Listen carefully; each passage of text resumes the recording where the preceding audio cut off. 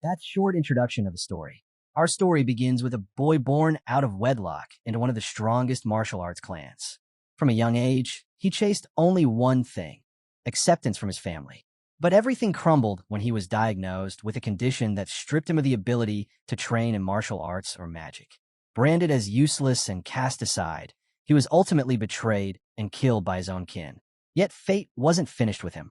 He was granted a second chance, sent back to the moment of his birth, armed with new powers and a burning will to rewrite his destiny. Our tale picks up in the remote northern lands of Korea, an uncharted territory untouched for centuries. A team of mercenaries ventures into the unknown, flanked by a mysterious group of masked figures. One of the younger mercenaries watches the masked group cautiously. His partner notices and asks if it's his first exploration mission. The young man admits he's tackled gates and dungeons before, but this is his first journey into unexplored lands, and it's unsettling. His companion laughs, warning him to stay sharp. No one's been here in hundreds of years, and the place is likely crawling with dangerous beasts, maybe even ancient ones. But the younger mercenary remains hopeful, saying they can count on their leader. After all, he's a member of the famous Marshall Lee family, the patriarch's own brother, no less. That kind of lineage must mean serious power, right? The older mercenary scoffs and shoots a knowing glance at the leader. "You mean that guy?" he says with a smirk. He reveals that the expedition leader is nothing more than the Marshall Lee family's discarded illegitimate son, kicked out for being too weak. And then we see him, Cheol, the ninth illegitimate son of the great Marshall Lee clan. Our protagonist. The mercenary continues, saying Cheol's always lacked talent. He hasn't advanced beyond 7th rank, even at his age, and seems lazy to boot. Just then, one of the masked figures approaches Cheol and says it's time to move. Cheol silently observes him for a beat, then nods and gets to his feet. These masked individuals are no ordinary guards. They're from the Shadow Lade unit, elite warriors who serve directly under the Marshall Lee family patriarch. Their mission? To protect Cheol. But Cheol has his doubts. Something feels off. Something about this whole mission smells like a setup. Flashback to a time when Cheol's future looked bright. Despite being an illegitimate child, he had dreams, ambition. He wanted to rise within his clan. His heart soared with hope the day he was chosen by the family's highest-ranking weapon during the steel ceremony. Back then, Cheol truly believed that with enough effort, he could earn the approval of his clan. He was certain that hard work and persistence would eventually be enough. But reality had other plans. His hopes were crushed when he was diagnosed with a rare condition that damaged his mana pathways. The doctor's verdict was brutal. Magic was out of the question, and even martial arts would be unstable. Under such circumstances, reaching the 9th rank was considered impossible. When the head steward brought this news to Cheol's father, it struck him deeply. But the rest of the family didn't share the sentiment. They dismissed the steel ceremony, where Cheol had been chosen by the top-ranked weapon, as nothing more than a fluke. Still, Cheol didn't quit. He fought through the odds and made it to the 7th rank by the age of 25, determined to prove the doctor wrong. Though all his siblings had reached that level much earlier, Cheol was proud. But his celebration didn't last long. On his 30th birthday, he was officially cast out of the clan. Had it not been for his eldest brother's protection, he wouldn't have left alive. For the next 10 years, Cheol lived on the run. The world around him spiraled into chaos. Unexplored zones grew wider, and monster attacks became more frequent and violent. Reduced to a beggar, he sat slumped on the streets one day when a gust of wind slapped a newspaper into his face. He caught it absent-mindedly, but as his eyes scanned the page, tears welled up. His father, the former patriarch of the Marshall Lee family and once a martial arts legend, was dead. Just as the weight of that news hit him, a voice called out, addressing him as young master. Cheol looked up and saw 2 members of the Shadow Blade unit standing over him.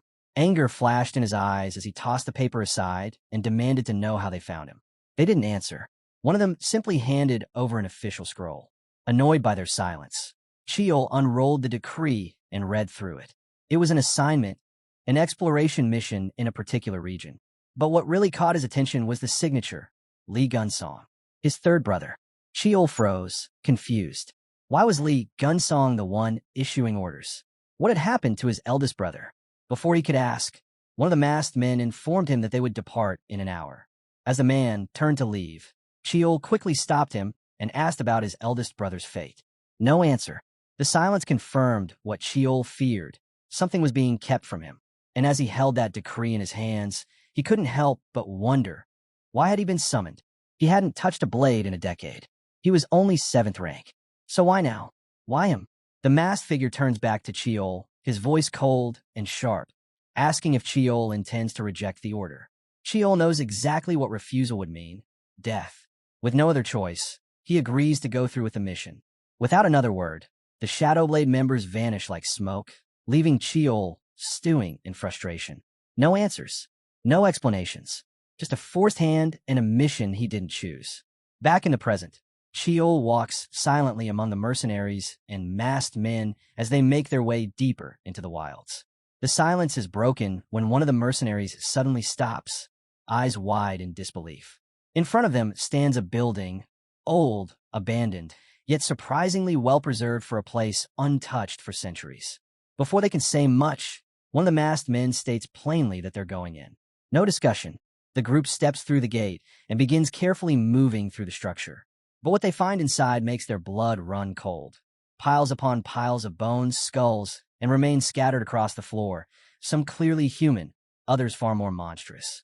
And lying at the center of it all, the corpse of an ancient beast. That's when it happens. Without warning, one of the masked men gives a single command, and chaos erupts. The masked assassins turn on the mercenaries, launching a sudden, ruthless assault. In seconds, the expedition turns into a massacre. Mercenaries are cut down one after another, their screams swallowed by steel. Only Chiol and one other mercenary manage to stay alive for a moment longer, frozen in disbelief. They shout, demanding to know what's going on. One of the masked attackers answers mid-swing, slicing down the man beside Chiol. He tells Chiol he should have known from the start. This was a death sentence. But, he adds, it's an honor to die serving the clan's will. As he raises his weapon for the final blow, a blade bursts through his side. Chiol is the one holding it. With eyes blazing, Chiol demands to know who ordered this betrayal.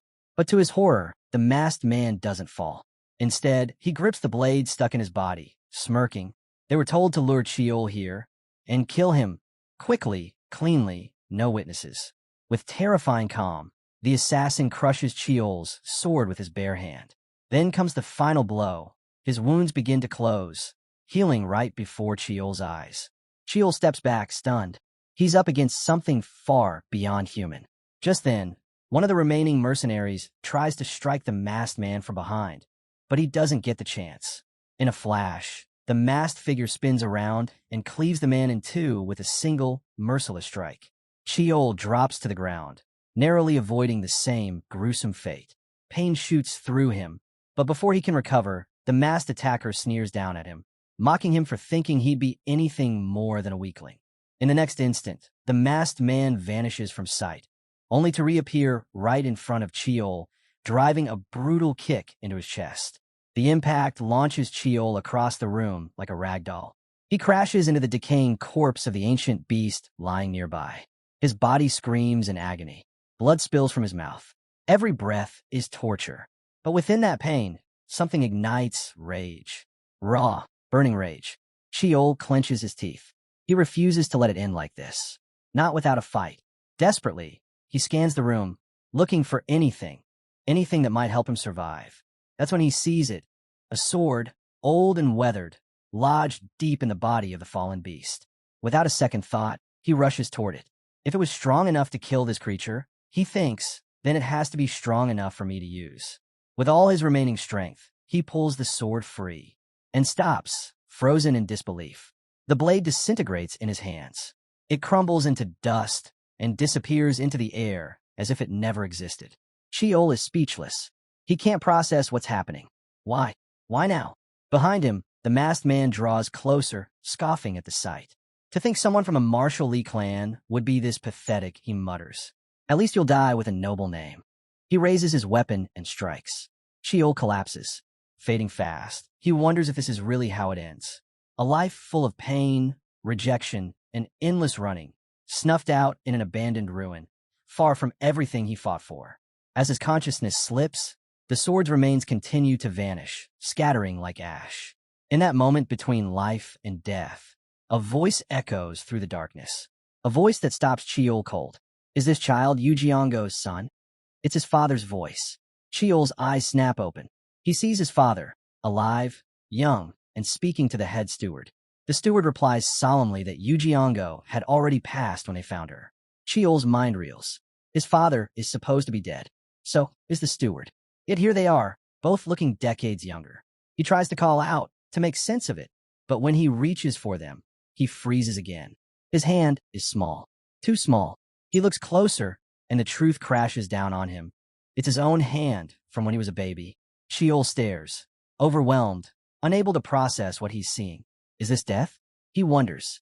Is my life flashing before my eyes? But then, he hears his father speak once more. Young, that'll be a good name for him. He then tells the steward, Choi, to assign a servant and a few Shadow Force members to guard the child.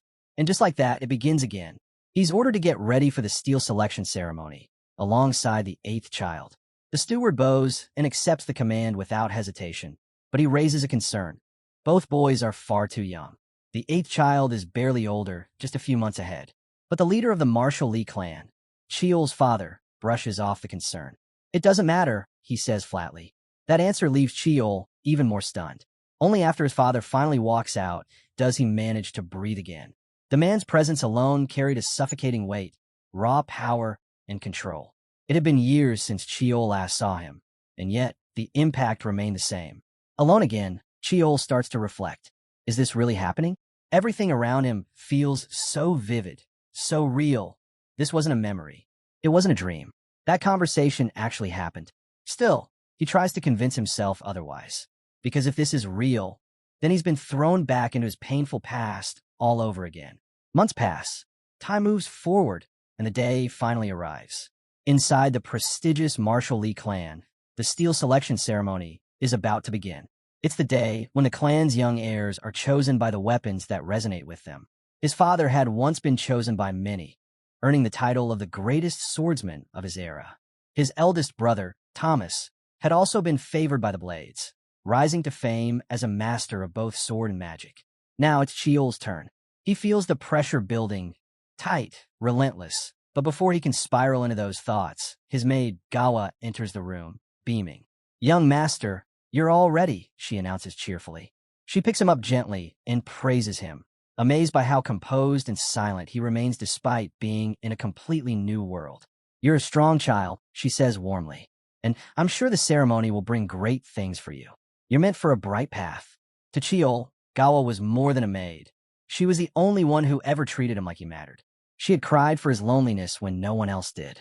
But in the past, she was driven out of the estate, cast aside by the cruel schemes of his older siblings. Not this time. Cheol silently swears to himself. He'll protect her, no matter what. Just then, another maid steps in and announces that everything is ready. It's time to head out. At that same moment, news reaches Lord Li Taishin. The preparations are complete. No delays. It's time. Lord Li Taishin begins walking toward the ceremonial grounds, followed closely by the children and their attendants. When they arrive at the sprawling site, already filled with clan members and onlookers, whispers ripple through the crowd. All eyes turn to Cheol, the boy from outside the clan, an illegitimate child.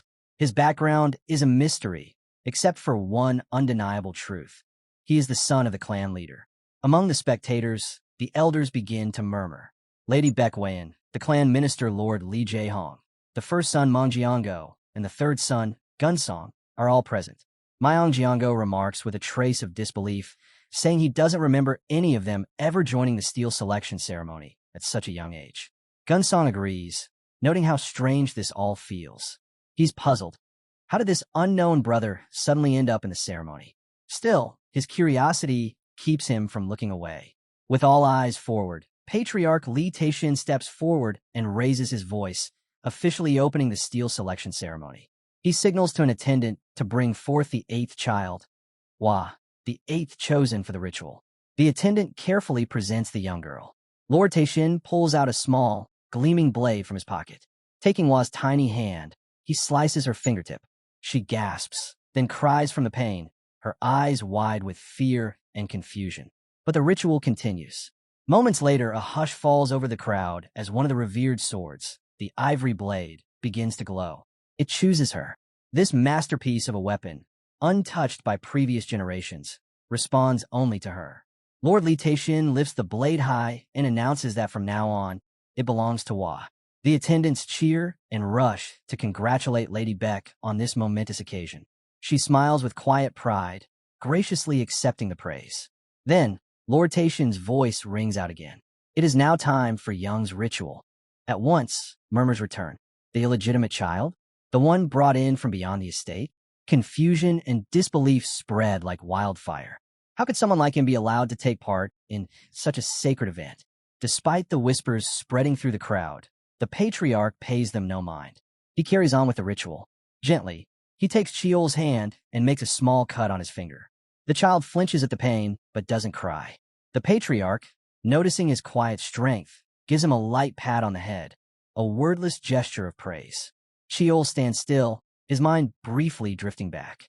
In his past life, the sword that chose him was the clear Echo, one of the fabled heavenly rank blades.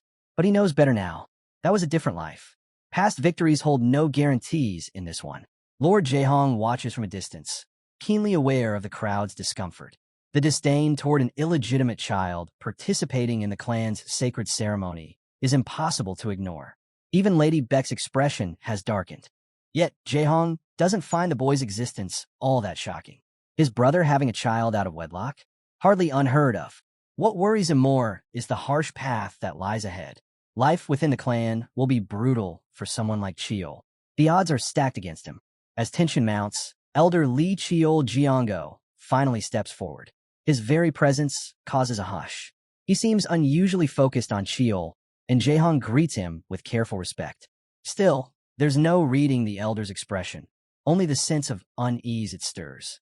The old man turns to Jaehong and asks plainly, "Is this the child the patriarch brought here?" Jaehong nods. Yes, the shadow force discovered him and returned him to the estate. The elder seems baffled. Why would he bring in an illegitimate boy with no known heritage and let him take part in this sacred ceremony? He pauses, then shrugs. Still, if the patriarch has tested the child himself, who are we to question it?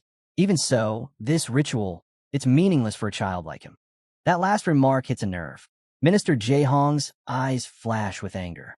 What exactly are you implying? The elder bows slightly and replies, "No offense meant. It's just, I speak from experience. I too was born outside the main bloodline. No weapon ever chose me. It's a common fate for those like us. An illegitimate child should know his place." That's the final straw for Jaehong. He explodes, his voice cutting through the crowd. Enough. I will not stand here and listen to this any longer. But just as his words echo across the grounds, a blinding light erupts from the ceremonial altar. Everyone freezes, stunned by its brilliance. The elder's face goes pale. He stares at the glowing weapons, unable to process what he's seeing. Even Jaehong is speechless, eyes wide with shock. But then, slowly, a different expression takes over. Wonder. Then pride. This can't be real, he whispers. And yet it's happening. The radiance intensifies. Weapons shine with unprecedented brilliance. The blood spirit spear, the iron epic blade, the legendary heavenly Mayho, the celestial dragon bow. Each one responds. Even the sacred relics that had already accepted masters are now stirring, as though drawn to Chiol's presence. The entire clan watches in disbelief. Elder warriors grip their weapons only to find them trembling in their hands, reacting to him, the illegitimate son no one wanted to acknowledge. Myong Jiango, the eldest brother, stares in disbelief. Can anyone even believe what we're seeing? He asks aloud, struggling to grasp the moment. That boy, he might actually have talent beyond anything we imagined. Gunsong, standing beside him, nods slowly. It certainly looks that way. All around them, murmurs rise once more. Whispers filled with doubt, awe, and disbelief. How could an illegitimate child cause such a reaction from weapons of legend? Before the buzz can grow louder, the patriarch raises his voice, cutting through the noise with calm authority. The law is clear, he declares. Every weapon that chooses the young master shall be his. But even as he says it, he knows the situation isn't that simple. To address it, he opens the floor. I will hear suggestions, he says, inviting counsel to resolve the issue. Minister Jaehong steps forward and raises his hand. The patriarch nods. Speak. Jaehong proposes a compromise, granting the boy every weapon would defy the spirit of the steel selection. This ceremony is meant to serve generations, not just one moment. Let him choose only one. The patriarch takes a moment, then agrees. A fair suggestion. We'll proceed with that. And so, Cheol is brought to the center of the ceremonial grounds. The weapons are displayed before him, all glowing, powerful, ancient. This isn't how the ceremony went in his past life, but that only strengthens his resolve. This time, he has a chance to make the most strategic move possible. He begins his walk. One by one, he passes the weapons that stir the awe of every witness. There's the dragon-slaying butterfly of Frach, deadly and elegant. Sacred spears forged from the bones of the holy white whale. Magical staves like Valheim, born from the world tree where spirits sleep. He even passes the celestial sword, created when the sun, boundless, and stars aligned. But Cheol isn't tempted. He's not here to follow expectation. He's here to gain the greatest advantage possible. His steps grow more deliberate as he nears a sword barely noticed by others, a relic left untouched, a blade buried in dust. The moment his father sees where Cheol is heading, his eyes narrow with recognition. The Black Twilight Sword, discovered long ago by the founder of the clan in uncharted lands, it has remained a mystery. No one, not ancestor nor descendant, has ever awakened it. Though classified among the heavenly ranked weapons, its powers remain unverified. Many believe it only sits among them as a symbolic piece, not a true weapon of power. And yet, Cheol is walking straight toward it. The patriarch watches in silence, unsure. Is this just a child's whim? Or is there something far deeper at work here? Father Taishin lifts Young into his arms, his voice firm as he declares, "This is surely divine will." The boy had made his choice, and the Black Twilight Sword had chosen him in return. A sword tied to the great ancestor himself. With that, the steel selection ceremony came to a close. Watching from a distance, Lady Beck's gaze sharpens. "That illegitimate child will be a problem," she mutters. "And if he ever dares to stand in my way, I won't hesitate to remove him." 9 years pass. Young grows up within the walls of the Marshall Lee clan's palace. One quiet morning, he tells his caretaker that he plans to train in the afternoon. She offers to accompany him, but he shakes his head. "I'll go alone," he says with confidence. She frowns. "Why go by yourself? The first training ground isn't that spacious, and it's usually empty." Young replies calmly, "Because someone's waiting for me." Their conversation is suddenly cut short by a scream echoing from deeper within the training grounds. The caretaker glances in the direction of the 7th area. Someone's over there. Sure enough, in the 7th training ground, a young girl is in the middle of a session. Her instructor scolds her gently, warning that if she keeps gripping the sword like that, she'll end up hurting herself. That girl is Liwa. As Young and his caretaker arrive, it becomes clear the scream came from her. The caretaker leans down and whispers to Young, "You should address her properly. Call her your elder sister." Young mumbles in annoyance. "We're barely 5 months apart. Why do I have to speak like she's a decade older?" They stay quiet and watch the lesson unfold. The instructor advises her to treat the sword like part of her own body, urging a firm but careful grip to avoid injury. But why isn't having it? She snaps back, frustration boiling over. "Enough with the criticism. What matters is how I fight, not how I hold the sword." The instructor remains calm, encouraging her to try again and assuring her he still believes in her progress. Curious, Young turns to his caretaker. "Who's that instructor?" "That's Beck Lee-hyun," she replies. "He's from the Ebony Division." Young raises an eyebrow. He seems too skilled to be training a 9-year-old. His caretaker reacts with a mix of pride and sorrow. "Don't worry.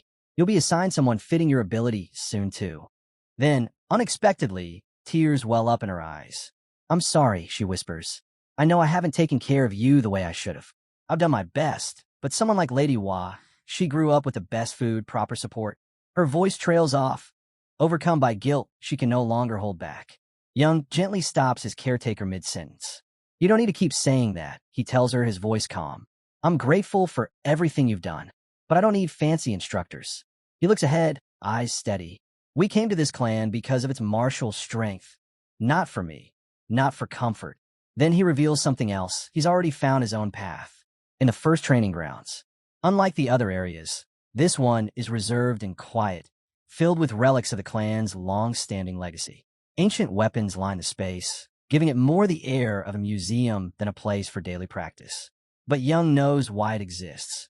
Here lie the weapons of old, the ones that built the clan's name in martial arts. He scans the room, finally spotting an aged sword resting in a quiet corner. He steps forward, takes it in his hand, and begins his routine.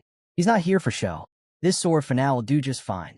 As he moves through his drills, thoughts swirl in his mind, especially about the last 9 years since his return to the past.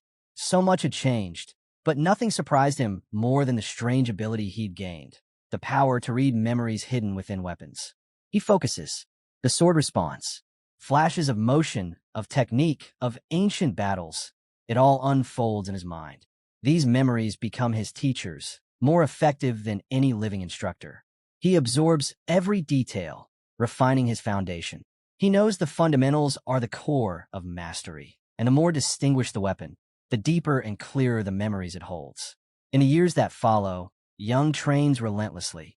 He deciphers memory after memory, and after 2 years of disciplined effort, he finally masters the 7-star sword technique, a feat once thought impossible for someone his age. But just as he finishes his practice, a voice speaks from behind him. It's been a long time since anyone's mastered that technique. Young turns. Standing there is none other than Lord Jae-hong, his uncle, a 4th-rank warrior, and though not of direct lineage, a man whose prowess in battle earned him the title of general. In both this life and the one before, he had always stood by Young's side. His uncle steps forward, eyes proud. I see you train here every day. Even when I return late from my duties, you're still here. He pauses, then adds, I know how you've been treated by your siblings, by others. The unfairness, the bias. But don't let it weigh you down. He meets Young's gaze. Rise above it. Prove them wrong. Young calmly says he's doing well, but reminds everyone he's still part of the prestigious Martial Lee clan. He knows full well that earning the clan's respect won't come from words or titles. It has to come from his skill with a blade. That's why he's made up his mind to grow stronger purely by relying on himself. Jae-hong feels proud, but there's a lingering sadness. No matter how much Young achieves, he will always carry the label of an illegitimate child. Pushing that thought aside, he tells Young that the time for his eligibility to receive a name is drawing near. Then, after a brief pause, he admits it may be a bit late to bring up, but he wonders if Young would allow him to serve as his instructor until the naming ceremony. But Young's response catches him completely off guard. He declines without hesitation. Surprised, Jae-hong asks why. What's stopping him from accepting such a personal offer? Young explains that he's fully aware of the rule forbidding him from receiving formal instruction before the ceremony. He doesn't want to cause trouble for his uncle. Jae-hong argues that his other nephews ignore that rule all the time. They train with famous masters, eat special diets, and break traditions without a second thought. But Young remains firm. Just because others ignore the rules doesn't mean he will. He believes those rules exist for a reason. And more importantly, as he said before, he wants to walk his own path, by his own strength. Jae-hong is stunned. To hear words like that from someone not even 10 years old is beyond anything he expected. For a brief moment, Young's expression even reminds him of his oldest brother, the clan leader. Realizing there's no convincing him, Jae-hong sighs and says he now sees how much like his father Young really is, stubborn to the core. He admits there's little he can offer that would be of use to him. Frustrated, but not ready to give up, he still asks if there's anything he can do to help. This is the moment Young had been waiting for. He had hoped his uncle would ask, and now that he has, he's ready. He says yes, there is something. Excited, Jae-hong urges him to speak freely, but his enthusiasm vanishes the moment Young makes his request. He wants access to the clan's secret vault. Not long after, Mr. Jae-hong gets into his car and drives toward a highly secured facility. As he approaches the entrance, a security guard stops him. The guard asks him to state his identity and explain the purpose of his visit. Jae-hong calmly introduces himself as the General Supervisor Jae-hong, stating that he's here for the routine evaluation. Beside him is Mr. Young Lee, the youngest son of the Martial Lee family, joining as an observer to gain some experience. The guard checks his credentials, confirms everything, and grants them access. As the gates slide open, the car rolls forward into the compound. Young puts on an act, eyes wide, mouth slightly agape, playing the part of an eager, curious child. He looks around in awe, making sure his wonder seems genuine. He keeps marveling at the size of the facility, but Jae-hong narrows his eyes and questions whether he's truly that impressed. Young responds with excitement. saying this place holds the clan's most prized treasures. Deep down, he's convinced that once he reaches his goal, he'll uncover exactly what he came for, a legendary weapon and an ancient relic few even know exist. This is no ordinary warehouse. It's the armory of the Martial Lee clan. For treasure hunters and relic seekers, it's a vault of untold wonders. Jaehong explains that the lower levels are where weapons with dangerous histories are kept sealed. Intrigued, Young asks if those weapons are so powerful they could devour their users. Jaehong acknowledges that, saying he knows such weapons well, but warns that wielding one without preparation could destroy both body and mind. When he notices a flicker of worry on Young's face, he asks if he's having second thoughts. But Young stands firm. He's not afraid. Jaehong reassures him that there's nothing to worry about anyway. Young won't be allowed into such hazardous sections. With that, he says he has duties to attend to and will return soon. In the meantime, Young is free to explore at his own pace. Young nods as Jaehong walks away. The moment he's alone, he lets out a sigh and mutters to himself. Playing the part of a naive child is exhausting. Without wasting time, he steps into the elevator and heads down to the lowest level, the weapons tomb. It's a hidden floor, sealed off from the world, home to relics of incredible power and deadly pasts. But Young is here for just one thing: the Infinity Dagger, also known as Boundless. At first glance, it may seem like an ordinary blade, but once charged with magical energy, it can shift, changing size, weight, shape, and every attribute to suit its wielder. In a timeline before he returned to the past, it was Gunsong who discovered this weapon. Thanks to its chaotic power and unmatched adaptability, he earned the name Ever-Changing, the Infinite Variable. Young remembers clearly that title, Ever-Changing, was the reason his third brother, Gunsong, claimed leadership of the clan instead of their eldest sibling. In the past, after Gunsong rose to power, Young hunted him down and eliminated him, viewing him as too great a threat to be left unchecked. That's all he knows so far. But to make sure history doesn't repeat itself, Young has only one path forward: find the Infinity Dagger before Gunsong does. The search will be long, but he has no choice. He must examine every weapon in this vault, one by one, until he finds it. An hour passes. He's already checked nearly every dagger-like weapon in the vault, yet none seem to be boundless. Still, he's convinced it's here somewhere. All that's left is to dig deeper and not miss a single detail. As he continues searching, he accidentally bumps into a table, knocking an old weapon off the edge. It hits the floor with a dull clang. Startled, Young turns toward it. The weapon is covered in rust, so much so that it looks more like a corroded scrap than something once forged with intent. How could it have deteriorated to such a degree? But as he steps closer, a powerful surge of energy erupts from the blade, catching him off guard. Before he can even react, the entire world shifts around him. Suddenly, he's no longer in the armory. He's standing in a ruined landscape, death and destruction all around. The bodies of the fallen litter the ground. Chaos reigns. It doesn't take long for Young to realize what's happening. This is a memory sealed within the blade. But this one is different. There's something disturbingly familiar about it, as though he's seen it before, maybe even lived it. Then the pressure shifts. A suffocating force weighs down on the entire scene. The sky trembles as something enormous stirs. Emerging from a blue rift in the sky is a monstrous being, ancient, primal, unstoppable. The apocalypse beast. Young's instincts scream at him to run. Even if this is just a memory, the terror feels too real. There's no winning against something like that. But before he can move, a figure appears behind him. A warrior, clad in ancient armor, with the swift, poised bearing of a samurai. The warrior dashes toward the beast at blinding speed. Young watches, unable to believe what he's seeing. With a single slash, the warrior strikes down the monstrous creature. Just like that, Young's breath catches in his throat. This man isn't just a fighter. He's something else. A demon-slaying warrior. But how? How could one person destroy something so powerful with a single attack? He stares, stunned, his mind racing with questions. Then, something even more shocking happens. The warrior turns and looks directly at him. This shouldn't be possible. The warrior fixes his gaze on Young and demands to know, who is he, and why is he here? But the vision doesn't end there. Without a word of warning, the warrior lunges at Young, declaring that he'll end his life swiftly and mercifully. There's no hesitation in his strike, no question in his voice. Young cries out, caught in the path of the incoming blow. And in the blink of an eye, he's back. The rusted dagger slips from his fingers, clattering to the ground. He stands frozen, his body trembling uncontrollably, still gripped by the echo of what just happened. He can hardly breathe. That vision wasn't just a memory. It felt real. Too real. As if he truly stood on that battlefield. As if the warrior's blade had almost touched him. Staring at the weapon, he notices something different now.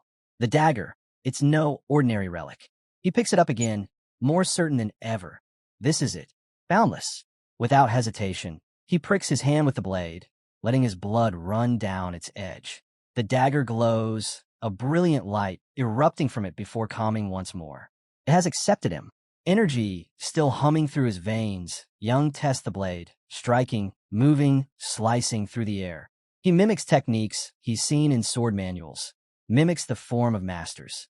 Each swing builds his confidence. By the time he finishes, there's no more doubt. The weapon is boundless, the legendary Infinity Dagger. And now it's his.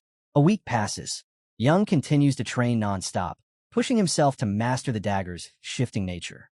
He disguises it as a simple ring on his finger, hiding it from anyone who might be watching.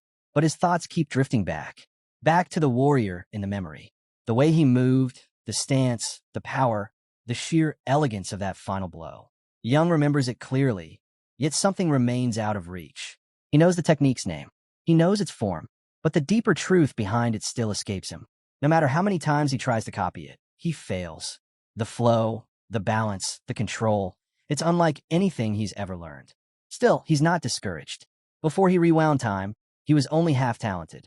He couldn't even master the basics of his clan's techniques. So, for him to now chase an advanced, transcendent combat style, it's a challenge like no other. And that's exactly why he won't stop. This is the first time he's ever encountered something of this level.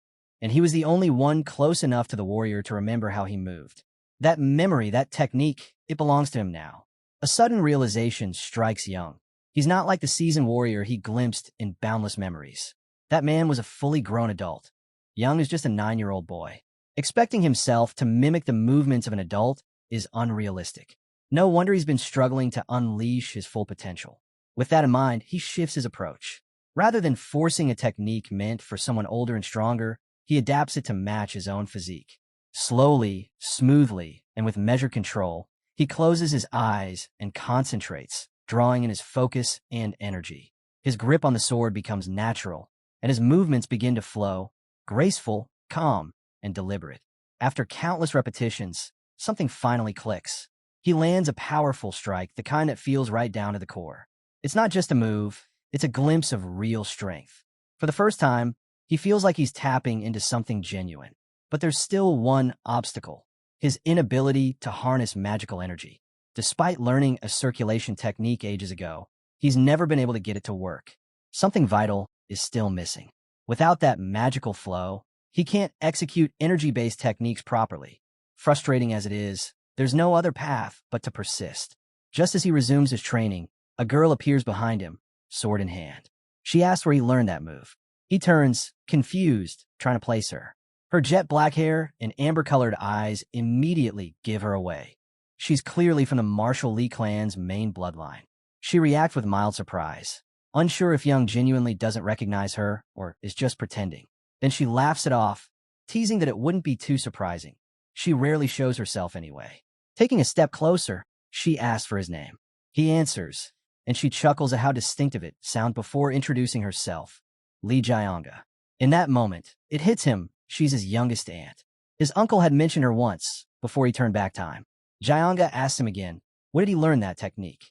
This time, Young asks why she's so curious. She explains that what he just used is an ancient martial style called ancient martial arts, a technique she's especially fond of.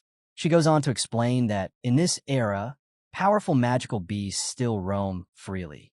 Reaching into her clothes, she pulls out a weathered book and offers it to him as a gift. Young blinks in surprise, but accepts it, then asks what's inside. She simply tells him to open it and find out.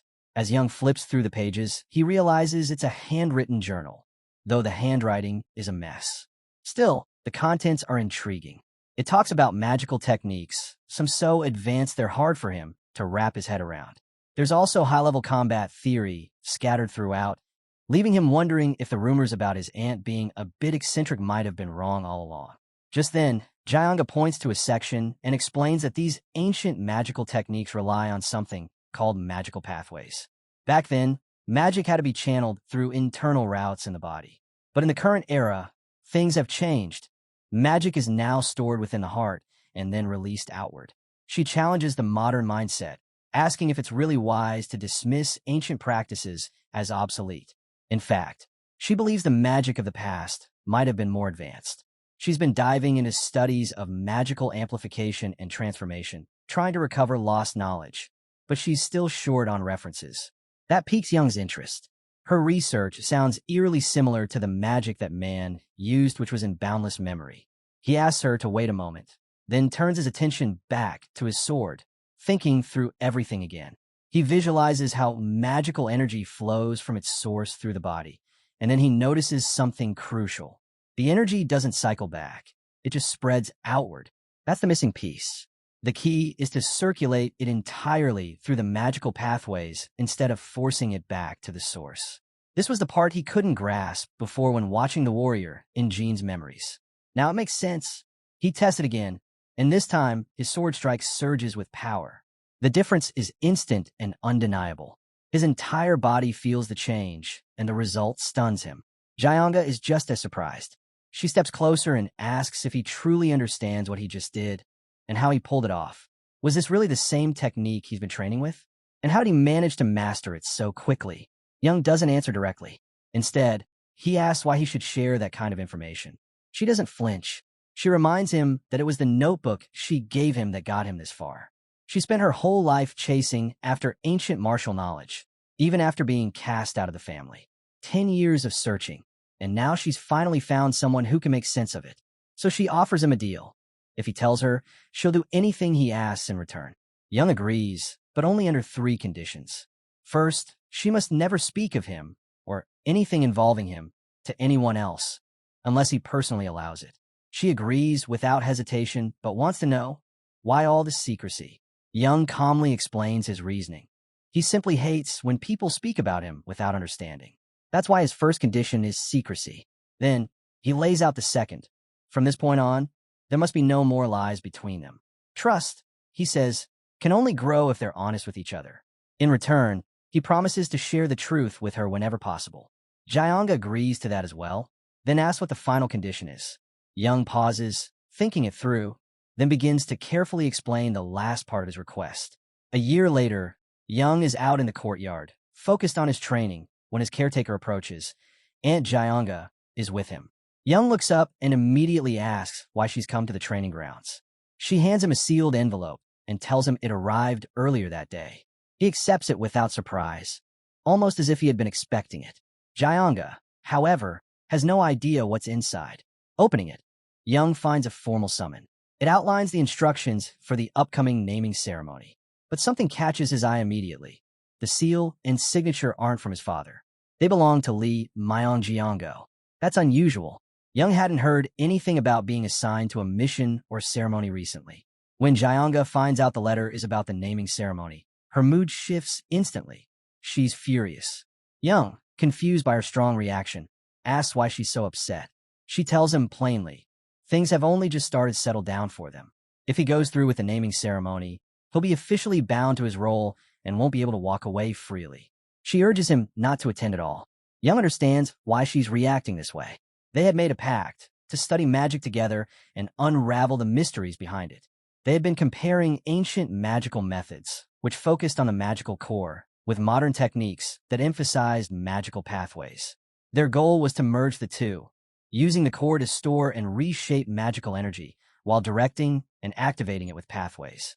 Through this fusion, Young had already gained abilities far beyond those of others his age. But now, Jayanga fears losing that progress. Still, Young knows the stakes. Ignoring the ceremony would come with serious repercussions. So, he tries to reason with her. He assures her that he must attend, but she doesn't need to worry. Their magical research will continue. His training won't stop, and their mission to restore ancient magical arts will move forward, even if their time together becomes a little more limited. Jayanga isn't convinced. She asks how Young plans to manage both ancient and modern training when the naming ceremony alone will leave him with barely any free time. Young answers confidently. He'll study modern magic as required, but won't abandon his research into ancient techniques. He assures her again, there's no reason to worry. With that, his special training begins. On the first day, Instructor Jang Wook announces the session will start with a half-hour of enduring magical attacks. Young braces himself. Things are already different from before, just as he expected. Back then, as the 9th child with no formal training, he would have been on the ground in seconds. But now, he's standing firm, using magic to shield himself with ease. The instructor notices.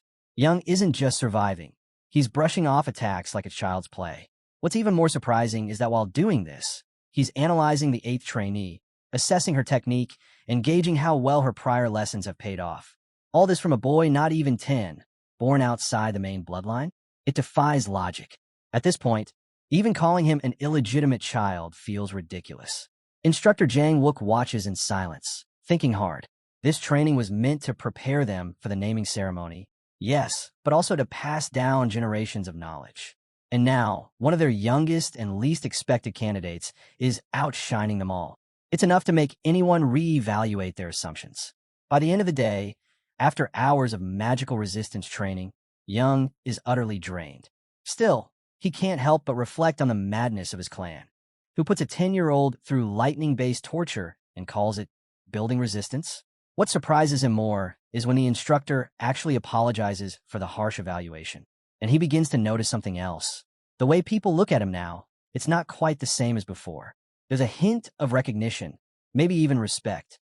He gets ready to leave, eager for rest, only to be interrupted. Hua appears suddenly and attacks. Young blocks her strike without flinching. She says she needs to speak with him. He tells her to make it fast. He has no time to waste. That sets her off. Furious, she snaps that he should watch his mouth. She's the legitimate daughter, while he's nothing but an outsider. Young doesn't react. He simply turns away, uninterested. I don't have time for you, he mutters as he walks off.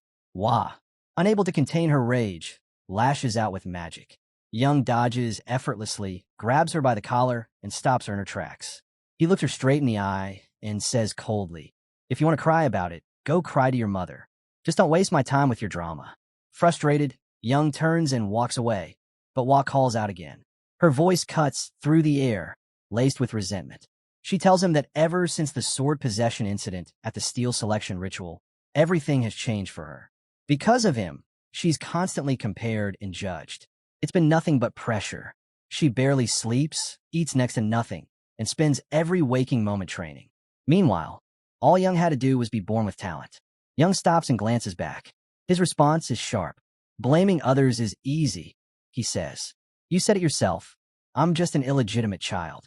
I don't even have the luxury of shifting blame. If you can't sleep, stay awake. If your diet's holding you back, stop eating altogether. And if you hate me, then use that. Train harder, get stronger, and beat me. He pauses, his tone cold. If you want an apology for everything I just said, take it from me. That's how things work in the Martial Lee clan. While fury boils over, she declares that she will surpass him at the naming ceremony. She'll humiliate him, make him kneel, and beg her for forgiveness, as his elder sister. Young meets her gaze calmly. I'll be waiting, he says. Let's see if you can make that happen. Elsewhere, in the 7th training area reserved for direct descendants of the clan, Lady Beck arrives. She tells the servants to leave. She wants to speak with her daughter alone. Walking into the hall, she finds Hua training by herself. Why are you here alone? Lady Beck asks. Hua turns, recognizing her mother's voice. Just training, she replies quietly. Lady Beck doesn't waste time. Is it true? Were you really beaten by the illegitimate son? Hua stays silent. Her mother presses on, reminding her of what she had said long ago. If she couldn't control him, she needed to crush him. And if all this training is just to avoid punishment, she can stop. There won't be any more. But Hua shakes her head. This isn't about punishment anymore. I know what you think of my training, she says. But this time, I'm doing it because I want to. I want to defeat him. Not because you told me to. Because I need to prove it to myself. Lady Beck narrows her eyes. You've been influenced, she says coldly. That illegitimate boy has no proper foundation for his skills, and yet you let him affect you. She reminds Hua that she's part of the main lineage of the Martial Lee clan. He isn't. Beating him should be natural. But clearly, something about him has shaken her, and now that's fueling her fire. After a moment of silence, Lady Beck reaches into her robes and pulls out a small bottle filled with a dark liquid. She hands it to Hua and tells her plainly, "This is dreamlike trance, a deadly poison. If surpassing the illegitimate son proves impossible, there's still another path. Eliminate him." That, she reminds her daughter, is the true doctrine of the Marshall Lee clan. Victory above all. Meanwhile, back at Young's residence, his caretaker is reviewing his training results for the week. As she flips through the reports, her expression shifts, especially when she reaches the 14th week. Her eyes widen in surprise. Young is placed first. Young watches her reaction and casually asks what she thinks.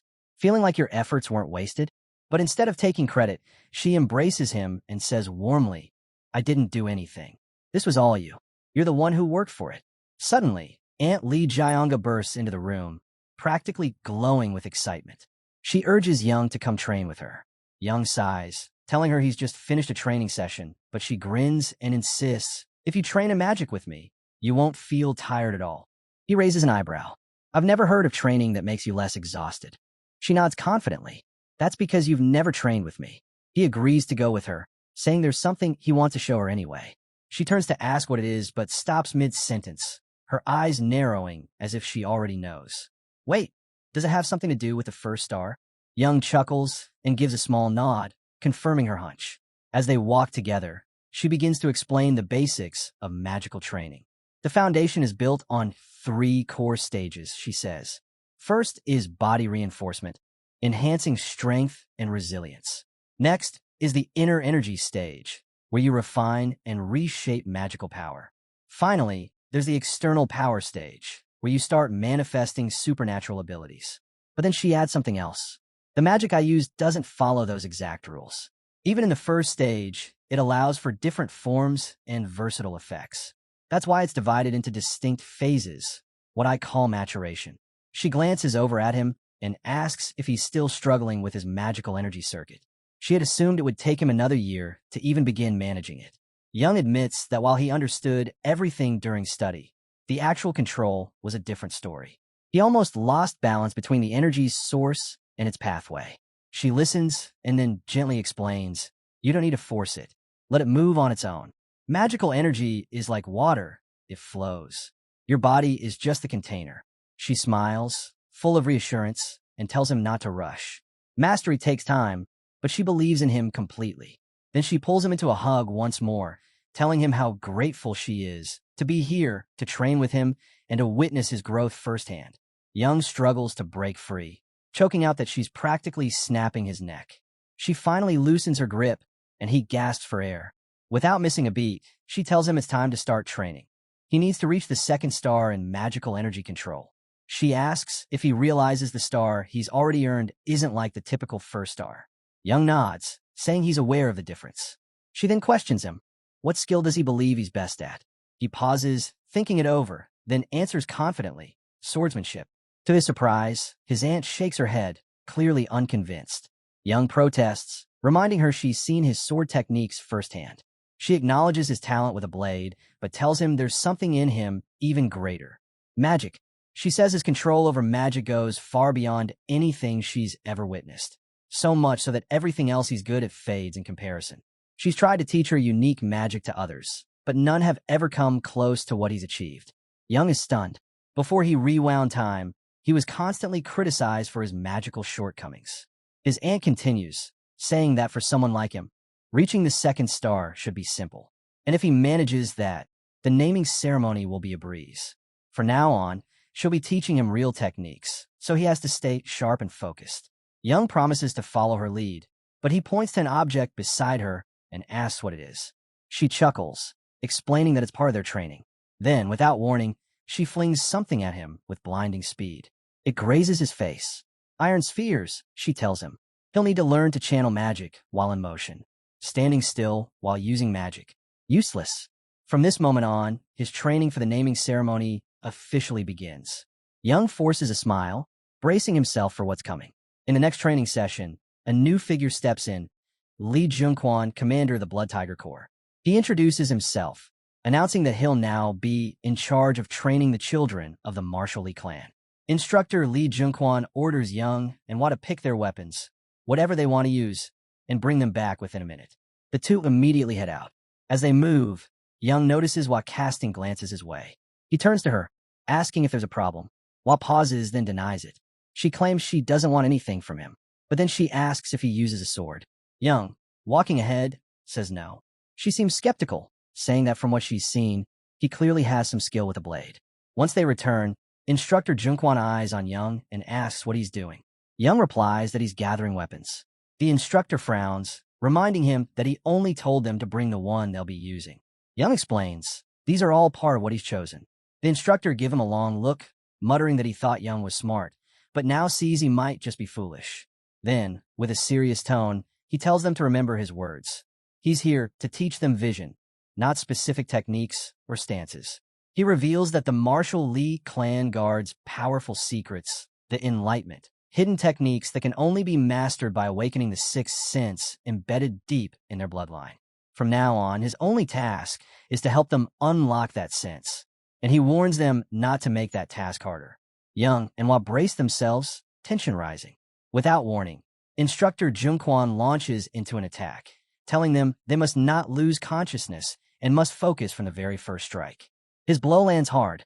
Young is sent flying, but he recovers fast, trying to block the assault. The instructor watches carefully, impressed by how quickly Young reacts and counters despite the sudden attack. Young, still reeling, is shocked by how brutal the training is from the outset.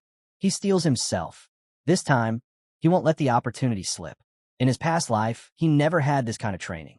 Now he's determined to prove himself.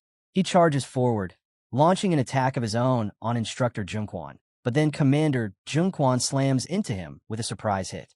Hwa sees an opening while Young is distracted and tries to strike, but he pivots fast and counters with a spear. A whole month flies by. Training under Commander Junkwon is relentless. Young jokes that it feels like their bones are breaking and they're bleeding inside, but he manages to smile through it.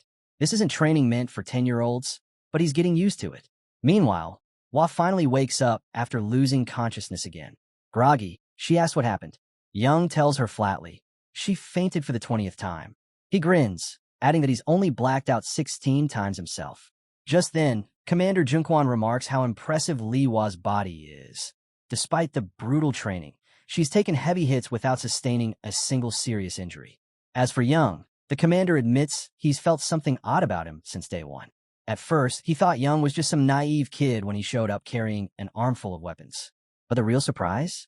He could actually handle them all with real skill. Smiling with growing excitement, Commander Junkwon notes that it's only been a month, yet Young is already adapting to the intensity of the training. He calls out to both Young and Lee Hwa. It's time to continue. The two return to their spots, clearly drained, but the session presses on. Young glances over at Lee Hwa and calls her name. She turns with a scowl, asking what he wants. He tells her he's going to give a signal, and all he needs is for her to block just one of Commander Junkwon's strikes for him. She snaps back, asking why she should bother. He shrugs it off, saying she doesn't have to, but he just wants one clean shot at the commander. Annoyed, but curious, Lee Hwa asks if he's really serious about this plan. Young nods confidently, he's sure. Without hesitation, she moves in on the commander. Young follows behind, silently thinking that he still doesn't stand a chance in a head-on fight. His only hope is to rely on teamwork. Commander Junkwon watches them come at him together. He nods slightly, admitting that it's not a bad tactic.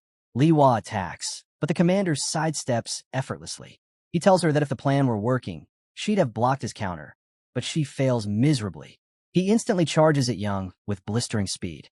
Young blocks the strike, pushing back the commander's spear. In that brief opening, he shouts to Lee Hwa to attack. She launches herself from above, and in that moment of distraction, Young slips away unnoticed. He tosses his spear aside and draws his sword. Now's the time. There's only one technique that might break through. The Demon Slayer. The ultimate move of the boundless infinite dagger. Commander Junkwon senses something dangerous closing in. Young strikes, but the commander manages to block it with his weapon. But Young isn't done. He channels his strength and unleashes a second, devastating blow. His sword slams into the commander. For a second, Young feels the thrill of landing the attack. But then shock. Commander Junkwon caught the blade with his bare hand. Before Young can react, the commander retaliates, sending him flying through the air. He crashes hard into the wall, the sheer power of the blow leaving him stunned. Commander Junquan claps his hands and tells Young that it's been 37 days since they started training. With a satisfied nod, he announces that Young has successfully awakened his sixth sense. Just then, Hua attempts a sneak attack, but Junquan swiftly counters, landing a clean hit on her. He looks down at the two of them lying on the ground, completely drained, and states bluntly that they're still far from where they need to be.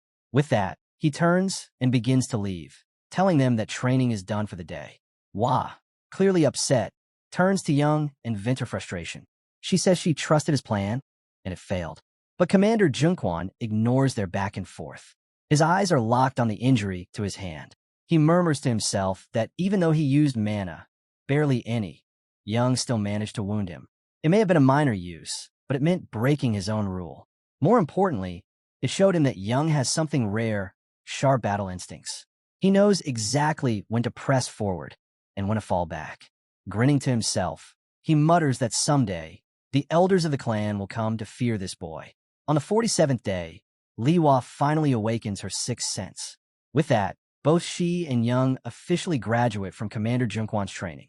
Young uses the remaining time to rest, reflect, and refine everything he's learned, until one day his older brother, Myongjiango, arrives. Myongjiango, the eldest son of Li Taixin, is known across the clan as the Twin Stars, a title earned for being both a two-star mage and a martial artist of equal rank.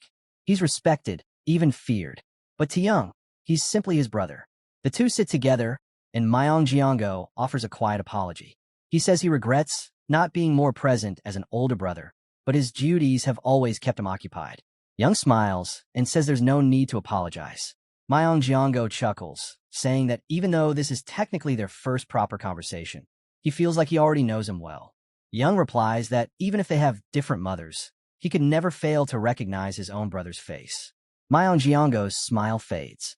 He gently but firmly tells Young not to use the term half-brother ever again. He insists that, to him, there's no distinction. He sees Young as no less than any of his siblings born of the same mother. Privately, Myongjiango reflects that Young seems far too hard on himself, especially for someone who hasn't even been through his naming ceremony yet. Young lowers his head slightly and apologizes, promising not to say it again. Myongjiango chuckles, telling Young there's no need for formalities. After all, they're brothers. Young smiles quietly, thinking to himself how Myongjiango had always treated him with warmth since they were kids. Then Myongjiango pulls something from his pocket, holding out to Young. It's a gift to mark their first meeting. He explains he brought it back from the France University of Mages, a rare medicinal elixir known as ruler's wine. Myongjiango believes Young will gain more from it than he ever could. Young's eyes light up with excitement as he recognizes it immediately. Only 500 milliliters of this elixir are produced each year. He's amazed his brother would give him something so precious. Grateful, he thanks Myongjiango with genuine warmth. But Myongjiango narrows his eyes, sensing something different. He comments that Young seems changed. Curious, Young asks what he means. Myongjiango lets out a laugh, saying that all their other siblings treated him like a rival, but Young feels different, and it's unfamiliar, yet refreshing. Young surprises him with a calm, steady reply. He says Myongjiango is mistaken. As a member of the Marshall Li family, rivalry is inevitable. No one can escape that. With a cheerful grin, Young tells him not to see him as the sweet little brother anymore. Who knows? One day, he might become Myongjiango's greatest rival. Myongjiango bursts out laughing and walks over, placing a firm hand on Young's head. He says he'll be looking forward to that day. Young gazes at his brother, silently vowing to protect him, because out of everyone, Myongjiango had always cared for him the most. A few days later, it's time for the second trial of the Marshall Li family, the naming ceremony. Young and Hua make their way to the Blue and Red Island. With a color, the ground shifts with the mana in the air. This island has hosted the Marshall Li family's naming rituals for generations. Their guard briefs them on what to expect. They'll need to survive on the island for 3 weeks to prove their worth. He hands each of them a device, explaining that it will track their positions. They must wear it at all times, non-negotiable. Once the 3 weeks are over, the test chamber will open 2 days later. With a final word of encouragement, the guard leaves them to begin the trial. Not long after, Hua calls out to Young. She has something to say. Before she can speak, Young grins and tells her she's finally ready to talk. She's caught off guard. She hadn't said a word yet, but Young already knows. He tells her he's known for a while. Ever since their training days, she's been holding something in. Wa suddenly flushes red, flustered by how easily Young saw through her. She stammers, asking how he knew. Young just gives her a puzzled look, silently wondering how anyone wouldn't notice something that obvious. Then, calmly, he tells her to just say whatever she needs to. He promises to hear her out. Wa reaches into her pocket but stops halfway, hesitating. Young asks her what's wrong. She finally pulls out a small vial and reveals that it contains poison. She explains that it only works on children under 15, and if left exposed to air for more than 5 minutes, it completely evaporates. More importantly, it damages a person's mana channels permanently. Young's expression sharpens. He demands to know who gave it to her. But Wa brushes the question aside, saying flatly that she's not going to tell him. Without another word, she tosses the bottle to the ground, shattering it. There's no trace of it left.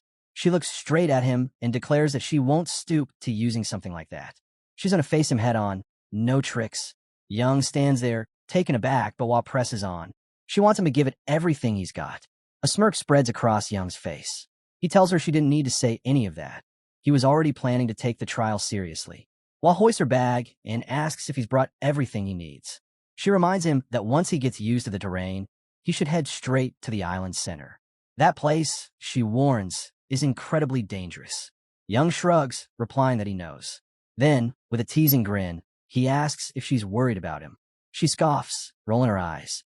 Worry? Not a chance. The only thing she's concerned about is him dying before they can settle things properly. Just then, a loud noise rumbles through the area, putting them both on alert. Wa repeats her warning, telling him firmly, don't die, no matter what. Then she turns and walks ahead. Young watches her go, remembering the moment he told her that he wasn't planning to stay in the outskirts. His eyes light up with anticipation. Finally, he declares, it's time. Time to head to the heart of the island. From a distant vantage point, the Marshall Lee family elders watch silently. One of them comments that Wa has surpassed expectations. She's already completed the required monster hunts. Despite this being her first real combat trial, she's taken down a large number of enemies. Another elder nods, saying that from someone of her background, such performance was expected. Without a doubt, she's more than qualified. He turns to Commander Junquan, asking how long it took Wa to awaken her sixth sense. Junquan answers plainly, just 47 days. The elder is visibly surprised. She was expected to take at least 2 full months to complete the awakening process. Though caught off guard, the elder admits to himself that Wa is exceptionally gifted, but she didn't reach that level on her own. Someone helped her accelerate her progress. That someone was none other than Young, the ninth son. The elder then shifts his focus and inquires about Young's current status. Commander Junquan reports that Young appears to be searching for a place to set up a hiding spot. This immediately sparks outrage among the elders. They accuse him of cowardice, unable to fathom how someone with Lee blood could behave so shamefully. One even scoffs that such behavior is beneath the family's name. Mayon Jiango speaks up, defending Young. He explains that scouting for a safe base in such a treacherous environment is a smart tactical move, not something to be looked down on. But the elders dismiss his reasoning. While technically correct, they claim their expectations were skewed by Wa's performance. One of them bitterly adds that being mediocre in the Marshall Lee family is the greatest offense. To them, Young is doing nothing special, just what anyone could manage, far from what's expected of their bloodline. Mayong Jiango's patience snaps. He fires back, asking when a family became so cold as to ridicule a child for his background. Still, he can't help but feel puzzled. Why would Young head toward the island's center of all places? It doesn't make sense. Even his uncle, Jae-hong, seems uneasy about Young's choices. Meanwhile, Young finally settles on a location. He burns natural herbs to keep away pests and seals the entrance with tree leaves, camouflaging the area expertly. The elders, watching from afar, admit his stealth skills are impressive, but then they fall silent in disbelief. Young removes his tracking device, lays it on the ground, and covers it with herbs to fully conceal it. Commander Junquan bursts into laughter, remarking that predicting Young's actions is impossible. Young, now alone, mutters to himself that there's no reason to let anyone trace his movements anymore. With that, he declares that he's free to use the boundless infinite dagger however he sees fit. While he's on the island, he needs to make the most of it. Driven by purpose, he heads off and gathers a large batch of herbs. Later, while cooking them, he grimaces and complains. Wild herbs are the absolute worst. Looking at his concoction, he mutters that anyone would think it's just water tinged with a touch of magical greenery. He recalls the harsh days of his past life, when even the cheapest elixir was out of reach. With no other choice, he used a trail behind herb collectors and pharmacists, hoping to stumble upon some magical herbs. His aunt, Li Jianga, had once told him the island was brimming with magical energy, urging him to harness that power through mystical techniques. She claimed that a soup made from enchanted herbs could amplify his abilities, and he took her words to heart. Determined, he brewed the soup himself. But after downing the whole bowl, the taste is so revolting he feels like he might drop dead on the spot. Still, he clenches his fists and says this is just the start of the war, a war that will stretch on for 3 weeks. 11. 18 days into the naming ceremony, the scene cuts to Myong Jiango's office. He's buried in paperwork when a knock interrupts him. A voice apologizes from the other side. Without looking up, Myong Jiango says the expression on the visitor's face already says it all. Bad news. The visitor is Jang Gian, Myong Jiango's trusted assistant. He reports that a large group of nomads has crossed into South Korean land. At first, they thought the group would slip through hidden routes, but instead, they've entered straight through the southern region, and they're now just 2 days from the Marshall Lee family's magical stone mines. Myong Jiango's expression hardens. He says these nomads aren't just wanderers. They're ruthless criminals known for their brutal acts. There's no way they can be allowed to touch Marshall Lee family territory. Jangian goes on to say that although they seem like a disorganized band of nomads, he's convinced someone else is pulling the strings. There's more. New intel shows that Dragon Stronghold has mobilized troops toward the northern border. Dragon Stronghold controls Zhongyuan Giant Organization, a region they share with the Lee family, and they've always used this position to launch attacks. Myong Jiango's eyes narrow. It's clear now. The news of his father leaving the main house has leaked, giving their enemies the perfect opening. He asks if the family's intelligence division knows any of this. Jangian answers that he got the information first. He'd been monitoring the situation under Myong Jiango's direct orders. Myong Jiango nods, then tells him to work with the intelligence division and dig deeper. Something about this doesn't sit right. It feels like there's another layer to all this. He just hopes it's nothing more than instinct. Meanwhile, deep within the island, a glowing magic circle hums to life. From it, a shadowy figure steps out, muttering with a sneer. 2 days more than enough to erase an illegitimate child. The scene shifts to Young, locked in a brutal fight with a 7th-level dragon-blooded beast known as Draco. The creature lets loose a massive surge of flames, but Young dodges swiftly and retaliates without hesitation. He then strikes with the Demon Slayer technique, landing a critical hit that brings Draco down for good. As the dust settles, Young stands still, taking a moment to process what just happened. He acknowledges the overwhelming power these dragon-blooded beasts possess. If he had encountered Draco when he first arrived, he would have been done for. It took him 19 days to reach the dragon's nest, but now he knows it's pointless to stay any longer. As he turns to leave, he reminds himself there's another reason he came here. Then, catching a faint noise from the nearby forest, he drops low to the ground. His suspicions are confirmed. The lizard men have arrived. Something's wrong, though. These creatures usually stay at the island's outskirts, but now they're in the center. Even stranger, they're showing signs of coordination, something totally out of character for them. Known for being dim-witted and weak in combat, their behavior doesn't add up. To test his theory, Young deliberately chops down several trees, letting the crash echo through the woods. Just as he thought, the lizard men panic and scatter at the sound. Smirking, Young mutters that he was right. Something's definitely influencing them.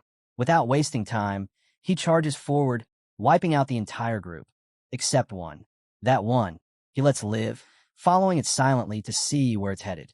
Meanwhile, the focus shifts to another figure, Instructor Nishiyama, who had arrived on the island with Young and Liwa.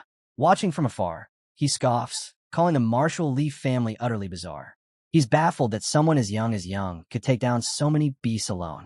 Still, no matter how skilled he is, Nishiyama believes Young is just a kid, and sooner or later, he'll walk straight into the trap laid for him. Confidently, he muses that he probably won't even need to use his backup plan. But Young, observing from a distance, senses something is off.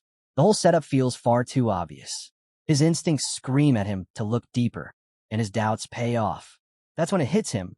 Instructor Nishiyama is actually a beast tamer. But a troubling thought gnaws at Young. How did someone from outside the family even step foot on the island? It should have been impossible. The only logical explanation is that a magical circle was used to bring him in. Smirking, Young mutters to himself.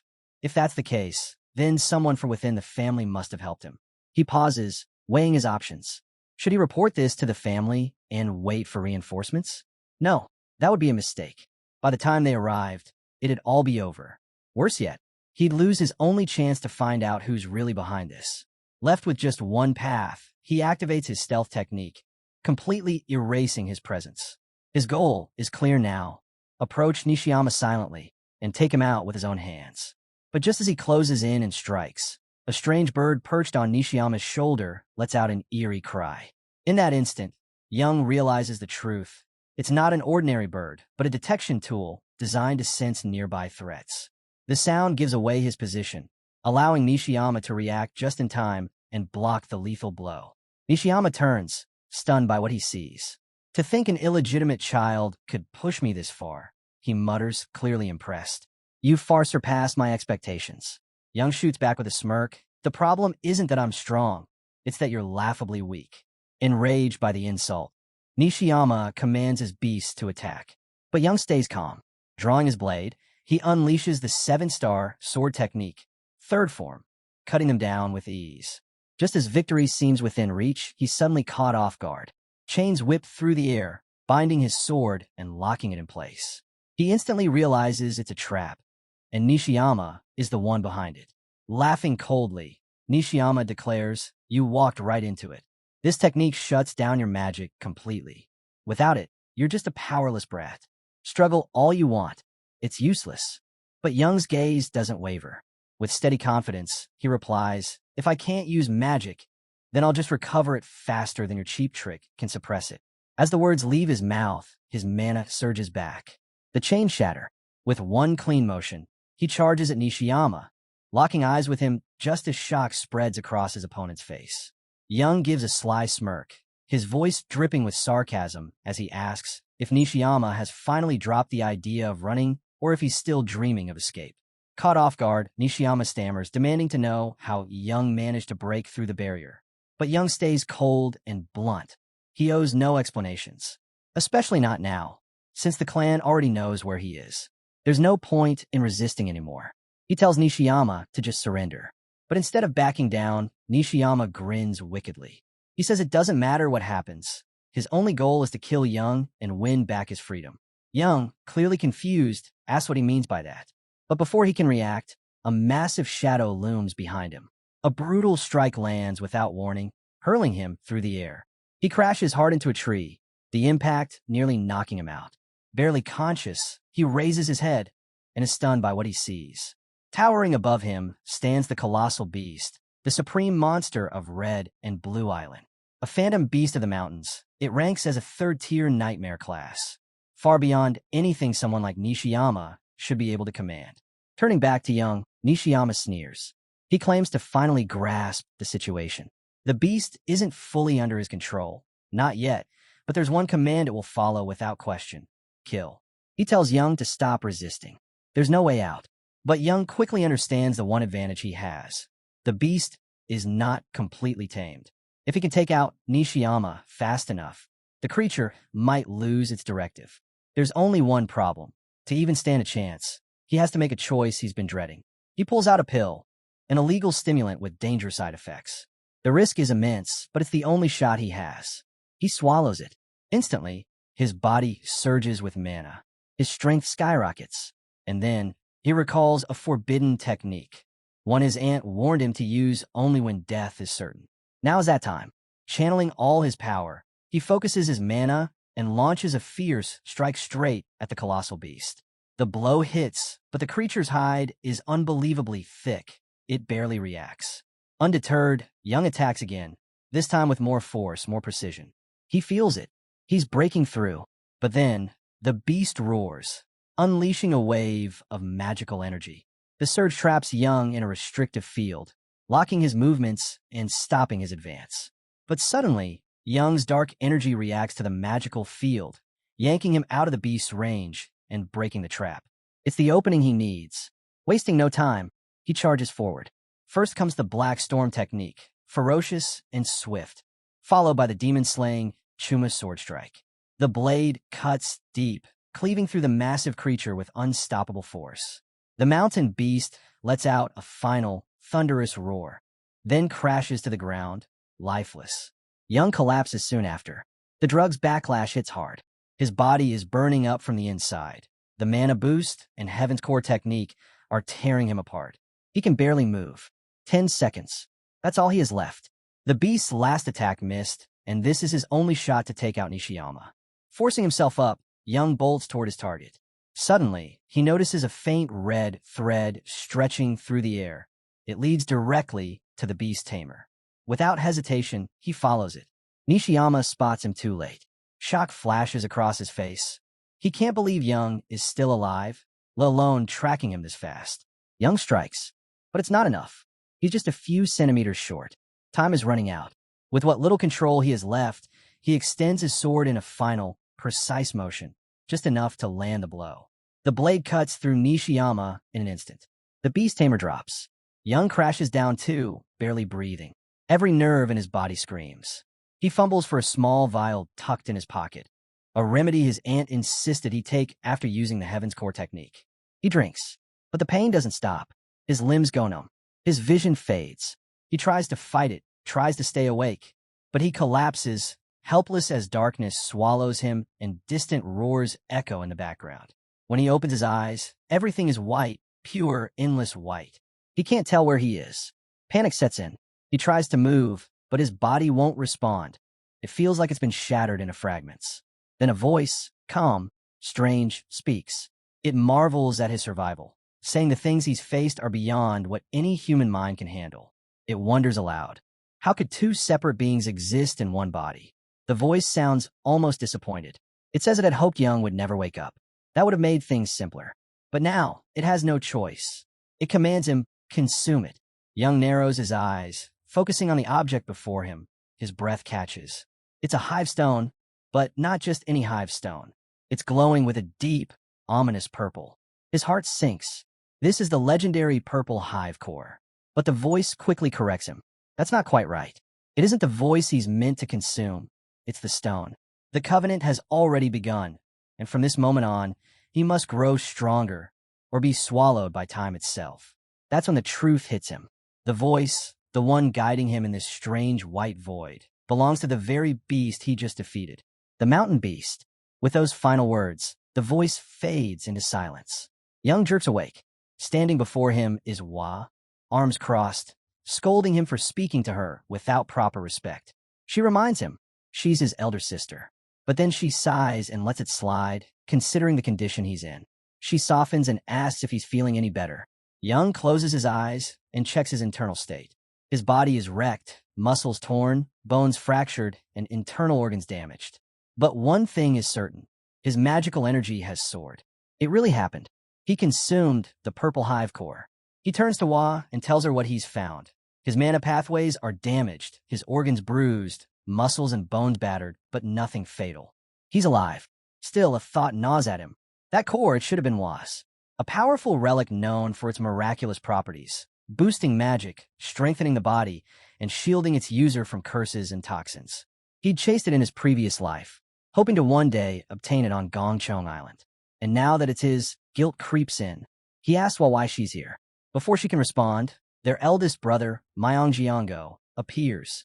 He strides in calmly, asking if Young's recovering well or if he still needs magical treatment. Without waiting, he hands over a potion. Young shakes his head, saying he doesn't need it, but drinks it anyway. As he sips, his brother watches silently, his face heavy with emotion. Then, turning to Hua, he quietly asks her to give them a moment. She nods, telling them to call her when they're done. Once alone, Myong Jiango looks directly at Young and says if anything had happened to him, he wouldn't have hesitated. Whoever was connected to that beast tamer, no matter who they were, no matter how strong, he would have erased them all. Young is overwhelmed by his brother's words. Gratitude wells up inside him. Myeong continues, saying that while Young may be admired within the martial Lee clan as a model warrior, he can't view things so optimistically as his older brother. What Young did was reckless, plain and simple. Young admits he hadn't expected the mountain beast to appear. If he had, he would have waited for backup.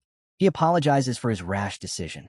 Myeong tells him he needs to learn the difference between confidence and recklessness. Then Young brings up the matter of the beast tamer, saying that now that he's handled the situation, the information should rightfully return to him. Myeong smirks. He figured Young would say that. He begins to explain what happened. The beast tamer, Instructor Nishiyama, was actually a 5th-tier mage from Japan's Inyang school. He'd been expelled after attempting to practice forbidden magic. Myeong suspects that those responsible for this attack used high-level spells and magical tools while the beast was in hibernation. Their true goal was to eliminate Young by manipulating the creature. Young then asks if they still haven't pinpointed who orchestrated the plan. Myeong replies that the beast tamer is barely hanging onto life. It's unlikely they'll get any more answers out of him. That revelation stuns Young. He then points out something odd. The real target here wasn't him, but Myeong. Myeong asks why he thinks that. Young explains, the infiltrators got in unnoticed, and the response to their presence was suspiciously slow. That kind of delay only makes sense if someone wanted to damage Myeong's reputation from the inside. Myeong confirms that Young is right, and tells him to act like he knows nothing. When Young asks if there's anything else he should do, Myeong brushes it off, saying he's fine, just a few minor injuries, but he can't stay away from his duties for long without risking disorder. Then Young takes his brother's hand and proposes a deal. Myeong raises an eyebrow, curious about the offer. Young says he'll take full credit for discovering the beast tamer's infiltration, claiming that Myeong was acting on his instructions. He'll back the story completely. This way, it'll look like Young unearthed something even the clan's intelligence division missed. Myeong tells Young that being honest would be better for him in the long run. But Young explains that if he admits to acting alone, it'll only paint a bigger target on his back. People will grow more hostile and suspicious, and no one will gain anything from it. Realizing his brother's reasoning makes sense, Myeong acknowledges that the proposal benefits them both. He then asks what Young wants in return. Without hesitation, Young requests access to the Hall of Prominent Manuscripts for 3 days. That's all the time he needs. Myeong scoffs, calling him an opportunist, but agrees. They shake hands, and Myeong thanks him for the idea. Young shrugs it off. It's just a deal, nothing more. Myeong then admits he never doubted Young had already figured out a way to handle everything, even without him. Before he can say more, his phone buzzes. He checks it, then tells Young the summons is from the Blue Sword Squad. He needs to leave immediately. Before going, Myeong tosses Young the boundless dagger, promising to keep everything between them secret. Young laughs, saying he never expected his older brother to be naive anyway. After Myeong departs, Hwa returns and asks if the talk ended smoothly. Young nods, it went just fine. She then asks which hall he plans to enter, reminding him that 3 weeks have passed and the halls are now open. Young dodges the question, saying she should pick first if she wants an answer. Hwa boldly declares that she'll enter the Hall of Shadows, the most difficult one of all. Then she turns the question back on him. Which hall did he choose? Young responds calmly, the Hall of Struggle. Surprised, Hwa questions whether such a hall even exists, and if it's one of those obscure ones located on the outskirts. Young confirms it is. Disappointed, Hwa assumes she was wrong about him. If he chose some remote hall, then he couldn't be the rival she once believed, maybe not even her equal. She walks away, deciding there's no point in continuing the conversation. Young doesn't stop her. He lets her go without explaining. At daybreak, Young sets out alone. Though he struggles to remember the exact route, he follows his instincts, pushing forward. Somewhere at the end of this rough path lies a hidden cave, the place where he'll face the second trial of the naming ceremony. At first glance, the area looks like nothing more than a solid rock wall. But Young knows better. He draws his sword and strikes, shattering the surface to reveal a massive iron gate concealed behind the stone. He's finally found it, the entrance to the Hall of Struggle. Without hesitation, he uses the boundless dagger to slice his palm, letting his blood drip onto the gate. The door creaks open instantly, granting him access to a vast, desolate chamber that resembles an ancient palace long forgotten by time. He walks through the hall until he reaches the center, where he places his hand into an iron vessel. Loudly and clearly, he announces his identity, a descendant of the Marshall Lee clan, here to take the trial and asking the hall for its permission to proceed. He knows exactly what's waiting for him. This is the coffin of struggle trial. A brutal test where the only path to victory is through defeating himself. There's no limit to the number of attempts, but he cannot leave unless he wins. Surrendering or becoming unable to fight won't end the trial. Just as he takes his first step forward, his duplicate appears out of nowhere and slashes his throat. For a moment, he's stunned, convinced he just died. But his body remains untouched. Though unharmed, the feeling of his throat being cut was real. Terrifyingly real. He realizes it was an illusion. The hall doesn't allow death, but the pain and sensation are so intense that experiencing them again and again could easily break someone's mind. Still, Young wonders if that version of himself could land a blow he couldn't defend against. Does that mean he hasn't yet reached his full potential? After all, the duplicate uses his abilities at their peak. If he truly mastered them, he could have blocked the attack. With that realization, he steels himself and tries again. But he fails, over and over. Each time, he dies, cut down, broken, defeated.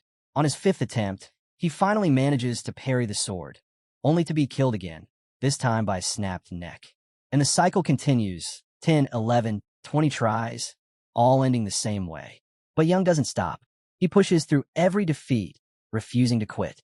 Around his 75th to 80th attempt, something changes. The battle grows fiercer, but he's no longer falling behind. He starts matching his duplicate's speed and strength. For the first time, he feels like he's beginning to understand. Victory might actually be within reach. Realizing that his true advantage lies in the fluid, unrestricted way he channels magical energy, unpredictable and ever-changing. He leans fully into it. With the endlessly shifting dagger, boundless, in hand, he commits to one goal. This time, he will defeat his double. As their battle drags on, their styles begin to mirror one another more closely with every exchange. Suddenly, the duplicate lands a blow, plunging its blade into his abdomen. But before it can press the attack, Young locks its arm in place, revealing that he had intentionally left himself open. "You're too naive," he says coldly, freezing the duplicate's movement. Channeling all his energy, he prepares his killing move, the Demon Slayer split technique. In one final, powerful strike, he defeats the copy at last. The illusion shatters. After 80 failed attempts, Young finally conquers the trial, causing the false version of himself to dissolve into nothing. This success awakens a long-dormant power tied to the song Muley Bloodline. In his past life, the ability he unlocked was the standard enhancement trait. But now, something is different. Something new stirs within him. Something he's never felt before. Meanwhile, just outside the trial hall, members of the clan gather at the gate. Among them is Uncle Jae-hong, pacing anxiously. He mutters under his breath, upset that the enemy chose today, of all days, the day of the naming ceremony, when everything was supposed to be under control. His thoughts are cut off by a report. The energy around the gate is shifting. It's opening. All eyes turn as Young emerges, clearly drained and barely able to stand. Uncle Jae-hong rushes forward, catching him just in time before he collapses. His breathing is shallow, barely audible. Young whispers for water and food. Uncle Jae-hong stares at him in shock, then lets out a frustrated shout. Not from anger, but from fear. He scolds Young for worrying everyone to death, calling him a cat with 9 lives. Once back home, Young is greeted with a tearful embrace from his caretaker. Her relief is overwhelming. She'd been terrified ever since hearing rumors that he'd encountered a beast tamer in the mountains on top of enduring the ancestral trial. Young, still recovering, replies that he feels filthy. He's been gone for nearly a month without so much as a bath. The caretaker admitted she had planned to scold Young fiercely, but seeing him safe again, all that anger vanished. For now, she was just relieved. She told him a hot bath was ready and that a meal would be waiting once he was done. Young took his clothes and turned toward the bath, but paused. He asked about his aunt, surprised she hadn't appeared yet. Without saying much, the caretaker led him to the place where his aunt was being held. He frowned. Why is she locked up? The caretaker sighed, regret clouding her expression. She was grateful he'd returned safely, but her face tightened when she asked what exactly he'd done to cause such a huge surge in magical energy, especially considering that until recently, he hadn't been able to absorb it at all. Young cut her off, demanding the truth. Caught off guard, she stammered, insisting it wasn't anything major, just a normal incident. But Young wasn't buying it. It didn't make sense that his aunt would go to such lengths over something minor.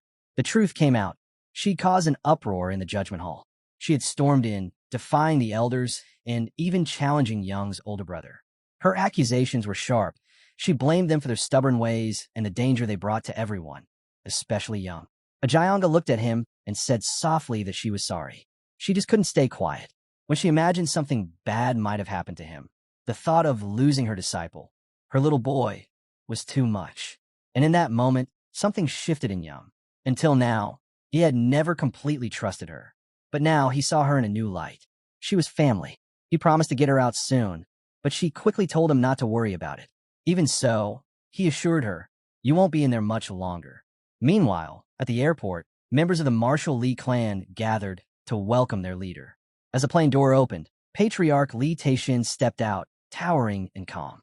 His wife, Beck, approached with a warm smile, telling him she had prepared a relaxing bath and a peaceful dinner. He thanked her and walked on, with Young and Hwa silently observing the moment. Standing there, Young couldn't help but feel it. He had grown stronger through the naming trial. But now he could clearly sense just how massive the gap still was between himself and his father. As if reading his thoughts, clan leader Taishin spoke.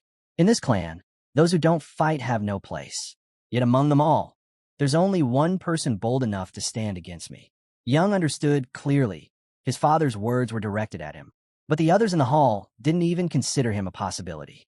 Instead, they began guessing who the patriarch might be referring to. In the grand banquet hall of the Marshall Lee clan, the rare naming ceremony was in full swing. The clan wasn't known for throwing events like this, making the celebration feel all the more significant. For Young, it was also a rare chance to mingle with important guests, including the master of the Magic Tower and the head, or possibly deputy, of the Inyan division.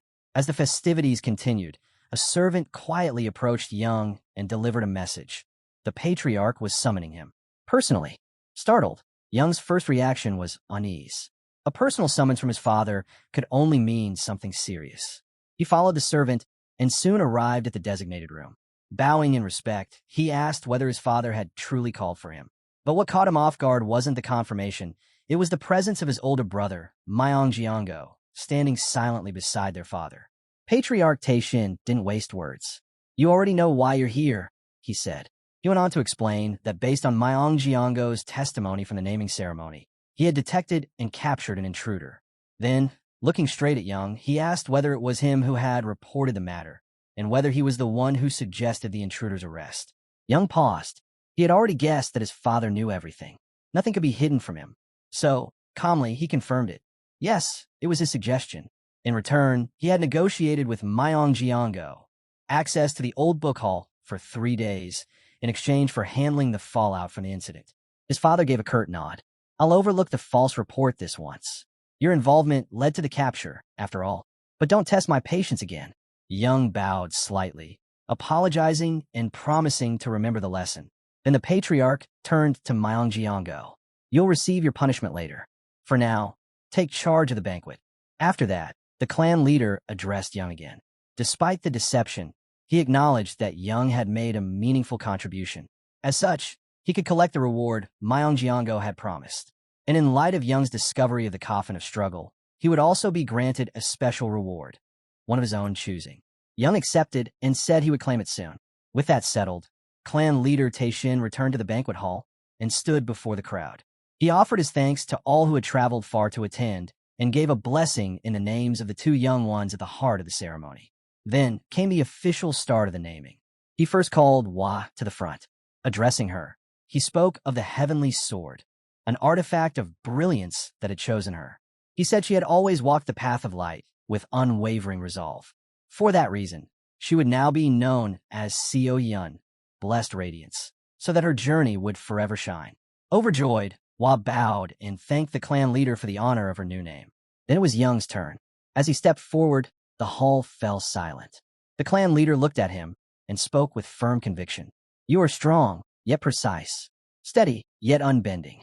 Like iron forged in fire, you've endured and reshaped yourself over time. No name suits you better than this." And with that, Young was given the name Cheol, meaning iron. As the name echoed through the hall, Young felt a wave of familiarity. He had been given this name once before, in another life, as a symbol of unbreakable resolve. But now, the name felt different, like a challenge, a promise to surpass all limits. And that thought fueled him even more, sharpening his will to rise to the very peak of the martial Lee clan. Meanwhile, in another part of the compound, Aunt Jyonga was in no mood for silence. Still bound, she yelled at the top of her lungs, demanding to be let out. The walls were closing in, and she hated the idea of missing Young's naming ceremony. Moments later, the guards approached with new orders. Her confinement had been lifted, for now, and her final sentence would be decided later. She didn't wait a second. Practically bursting out of the chamber, she rushed forward, only to be stopped by Young himself. She blinked. Did you get me out?" He nodded. "Yes." Surprised, she asked how. Instead of answering, he simply handed her a folded piece of paper. "What's this?" she asked. "You owe me now," Young replied with a smirk. As she read the document, her eyes widened. It stated that she had been officially reassigned, under the authority of the Ancient Council, as a mentor. Young had named himself her disciple. That was the loophole he used to free her. Stunned, she looked up at him, speechless. He smiled again. "So, I'll be counting on you. Teach me well." 3 years passed. Now 13, Young stood in his training uniform, ready for the next stage of his journey. The caretaker watched with misty eyes, amazed by how quickly time had flown. Young smiled and reassured her. "I'm heading out now." He made his way to the Student Training Academy, standing before its gates with a firm gaze. "It's finally time," he said to himself. "This is where it begins." Inside the academy, whispers spread fast as he walked in. "That's him, right? From a naming ceremony?" "Yeah, the one who stirred up that chaos. Just lucky, if you ask me." "Lucky," someone scoffed. "Did you see his performance?" "That wasn't luck. I want to see what he's really capable of."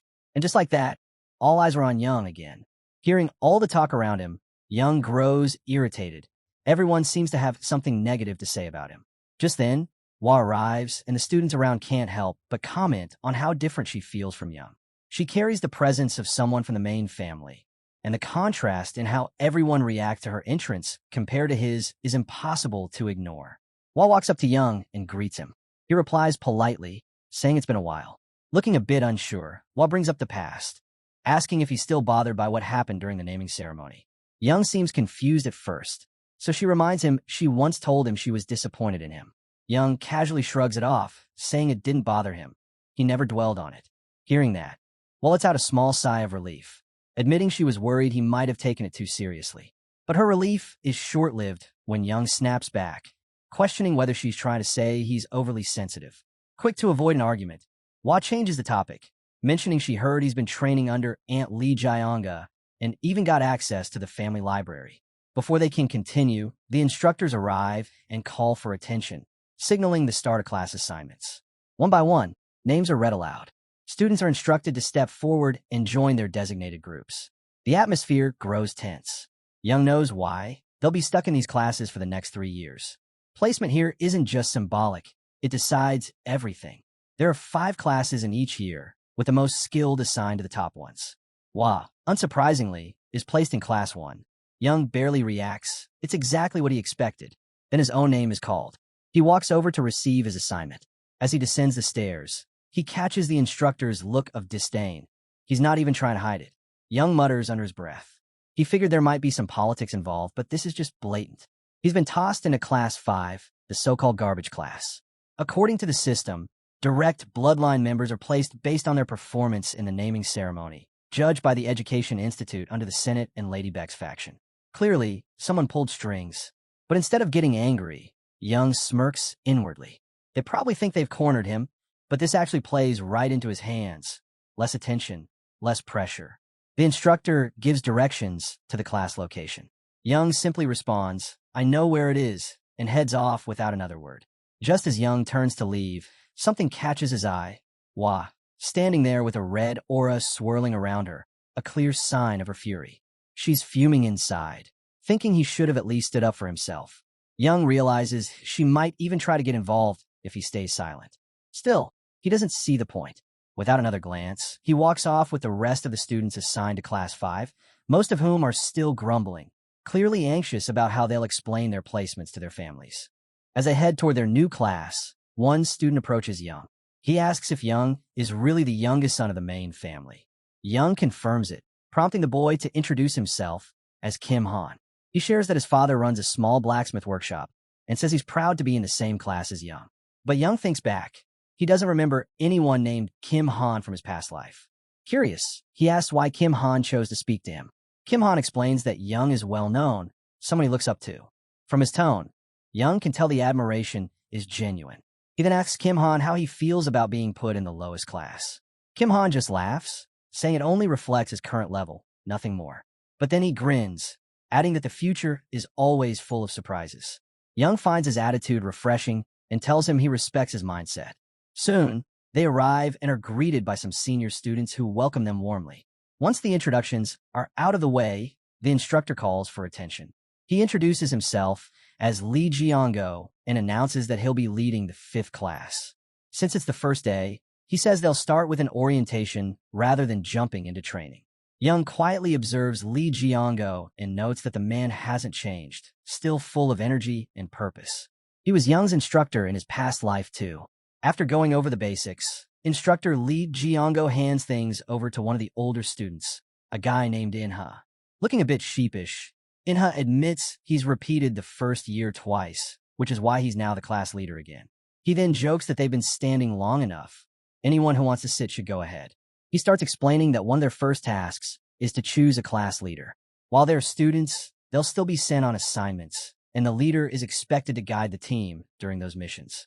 He clarifies that the class leader won't handle training. That's strictly under the instructor's domain. Just then, a student raises a hand and asks how the leader will be chosen. Inha responds that he's not sure how the other classes do it, but in Class 5, they settle things with a competition, and after that, the students vote on who should be the leader. Without wasting time, he announces that the matches will begin immediately. The goal is to test physical strength, so no magic is allowed, and everyone will get rest between rounds. But Young doesn't look thrilled. In fact, he looks outright annoyed. Inha notices and asks what's wrong. Young replies bluntly that everything Inha has said so far has been irritating. He grabs a sword and walks forward, stating that they're in the Marshall Lee family. This isn't some average academy. If Inha wants to play schoolyard games, he should have gone somewhere safer. Inha, taken aback, says Young's words are way too harsh. He only wanted to handle things without unnecessary conflict.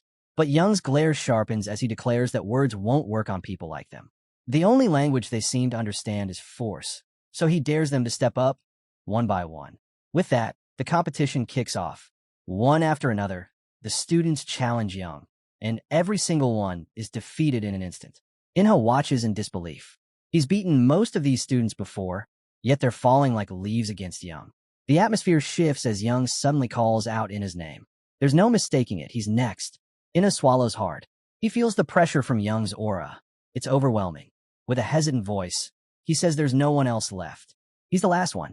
Young smirks, then steps forward. The final match begins. Inha can't help but wonder why Young is going this far. There's no prize, no audience. What's the point? But as they trade blows, something inside him stirs. He starts to understand. He says aloud that he's gotten used to disappointment. He used to think giving up was just another way to move forward, that accepting one's limits was how a boy became a man. But even so, he wants to win this time. Inha attacks with everything he has, but Young dodges with ease. Inha continues, admitting that he once believed surrender was just part of life, a sign of maturity. But now he wants more than that. He wants victory. Before he can say anything else, Young suddenly closes the distance and strikes. The force of the blow knocks Inha's sword clean out of his grip. The match is over. Inha hits the ground, wincing in pain, clutching his injured hand. Young steps toward him and calmly tells him to go see the nurse. But Inha isn't done yet. Grimacing, he pushes himself back up, grabs his sword with his uninjured hand, and charges forward, shouting that the fight isn't over. Young raises an eyebrow. He hadn't expected Inha to switch hands. There's something different in his eyes now, a new intensity. But even with that fire, Inha can't land a hit. Young counters again, pushing back his blade, and then delivers a crushing blow to Inha's stomach. Inha drops to the ground for good this time, unable to move. Young orders the other students to carry him to the nurse. Then he turns to face the rest of the class. Raising his voice, he speaks clearly and firmly. Anyone who doesn't understand that surrendering sometimes makes life easier won't last. If you give up before the fight ends, you've already lost. That's why he fights, always, to protect not just himself, but everyone around him. He looked around at them and asks, have any of you ever truly lived like that? Because to him, that's what real struggle is. Later, instructor Lee Jiango walks up to him, clearly displeased. He says Young went too far. 4 students now have fractures, and 3 more are suffering from internal injuries. But Young doesn't flinch. He answers that anyone who wants to survive in the Marshall Lee family can't be concerned with a few injuries. Lee Jiango tries to reason with him, saying each student has their own life and struggles. That's when Young snaps. He shouts back, asking if he really needs to explain something the students have already learned for themselves. Then he looks straight at Lee Jiango and says he's a rare kind of person in the Marshall Lee family, kind and good-hearted. But even so, Young makes it clear, if these students lose their way, he won't hesitate to become the villain they need to get them back on track. Before walking away, he tells instructor Lee Jiango to do his job properly. The next day, Young makes his way to the academy, trying to stretch and ease the soreness from yesterday's fights. His body aches from the effort, but he pushes through it. When he arrives, all the students are there, standing in front of him. They're still bruised and bandaged, clearly still recovering. Some look frustrated. Some look ready for a rematch. But not one of them avoids his eyes. In that moment, he realizes something important. If they were still as timid as they had been yesterday, he would have given up on them completely. But now he feels a sense of hope. Just then, Kim Han walks up to Cheol. Cheol notes that he's here early. Kim Han explains that he was worried. After all, he's the only one who had shown Cheol his vulnerability. Cheol tells him that it's perfectly normal. He's still a student, still growing. Kim Han, then, says he has a question. Cheol encourages him to ask freely. Without hesitation, Kim Han wants to know what it takes to become as strong as Cheol. But Cheol humbly replies that he's not in a position to teach others yet. Still, he acknowledges Kim Han's natural feel for combat. Kim Han seems confused, so Cheol elaborates. During their spar yesterday, Kim Han managed to dodge 3 of his attacks in a row. That kind of instinct can't be taught. Cheol tells him that if he leans into that combat sense and focuses on sharpening his technique instead of just relying on raw power, he'll grow much faster. With dedication, he'll become a completely different person. Just then, someone else walks up. Cheol turns to look, and it's Inha. His arm's in a cast, and he's covered in bruises. Cheol immediately comments on his condition, pointing out that he clearly isn't in shape to train right now. But Inha pushes back. He asks Cheol if he would sit out in the same situation, implying that someone like Cheol would keep pushing through. He even says he'd feel ashamed if he quit, thinking Cheol might look down on him. Inha then makes it clear he's here because he never wants to hear Cheol say what he said to him yesterday ever again. Cheol can't help but smile inwardly. Ha has changed completely. Right then, Coach Lee Jiango calls everyone together. He announces that 4 students have excused absences, but 5 didn't even bother to show up. That leaves only 11 of them. Looking around, he notices how worn out they all seem. Still, there's something different in the air. The mood has shifted, all because of one person who pushed them to this point. Coach Lee Jiango addresses the group, explaining that while today was supposed to start with a basic evaluation, he's making a small change. Given their current state, the assessment will begin immediately. Hours pass, and by the end of the physical evaluation, every student is completely spent, barely able to stay on their feet. Coach Lee then informs them that Cheol will be overseeing their individual training from here on out. Cheol reflects on the grueling session. It lasted 10 hours. Even he's feeling the wear, but resting isn't an option. Later, as Cheol climbs the stairs, some students quietly comment on his attitude, noting how different he seems. They're surprised he didn't give them the day off, especially after what they went through yesterday. But Cheol gathers their attention and tells them to listen up. He states clearly that by now, they should know exactly who he is. Like Inha did the day before, he reminds them that the class leader has full control, aside from direct command from Coach Lee. He warns them that his training will be tough, and asks only those who are willing to endure it to step forward. It makes it clear he's not going to drag along anyone who can't keep up. One student, Kim Bozong, doesn't seem pleased with Cheol's tone, but Cheol continues, saying if anyone doesn't accept his leadership, they're welcome to challenge him. If they can land a clean hit, he'll step down, no questions asked. With that, he ends the speech and kicks off the training. Each student is to spar with a person beside them. After some time, Cheol calls it. Only 6 students lasted through the session. The rest dropped out halfway. He tells them that's enough for today and dismisses the group. But a few students are left grumbling. They don't understand why Cheol is pushing them so hard, and they question whether he's worth following. That's when Kim Han steps in. He tells them to quiet down. He's completely drained, yet even in his exhausted state, Cheol was still just as tired, and not a single one of them managed to hit him. The others remained silent. Instead of replying to Kim Han, they turn to Inha, looking for his thoughts. Some mutter that last year was definitely better than this. Inha responds with a sharp dose of honesty. If last year was really so great, then why did he end up repeating it? He admits that if he doesn't change now, he'll be stuck as nothing more than a loser who only knows how to fail. He declares that even if his arms and legs were broken, he'd still push himself. This time, he's giving it everything. He turns to the others, speaking directly. They all know the truth. The very truth Cheol is trying to show them. He says he wants to face that struggle head-on, just like Cheol said, because this might be his last shot. With a firm voice, he urges them to stop lying to themselves. Deep down, they already know what's real. They're just too scared to admit it. The scene shifts. Cheol is training in magic under the guidance of his aunt, Lee Jianga. She's clearly frustrated. Another attempt has failed, and she lets out her disappointment. Every time she tries to stabilize the aura, it falls apart. She hadn't expected this kind of setback after Cheol reached the 3rd star. She laments not having any ancient records on how aura was used in the past. If she had access to that knowledge, fixing the problem would have been far easier. Cheol stays silent, deep in thought, focusing on the ring that holds Boundless. He can't access the newest part of the memory yet. What he does remember is chilling. Boundless was consumed by a dark energy so powerful that monsters trembled before him. Not even the strongest heroes could bring him down. In the end, a massive alliance of heroes came together and sealed Boundless away in Thousand Demon Mountain, far in the north. For their victory, the king rewarded them with a piece of land. Later, those same heroes forged a legendary weapon, Boundless. Cheol is thrilled by this revelation, considering it an incredible discovery. Lee Jianga then turns to him, impressed by how far he's come. Reaching the aura stage through sheer effort is no small feat, she encourages him, confident they'll overcome the current obstacle. She adds that he's already mastered both amplification and multiplication, a major achievement. Cheol then asks what happens after hitting the 3rd star. Lee Jianga explains that he'll gain the ability to use aura techniques, though mastering them will take time. She then brings up his recent training at the academy, noting how worn out he looks lately. Cheol lets out a sigh and says that nothing unusual has happened lately. Lee Jianga smiles gently and tells him that if things are getting tough, she's willing to step in. Curious, Cheol asks how exactly she plans to help. With a confident grin, she simply tells him to trust her. He'll understand soon enough.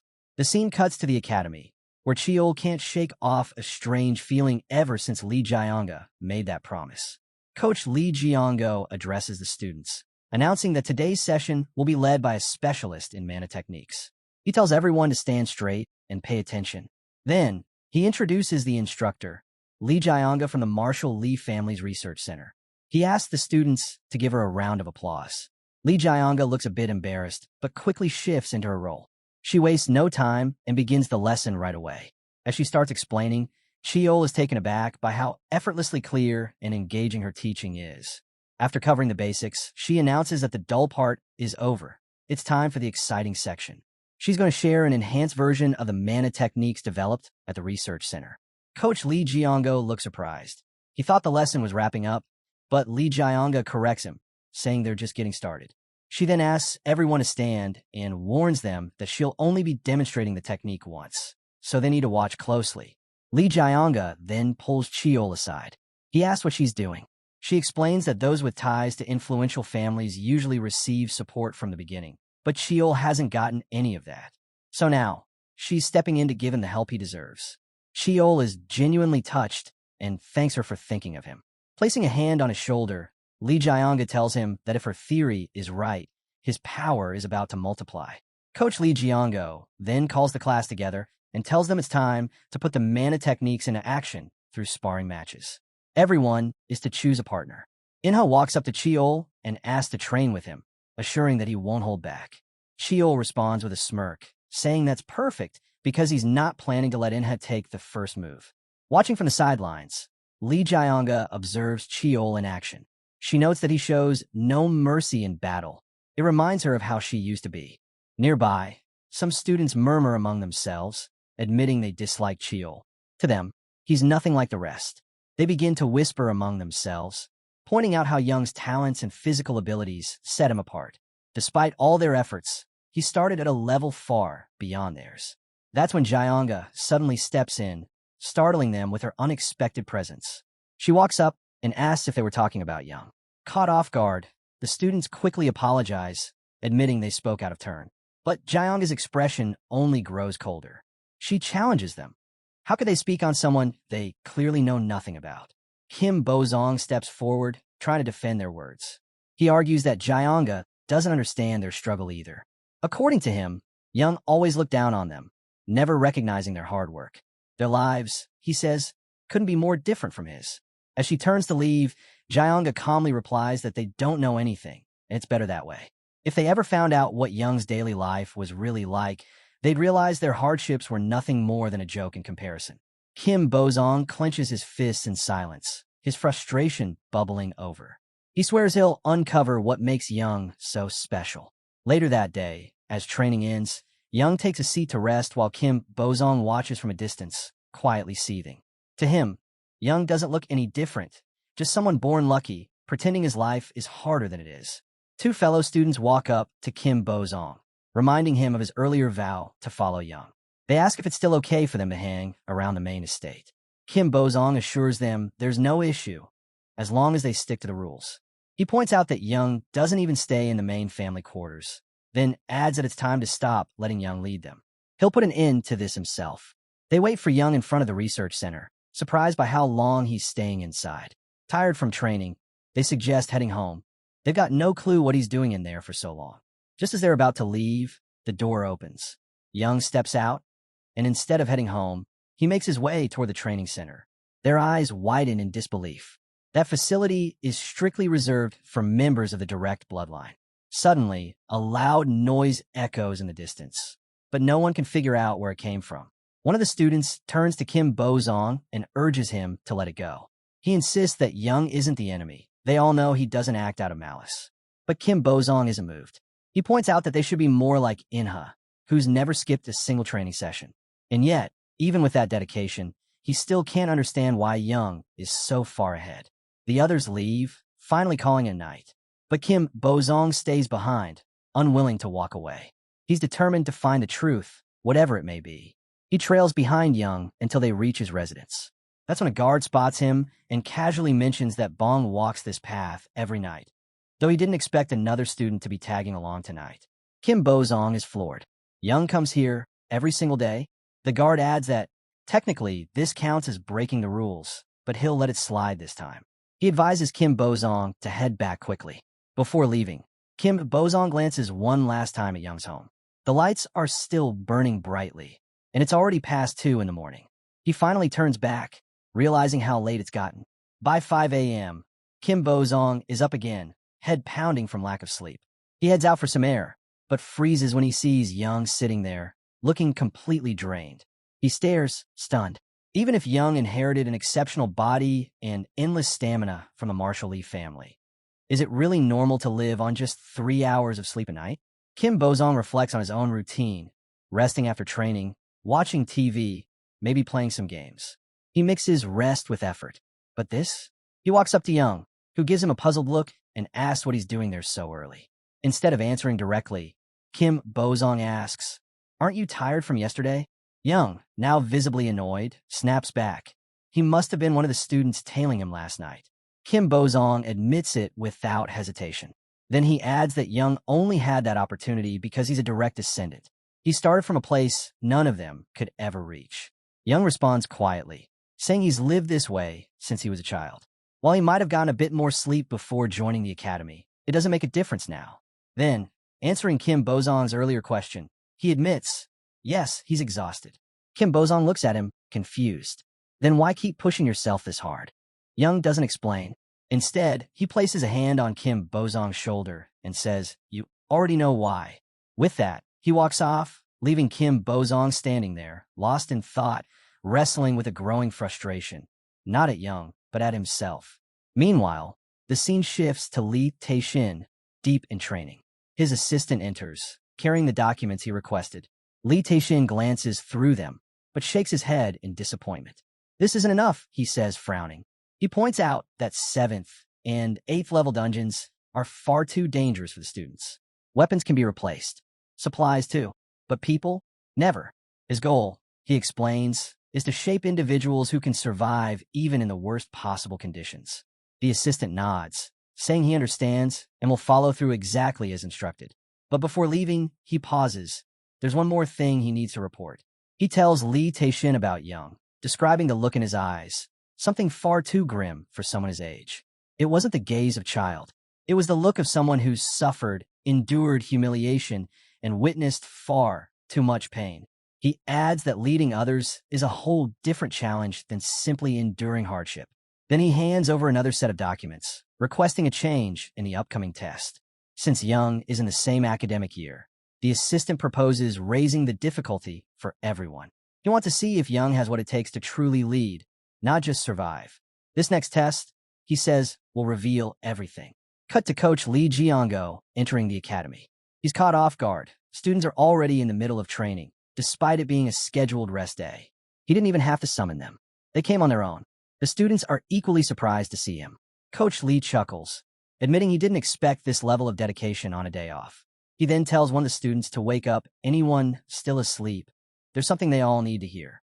Once everyone's gathered, he delivers unexpected news. The midterm exams are being moved up. To prepare, they'll be given a 1-week break starting immediately. He advises them to rest properly and warns them not to overdo it during this break. One injury could ruin everything. Coach Li Jiango wraps up his announcement with a firm tone but a reassuring smile. He tells the students that he truly believes in their ability to pass the upcoming test. They've put in the work, and he knows they'll rise to the challenge. The scene then cuts to Young, who's still trying to make sense of everything. A break and an early exam schedule. Was this really for their benefit? Or is there something else at play here? He looks around and notices the students haven't left yet. Curious, he asks why they're still sticking around. Kim Han steps forward, saying they've been keeping an eye on him. He repeats his words, then asks what Young plans to do during the break. Young responds bluntly, "It's your personal time. Why are you so interested in mine?" He adds that they're free to rest if they want. He's not going to force anyone to train during the break. His answer catches them off guard. They had expected him to push them harder, maybe even double their training with no official sessions lined up. The fact that he didn't left them stunned. Young is taken aback by their reaction. Is that really how they see me? He wonders. He follows up with a half-serious question. Do you all really want to start over like the first day, even during your break? Then, with a smile, he reminds them that rest is just as important as training.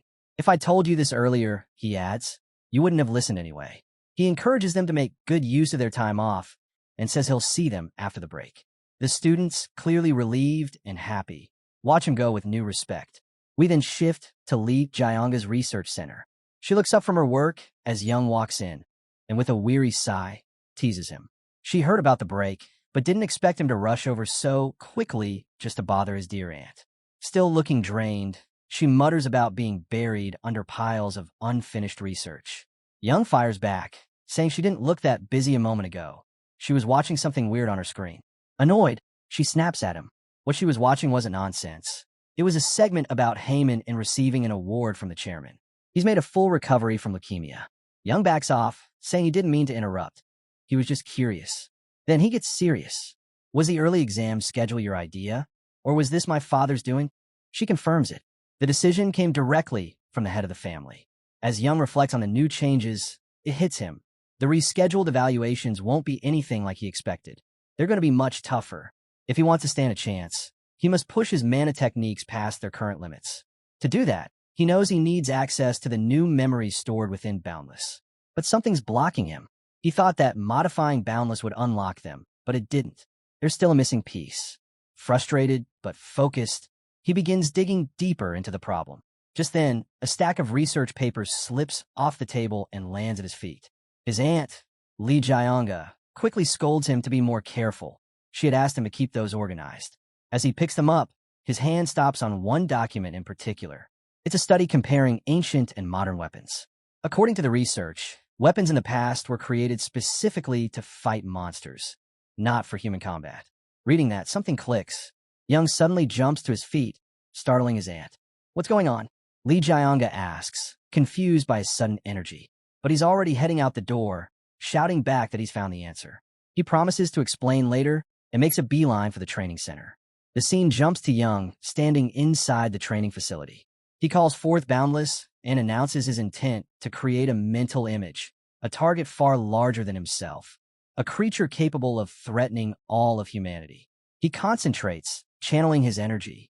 He envisions a colossal beast, then states clearly, any technique that wastes energy, ignores defense, skips proper strikes, or just looks good without real impact, is meaningless. That's when it dawns on him. The true purpose of Boundless is simple, to destroy monsters. With a surge of clarity, he activates the skill, Demon Piercer. Finally, it works. Boundless responds. Excited, Young wonders what kind of memory will surface this time. Instantly, he's pulled into another vision. He finds himself back in the training center, just like the first time he held Boundless. But something is different. This time, he's watching from another point of view. Ahead, someone is moving at blinding speed, training with intensity. Young realizes it's the same person he saw in the previous memories. He watches closely. With each weapon switch, the figure's aura shifts completely, and each shift causes that figure form to transform as well. New shape, new energy. Young is stunned when the figure speaks to someone else, casually remarking on how quickly he's able to change his entire fighting style. The conversation in the memory continues. The man in the center of it all, still training fiercely, suddenly speaks without looking back. Stop spying on my sessions, he says bluntly. Then he asks, have you named any of those techniques you've been pulling from Boundless? The other person replies calmly, no, he hasn't. He doesn't see those moves as real techniques yet, not until they're refined. Then, with a casual shrug, he adds, you can name them if you want. The atmosphere shifts as the man narrows his eyes. Did you bring anyone else here with you? He asks. But the other immediately denies it. No one else came. There is no need. He came for a fair duel, nothing more. Without warning, he lunges forward and attacks, making it clear that this was the purpose of his visit all along. Watching from the memory, Young's attention sharpens. As the two clash, he catches a clear glimpse of the attacker's eyes and hair, distinct in color and intensity. That's it, Young realizes. Those features, those sharp, unmistakable traits, belong to the direct lineage of the Marshall Lee family. The day of the midterms had finally come. Class 5 boarded the bus with eager chatter, bound for the exam site. The ride through the forest was smooth. No monsters, no surprises. Gazing out the window, Chiol spotted a massive wall at the forest's edge. This wasn't an ordinary forest, nor was it one he'd seen in his dreams of that strange figure. He recalled the purpose of those walls. They divided safe zones from dangerous ones. It all started years ago when a portal surfaced near the Pacific, dubbed the Blue Hole. At first, curiosity and fear spread like wildfire. Humanity wondered what treasures might lie within. But before any exploration could begin, chaos erupted. Monsters spilled out of the portal, attacking without mercy, ravaging villages, towns, and leaving destruction in their wake. In response, humans banded together, raising armies to reclaim what was stolen and exact vengeance. Little by little, they won back some ground. But vast territories still remained infested. These areas became known as danger zones, marked off by colossal walls. As the bus rolled closer, a classmate commented on how bleak everything felt. Chiol explained, these lands near the wall were lifeless, void of animals, and barely inhabited. He remembered hiding in one of those villages during his previous life. It wasn't a memory he wanted to relive. As they passed through a tunnel, Chiol recognized their surroundings. He warned his classmates. They had entered a danger zone. The moment they stepped off the bus, an eerie presence filled the air. Everyone tensed, eyes darting, hands clenched. They were ready. If monsters came, they'd fight. Once everyone had stepped off the bus, Class 5 circled around Jungo. He laid out the plan. Everyone would set up camp in the safe zone. But before anything else, they needed to double-check their supplies and report back. Once they were fully geared up, the real test would begin. This time, they'd be going in alone. Jungo and the guards would stay behind, so whatever happened out there, they have to face it on their own. Still, he believed in them and knew they could handle it. Their mission? Track down an old human face spider and record a video of it. Easier said than done. The forest they were in was no ordinary forest. It was the infamous forest of the human-faced spiders, a place tangled with webs like a dungeon. Step on a web, and the monsters would know exactly where you were. The forest crawled with these spiders, hundreds of them, and while their goal was to find a 10-year-old specimen, they'd be swarmed by the younger ones before they ever got close. Despite the danger, the students were all fired up and eager to begin. Cheol stepped forward, telling his classmates he'd take the lead. He promised to do everything he could to help them pass. But then he admitted something. This midterm wasn't scheduled for now. It had been moved up, and the reason was him. His father had arranged this harsh trial to test him, one that no regular cadet should face. He told the others they had the choice to back out if they valued their safety. But no one left. Every single one of them chose to stay by his side. They trusted him, and they knew he'd get them through it. That loyalty hit Cheol hard. In his past life, he'd faced everything alone. No one had ever stood behind him like this. With their spirits high and their minds focused, Cheol rallied them to get moving. As they entered the dense forest, he explained that human-faced spiders weren't solitary. They had human-like heads and operated in colonies, working together much like ants or bees. After some time walking through the forest, Cheol suddenly turned to Inha and told him to take over. Inha was stunned. He didn't think he was fit to lead like Cheol and asked why he was stepping down. Cheol calmly explained his plan. He would act as bait for the human-faced spiders. The announcement caught everyone off guard. Confused and concerned, they listened as he laid out the strategy. Cheol then left the group and wandered deeper into the woods. It didn't take long before he encountered a few spider monsters. With one swift move of Boundless, he took them all down. But that was just the beginning. As expected, more monsters showed up, drawn by the danger pheromones released by the slain ones. That was exactly what he wanted. The spiders only dragged the strongest prey back to their nest to drain their energy, so he had to prove he was worth capturing. As more spiders closed in, Cheol used Demon Piercer to cut down any that got too close. Eventually, they all rushed him at once. Cheol lowered his defenses and allowed himself to be caught. Just as planned, the spiders cocooned him and began dragging him toward their nest. Inside the cocoon, Cheol activated his stealth skill and sliced his way out with Boundless. But what he saw shocked him. There were far too many cocoons, untouched, and clearly not from just one day. Something wasn't right. Then, a larger cocoon nearby began to tremble. It pulsed with dark energy that reacted with the badge on Cheol's chest. He stared as the cocoon split open. From within, a rank 5 monster emerged, the queen of the human-faced spiders. She immediately launched an attack, somehow sensing him despite his concealment. The dark energy from her aura reached out to the badge, allowing Cheol to hear her thoughts. She told him it was the badge that had awakened her, and now she wanted it. She unleashed her pressure, a high-level move meant to paralyze her enemies. But Cheol stood firm, his aura overpowering hers with ease. The queen was stunned by how easily he suppressed her mana. Just as the tension peaked, a massive explosion rocked the outside of the nest. The explosion ripped through the forest like a declaration of war. Flames consumed the trees, thick smoke twisting into the sky. This was all part of Cheol's trap, to ignite the woods, provoke the spiders, and force them out of the nest. The plan worked too well. The inferno spread fast, and the queen of the human-faced spiders let out a deafening screech that made the webs above shudder. She hadn't expected anyone to challenge her, let alone a group of students. The nest quaked under her fury. Cheol knew his classmates would arrive in 30 minutes. Just then, Jungo's voice crackled through the earpiece, tense, anxious, asking about the rank 5 threat. Cheol didn't give the full picture. He simply told Jungo to focus on keeping the others safe. He could take care of this himself. The queen hissed, her words leaking into his mind through the corrupted energy. She commanded her offspring to defend their territory while she handled him personally. Cheol didn't move. Her words dripped with venom, calling him arrogant and vowing to tear him apart before his friends even arrived. Cheol met her promise with calm resolve. She had no idea what he was capable of.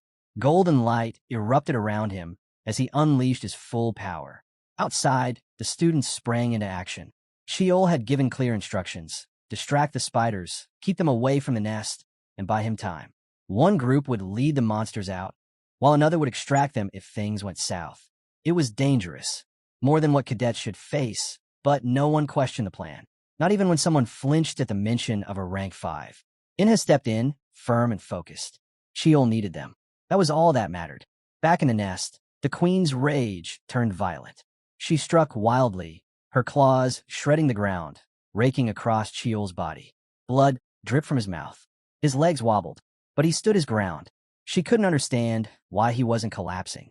What she didn't know was that Sheol had activated his demonic eyes. Every move, every attack, every weakness, it was all laid bare before him. He weaved through her strikes, dodging the deadliest blows. But her strength still landed heavy. One hit cracked his ribs, another scorched his side. She was fast, brutal, but fresh from rebirth, not yet at full strength. And that was all the edge Sheol needed.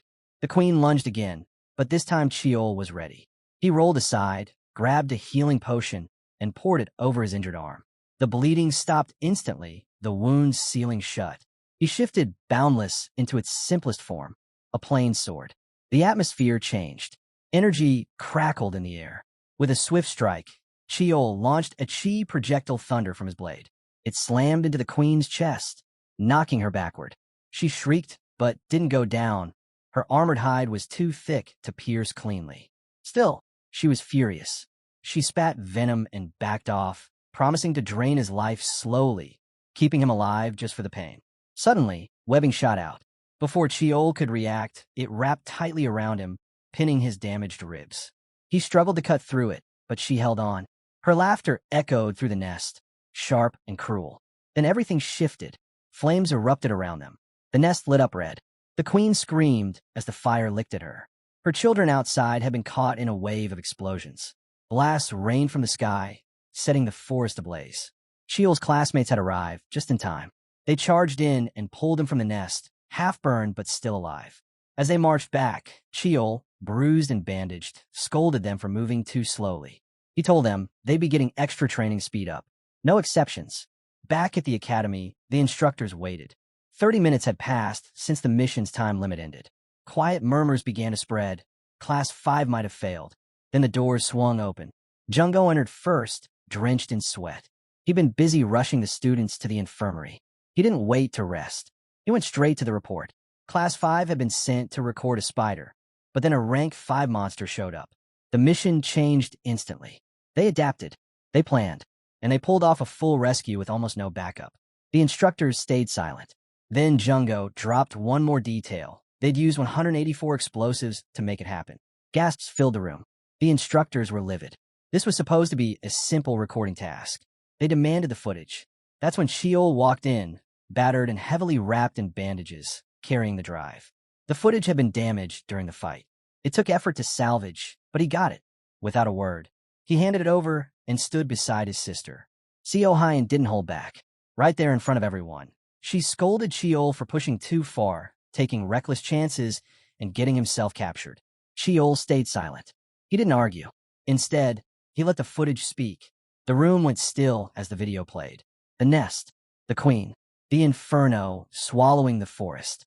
The destruction was undeniable.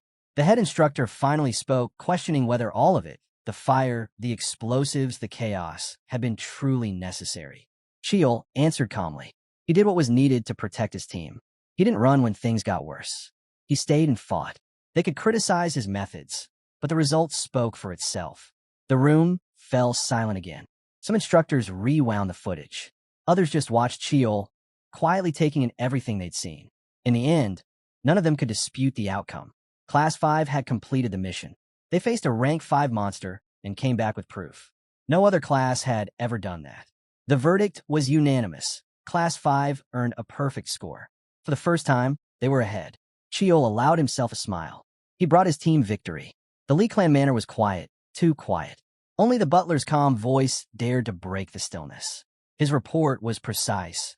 The wounded from the recent mission were on the mend, and the compensation for the dead was already being handled quickly, quietly, efficiently.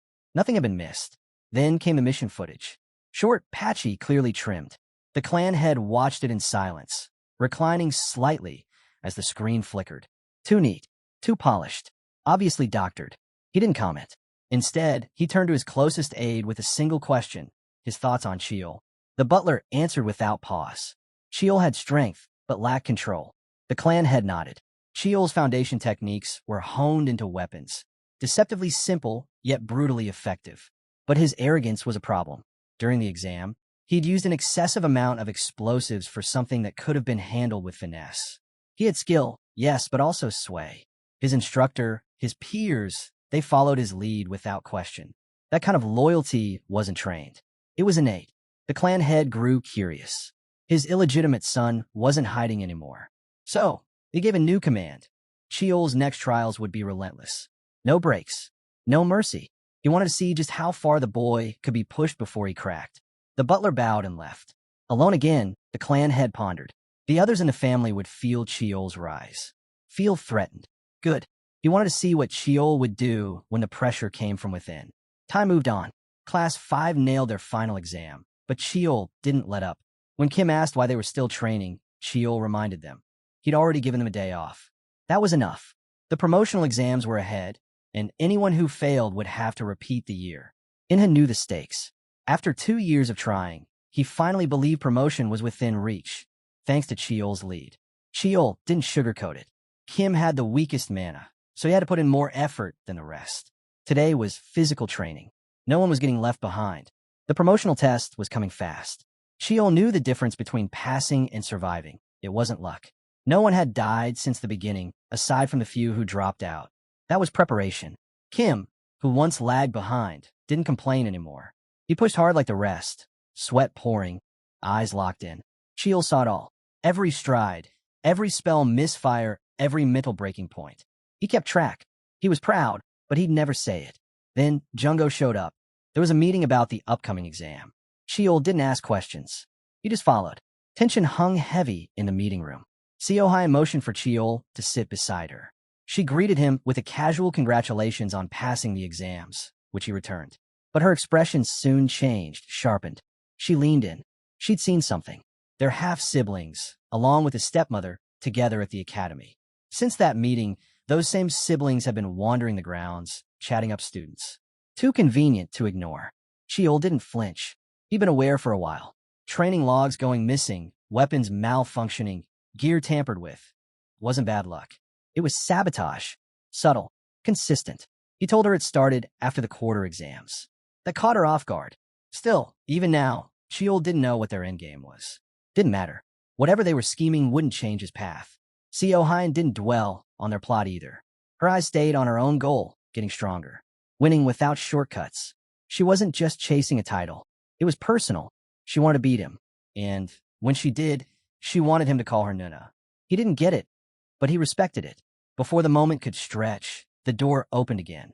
The instructor stepped in and got straight to the point. The promotional exam had been decided. Cheol listened, and everything clicked. They'd be entering a gate. A real one. No simulations. No safety nets. A true piece of the monster realm. The rules? Simple. Each student would receive a token. Lose it, and you were considered dead. Eliminated. Survive. Collect tokens. Steal others if you had to. And find the hidden ones scattered throughout the gate. The clock would be ticking. But Cheol wasn't fooled by the setup. This wasn't just a test. It was a kill zone. No cameras. No observers.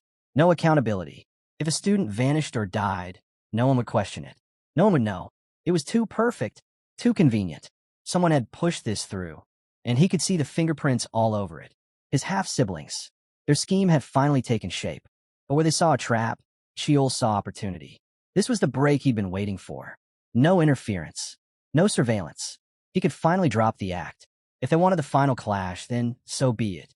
But this time, he'd be the one deciding how it played out.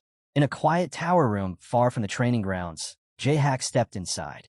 Seora was already there, lounging in his chair like it was hers. And in this case, it might as well have been. He didn't challenge her. They both understood who was in charge. Seora's gaze burned with icy focus.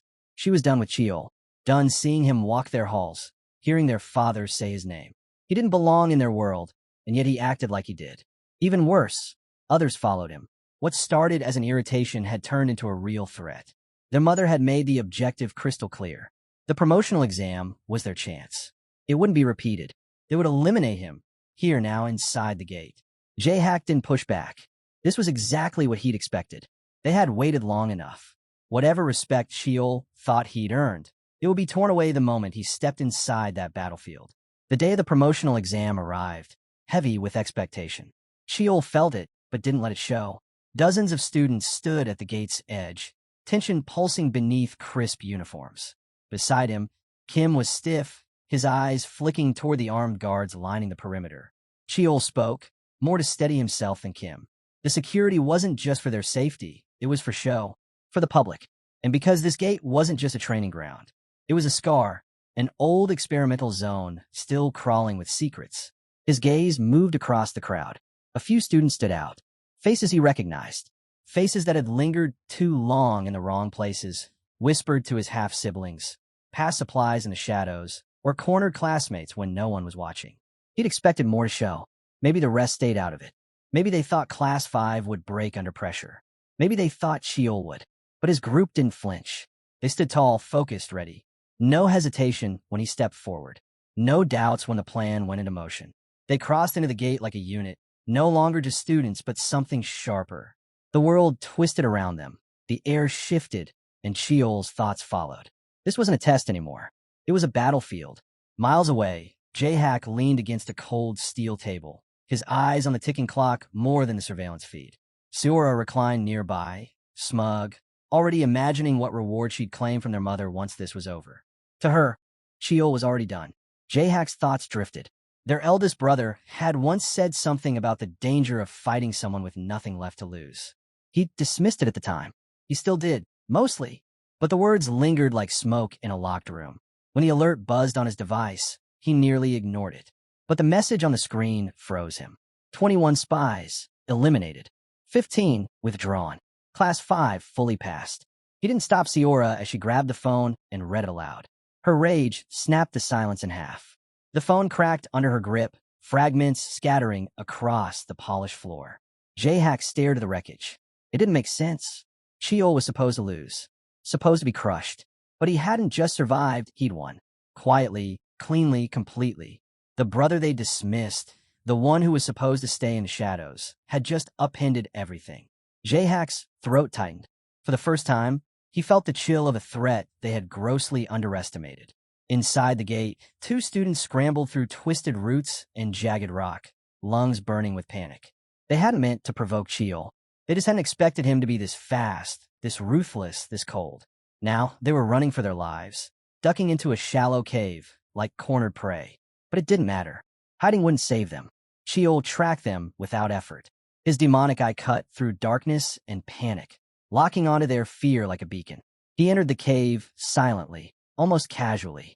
A sharp twist of his hand crushed the first one's fingers before the second could react. The scream echoed off the stone, sharp and raw. The second student backed away, pleading, confused, desperate to understand. Sheol didn't bother with answers. They had chosen their allegiance. They'd laid hands on someone bearing the Lee name. That was all it took. His next strike was deliberate, meant to hurt, not kill. Precise, unforgiving. Then he turned and walked out, not once looking back. Outside, a teammate was waiting with a status update. More targets down. Sheol nodded, issued a few quick orders, and sent him off. The mission wasn't over.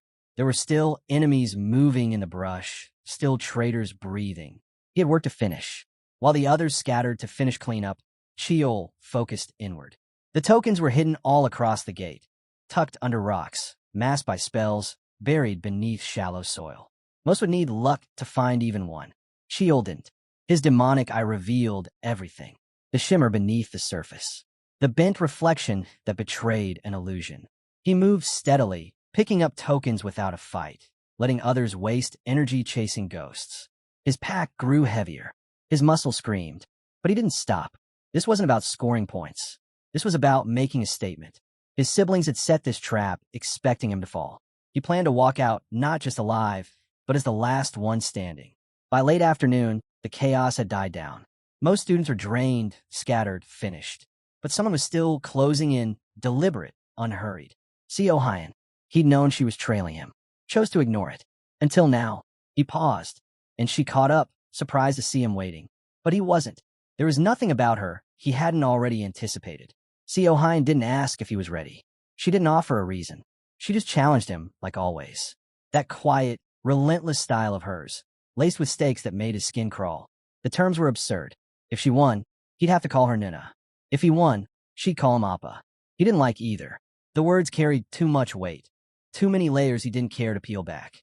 But he drew his sword anyway. This wasn't about titles. It wasn't even about her. It was about now. About everything that had led to this moment. His pack was heavy with tokens. His enemies were down.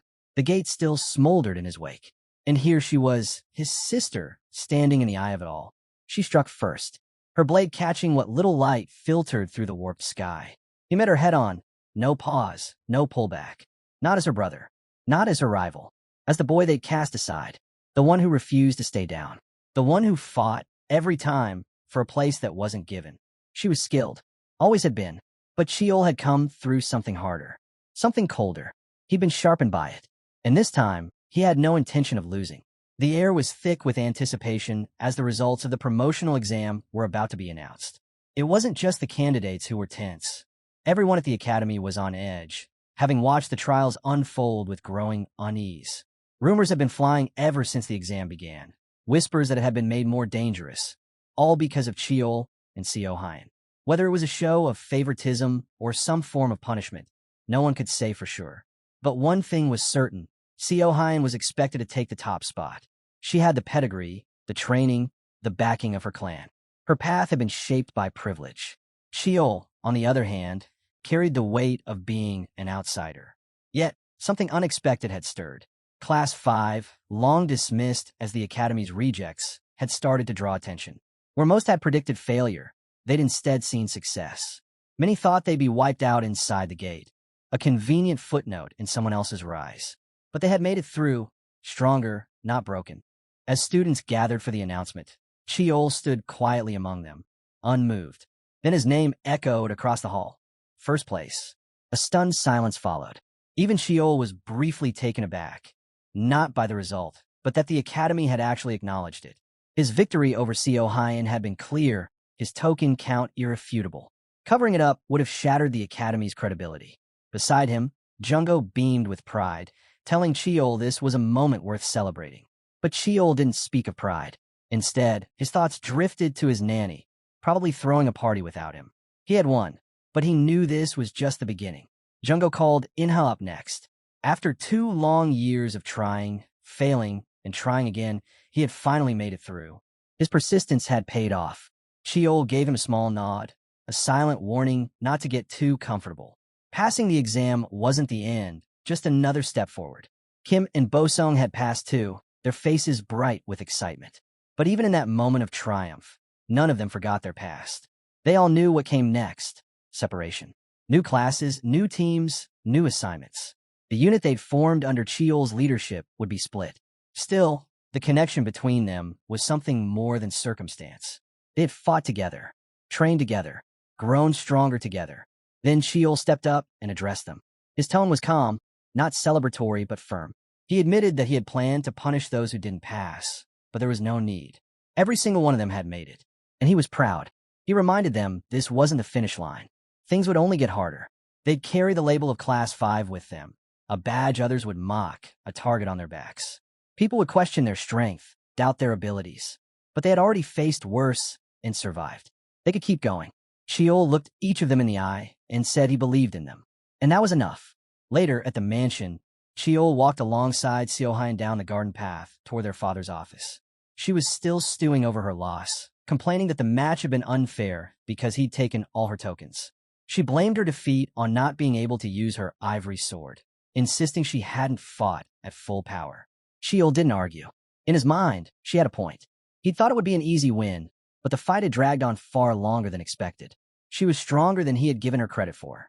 She hadn't even activated her abilities. If she had, he might not have won at all. Then she cleared her throat, snapping him out of his thoughts. She brought up the bet again, the one where the loser had to address the winner with a special title. Before she could get the word out, Sheol covered her mouth with his hand, a sharp warning in his eyes. He wasn't in the mood for teasing. Seo Hyun nodded, feigning innocence, but the amusement dancing in her eyes gave her away. Without exchanging another word, the two entered their father's office. Their father sat waiting, composed, commanding, and gestured for them to sit and share tea. He asked what they had learned during the exam. Seo Hyun answered first, and her response took Sheol by surprise. She spoke without hesitation, saying that true strength came from honest effort, not the manipulation and underhanded tactics their family had always relied on. Cheol nearly choked on his tea, unprepared for such blunt honesty from her. Their father listened, expression unreadable. He asked her to explain. Seo Hyun continued, saying she no longer wanted victories handed to her through family ties or tricks.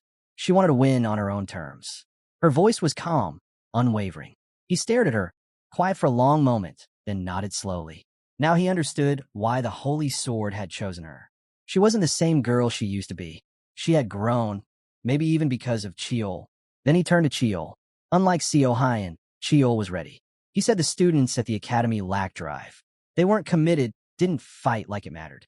In his eyes, they didn't deserve to be there. He blamed the instructors, criticizing their lax standards and weak leadership. If things didn't change, the academy's reputation and the family name would crumble. Their father laughed, catching Cheol off guard.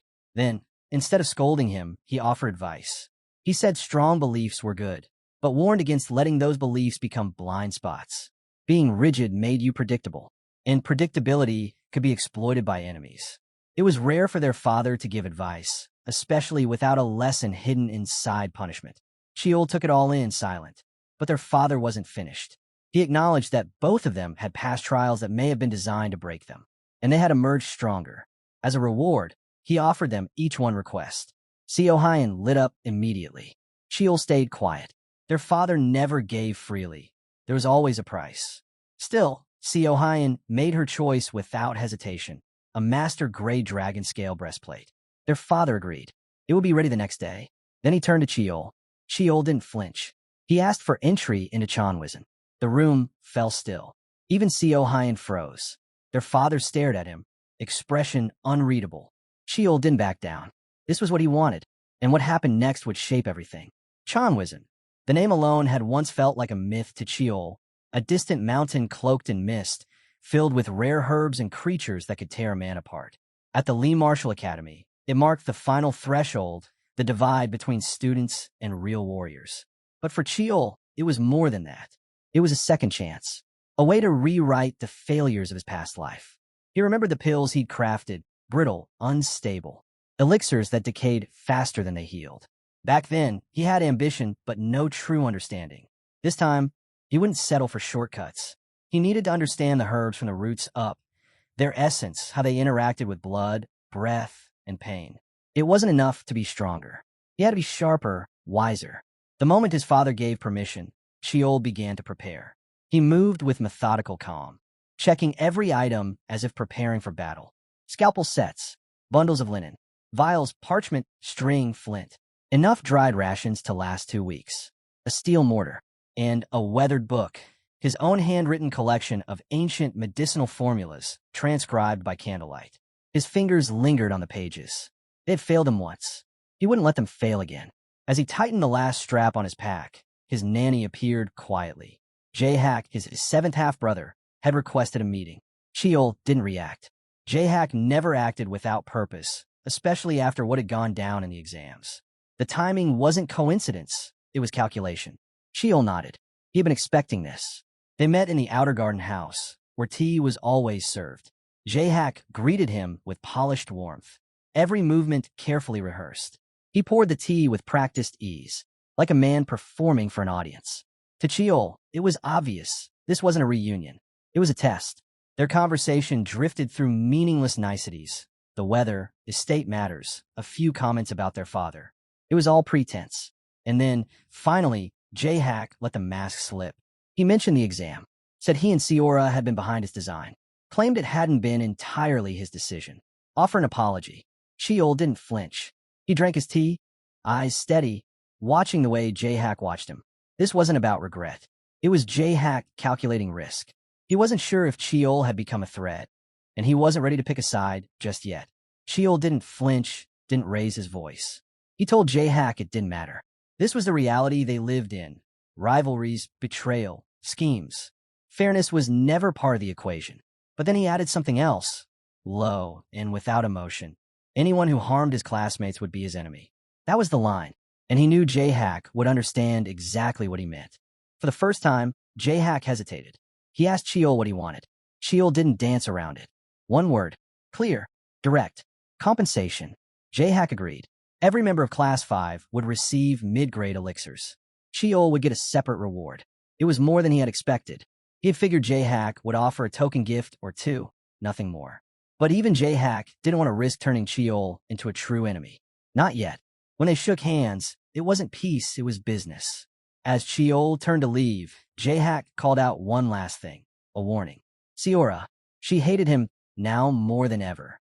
No allies left, no mother to shield her. Just pure, dangerous hatred. A cornered beast. Cheol didn't respond, but his thoughts were sharp. He wasn't worried, not now. He was leaving for Chanwizen. She wouldn't follow. That mountain was sacred. Even vengeance had boundaries. But not far away, that vengeance burned. Behind heavy curtains in a sealed chamber, Seora knelt, head bowed, trembling under the weight of her mother's fury. Madame Beck struck her hard. The slap cracked through the silence. Her words were cutting, deliberate. She disowned her without hesitation. Seora begged, pleaded, promised she would fix it, said she'd go on the mission alone, kill Cheol herself. None of it mattered. Madame Beck was done. She called her daughter a disgrace. Weak, unworthy of the family name. Seora wept, but it was over. Her mother turned to leave, leaving behind one final warning. If they met again, it wouldn't be just a slap. And then she was gone. The quiet in the chamber wasn't quiet at all. It thundered inside Seora's chest. She stayed on her knees, unmoving, her face streaked with tears, though her eyes had gone dry. The shame couldn't compete with the fury building inside her. She didn't want retribution for the exam, or even the humiliation. She wanted to destroy Cheol for stealing her place, her identity, her mother's approval. She would break him completely. No more schemes. No more allies. Just raw, unfiltered violence. Outside, Jae-Hak stood leaning against a wooden post, ankle resting over the other, arms crossed. He had heard everything. None of it surprised him. If anything, he was impressed. Madame Beck hadn't just cast Seora aside. She'd turned her into a weapon. Forced her into a corner so tight, the only path left was forward, teeth bared. Whether Cheol, the bright new contender, or Seora, now driven by nothing but rage, came out on top didn't matter to him. He planned to enjoy the spectacle either way. That evening, a sleek black car glided into the courtyard, engine whispering beneath the cool air. Cheol approached, bag slung over his shoulder. The pine-scented breeze cut clean across the stones. He opened the door, expecting an empty seat. Instead, Butler Choi was there, seated, composed, as if he'd been waiting all day. He greeted Cheol with his usual calm, informing him that he would accompany him to Chanwizen, at least up to Soma Mountain. Cheol didn't question it. His father never moved pieces without purpose. If Choi was coming, there was more to this trip than anyone had said. It didn't change anything. The mountain still called. Cheol hadn't expected anyone to be inside the car. But the moment he opened the door and saw Choi sitting there, hands neatly folded, he knew this wasn't just a coincidence. His father had clearly sent him. There was no other reason Choi would be here, not without something already set in motion. Choi didn't move without purpose, and he certainly wouldn't trail the illegitimate son of the clan unless something had already been decided behind closed doors. When Choi casually mentioned he had business on the mountain, Cheol didn't buy it. Choi was far too calculated for empty excuses. Everyone in the clan knew, though no one dared say it, that Choi held more sway than most of the elders put together. He didn't throw his weight around, but when he spoke, people listened. And beneath his calm surface, that power was always there, silent but unmistakable. Cheol could feel the quiet pressure of Choi's aura. It wasn't threatening, but it clung to the air like winter frost, cold, quiet, and impossible to ignore. The rest of the ride passed in silence. Neither pushed for answers, but the silence wasn't meaningless. It was measured, like a board being reset for a bigger game. And Cheol had just been moved deeper into play. Choi eventually broke the silence, asking why Cheol stopped at Mount Sungmu when his actual destination was Chanwizen. Cheol gave him the truth. He wasn't there to ask for strength or to legitimize his position. He came to pay respect. His place in the family had always been shaky, built more on obligation than acceptance. But the founder's grave didn't care about lineage or court politics. It stood for something older, something real. By standing there, Cheol was claiming his place, not because someone gave it to him, but because he chose it. Choi didn't speak right away, but Cheol felt he understood. Then, out of nowhere, Choi asked if Cheol liked hiking. The question caught him off guard. Cheol admitted he'd never done it before. In his past life, Every moment had been a race, always behind, always chasing. Choi said he used to hike a lot, that he loved climbing mountains. Then he asked how Cheol would climb one. Cheol said he'd go straight up, no hesitation, as fast as possible. Choi gave a small nod. Sometimes, he said, the direct path wasn't the fastest. If you took time to understand the mountain, to find your place in it, you might just find a better way up. Cheol instantly understood. Choi wasn't just talking about hiking. This was about martial arts, about how to live. Since returning to the past, Cheol had thrown himself into everything new.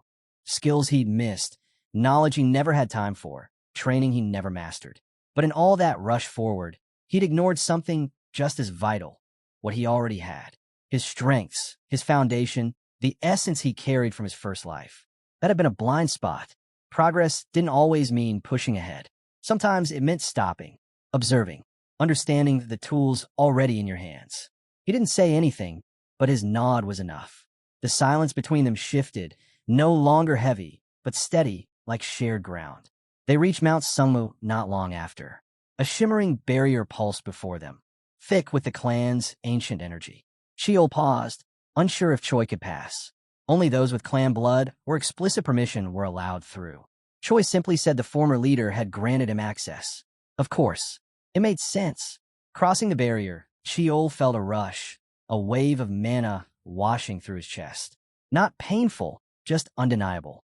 This place was different, ancient, a place that watched back. Choi mentioned he was heading to the grave of the former clan head. Cheol told him he was going to the founders. The founder's grave lay deep within the woods, hidden among pines and the quiet of old things. Cheol didn't rush. Each step was deliberate, pulling him closer to the reason he'd come. Not for duty, for clarity. He needed something real to center him, something that made the path ahead feel like his own. When he reached the grave, he stood still for a while. Then he knelt, bowed deeply, and laid his sword down before the stone. That sword wasn't just steel, it held secrets. His brother had once spoken of the 9 Hyuka seals, each unlocked through trials that shaped the soul. Cheol had broken 3 so far. The first when the clan acknowledged him, the second when he proved his bloodline, and the third during the naming ceremony. The fourth was tied to Chanwizen. That much he knew, but how to unlock it? That was why he came here. He poured alcohol over the blade and waited.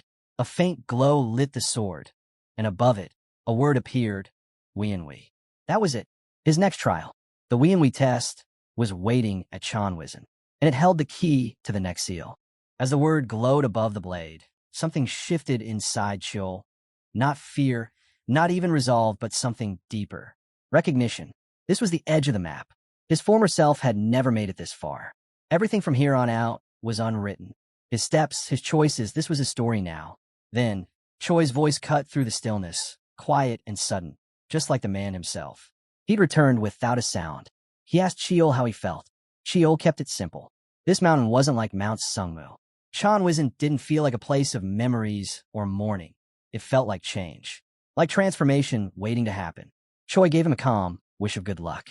Before they could say anything more, a new voice rang out, slurred, annoyed loud. A man stumbled into view, a bottle in hand, looking like he hadn't slept in days. Messy, ragged, but his presence cut sharp, lethal. Immediately, the bodyguards moved, forming a circle around Cheol and Choi. The drunk didn't flinch. He gave a single warning. They ignored it. In an instant, they were down. All of them. Cheol didn't even see it happen. One moment, they stood ready. The next, they were crumpled on the ground, like grass mowed down by a gust of wind.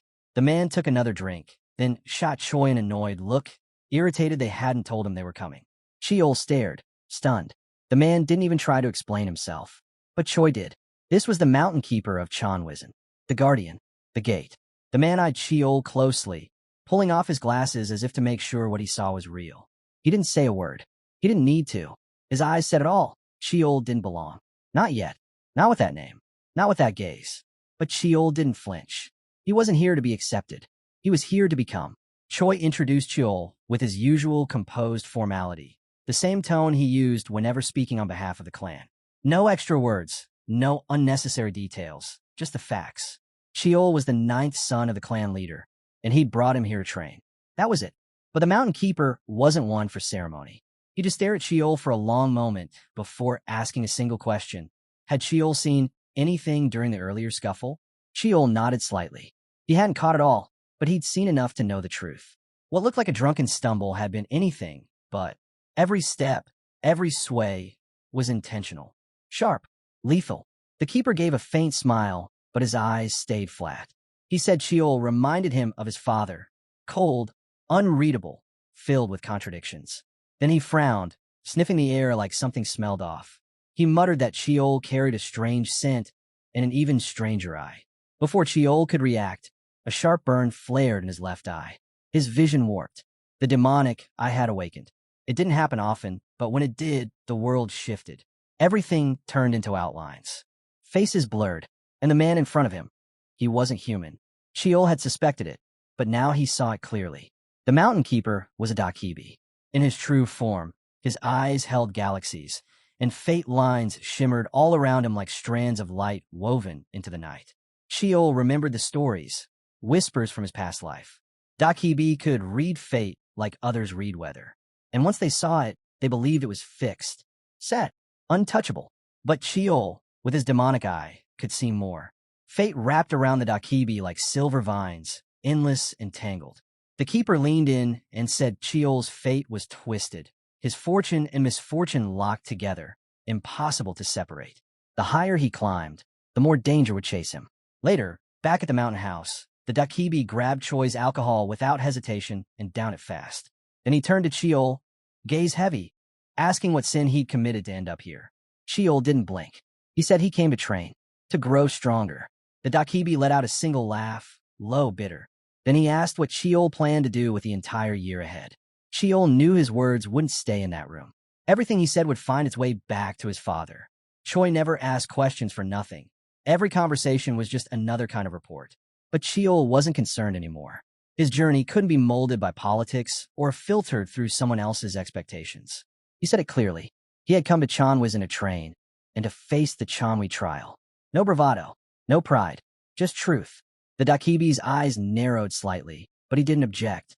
He simply watched. Sheol asked for directions to the training grounds, then turned and left, no pause, no glance back. The Dakibi watched him go, noting how his steps never faltered. Then he looked at Choi and muttered, almost to himself, that the kid was like a rock grinding itself sharper with every step. Choi gave a nod and told him to heal the bodyguards, and to leave. Once the room was quiet again, the Dakibi reached for another bottle, took a long drink, and shot Choi a side glance. He asked what the butler was really doing here. Alcohol delivery didn't suit him. As always, Choi kept it short. He was there to request a star reading for Sheol, directly ordered by the clan leader. At first, the Dakibi refused. Fate wasn't something he shared lightly.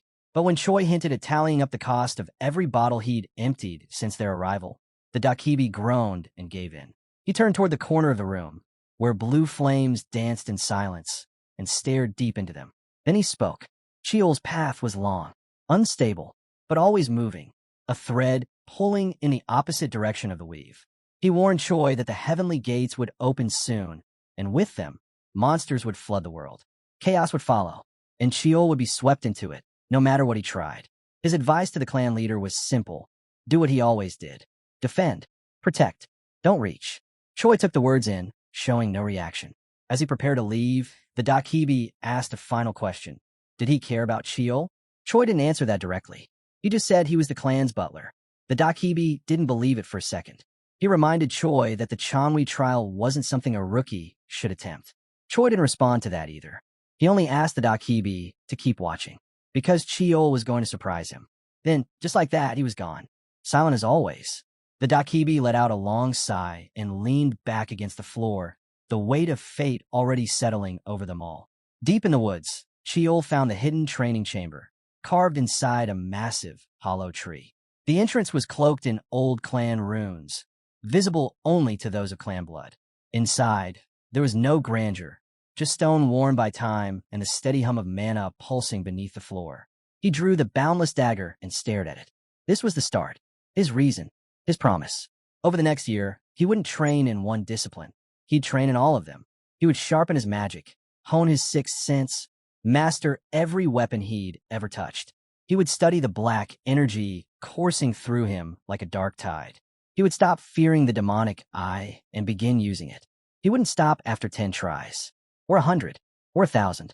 If the technique didn't become instinct, he would keep going until it was part of him. He started with stretches, easing into movement, letting the quiet of the mountains swallow his first steps. No mentors, no cheers, no instructions. It didn't matter. He would earn it all, with pain, patience, and repetition. Back in his home, the Dakibi watched. At first curious, then irritated, now just tired. Chiyo was nothing like he'd expected. No drama, no flair, no shortcuts, just effort. Methodical, relentless effort. He trained until his body failed, crawled into the mountains, spring to recover, then return again. No excuses, no breaks. The Dakibi couldn't read him anymore. Chiyo's fate, once clear, now blurred, like someone had smeared ink over the thread. It flickered between two grim outcomes: death before 20 or exile from everything he knew. But something had shifted.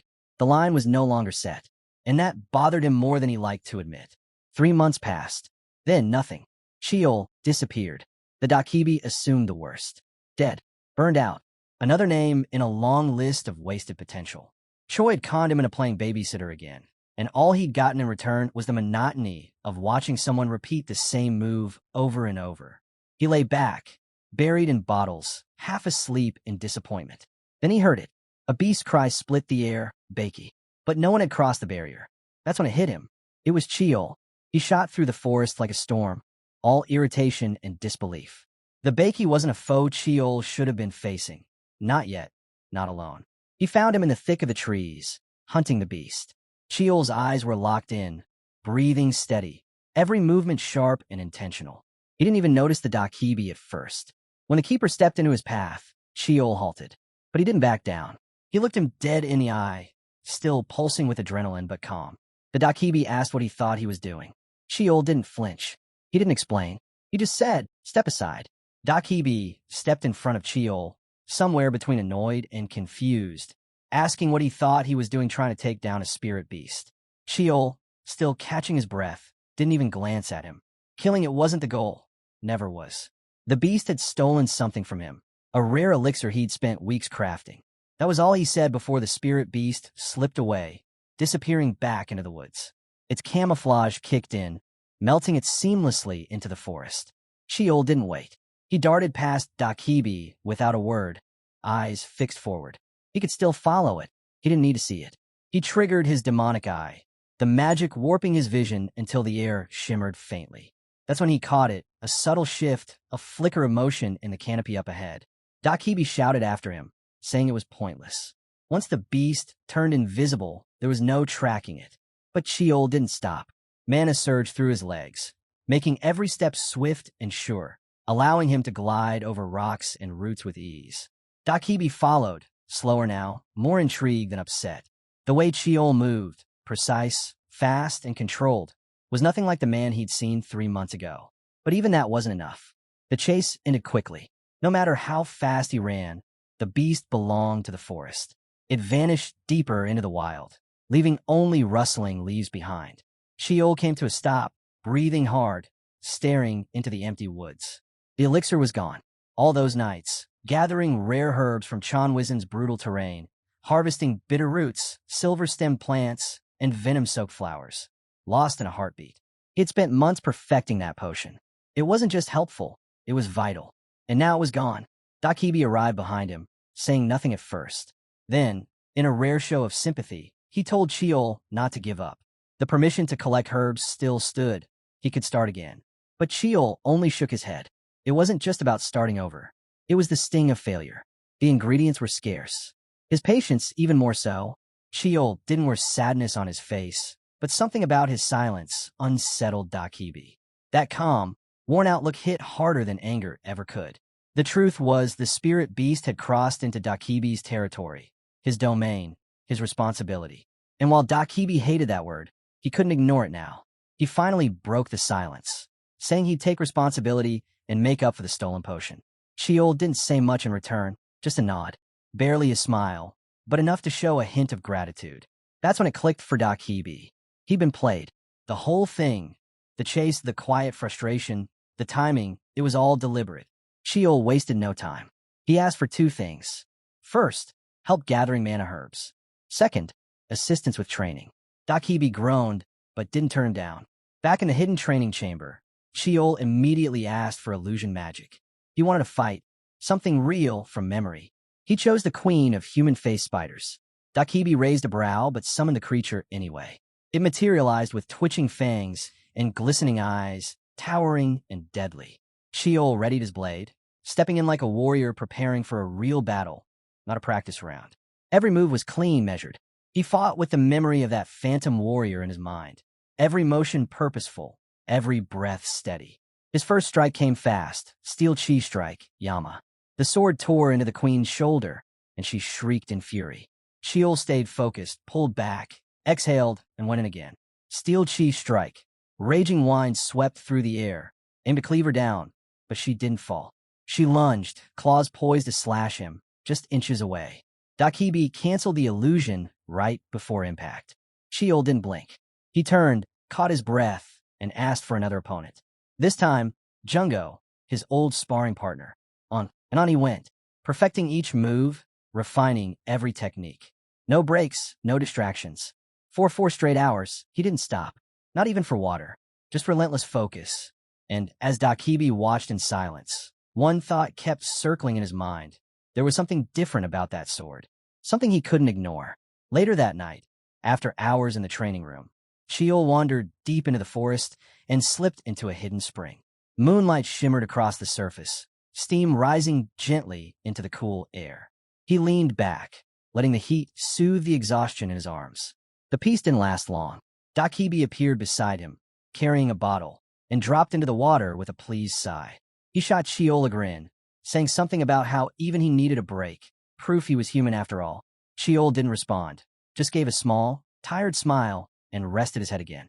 Dakibi asked when he last took a proper rest. Said he hadn't seen anyone train like that in years, maybe longer. Sheol didn't answer, just let out a quiet laugh and started to rise, ready to turn in for the night. But Dakibi stopped him. He wanted to talk about the sword, Boundless, the one Sheol had been using nonstop. Dakibi had sensed something strange in its aura, something he couldn't ignore. At first, Sheol didn't want to explain, but when Dakibi offered to share what he knew, Sheol gave in. He said the sword's name was Boundless. He'd found it in the clan's storage room, forgotten and buried under years of dust. No records, no manuals, no markings, nothing to explain where it came from. It didn't resonate like other blades, yet somehow it responded to him, just enough to notice. Its edge never dulled, it never warmed, and it moved with his aura like it had been forged for him. Dakibi took a drink, then finally spoke. Boundless wasn't just a sword. It was a vessel created to hold limitless mana. That's how it got its name. But more than that, it had belonged to someone once. A warrior who defied fate itself. A man whose destiny had been broken, rewritten, and broken again. Someone who was never meant to survive. Dakibi wasn't certain, but when Sheol fought, he had seen hints of that same energy. He warned Sheol, the sword wouldn't reveal its true nature easily. It had to be earned. And even then, it might never fully awaken unless Sheol became the kind of person capable of bearing its weight. Sheol didn't reply. He stared down into the water, the memory of its cold steel still pressing at the edge of his thoughts. Dakibi spoke with the kind of calm that comes from outliving most memories, but holding tightly to the ones that mattered. He told Sheol a story, one buried in time, about an ancient shaman. This man could read the stars, speak with spirit beasts, and was hailed as a legend in his era. He possessed a stone, not just any artifact, but one that changed shape with his will. It grew with him, evolved with him, and through it he became unmatched. But power never comes free. The stone didn't serve him forever. In time, it twisted him, turned him feral, monstrous. What was once his strength became his curse. He lost himself. The greatest warriors of that age had to rise together, tearing through chaos and carnage just to bring him down. In the end, they sealed him away. Sheol listened quietly, eyes distant. He couldn't help but think of Boundless. The strange way it pulsed when he gripped it, the way it sometimes felt aware. He asked if that stone had been sealed in Wianwi. Dakibi shook his head. It had been locked on an island, far away. So no, it wasn't Boundless. But the feeling, that same ancient, foul presence, was there. That alone was enough for Dakibi to urge Sheol to get rid of the sword. But Sheol had heard those words before. When he awakened the demonic eye, his father had said the same thing. Seal it. Bury it. Forget it. But Sheol hadn't. He had chosen to tame it, to make it his. He would do the same with Boundless. He would shape it to his will, not the other way around. Dakibi gave a short laugh at that, impressed by the defiance, but his amusement didn't last.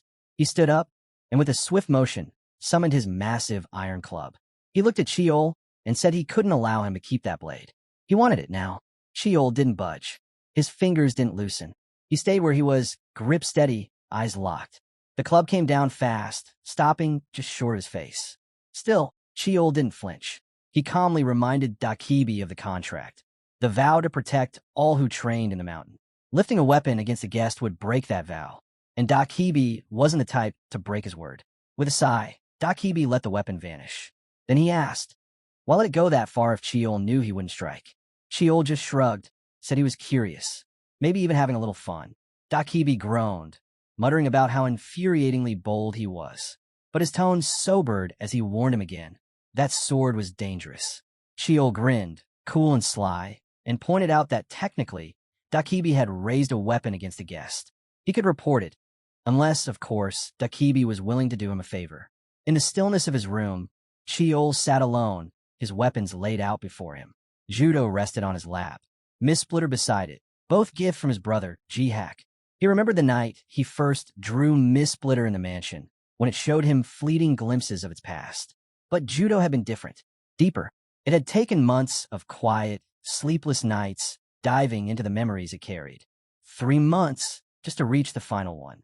And it was there that Boundless revealed its most dangerous lesson, how to mimic any weapon's technique, as long as he had witnessed and understood it. Boundless wasn't just a blade. It was a mirror, a canvas. That changed everything. He gently placed Judo aside and reached for Hyuka. With the 4th seal now broken, more of its memories had begun to stir. The moment he touched its hilt, the world dissolved.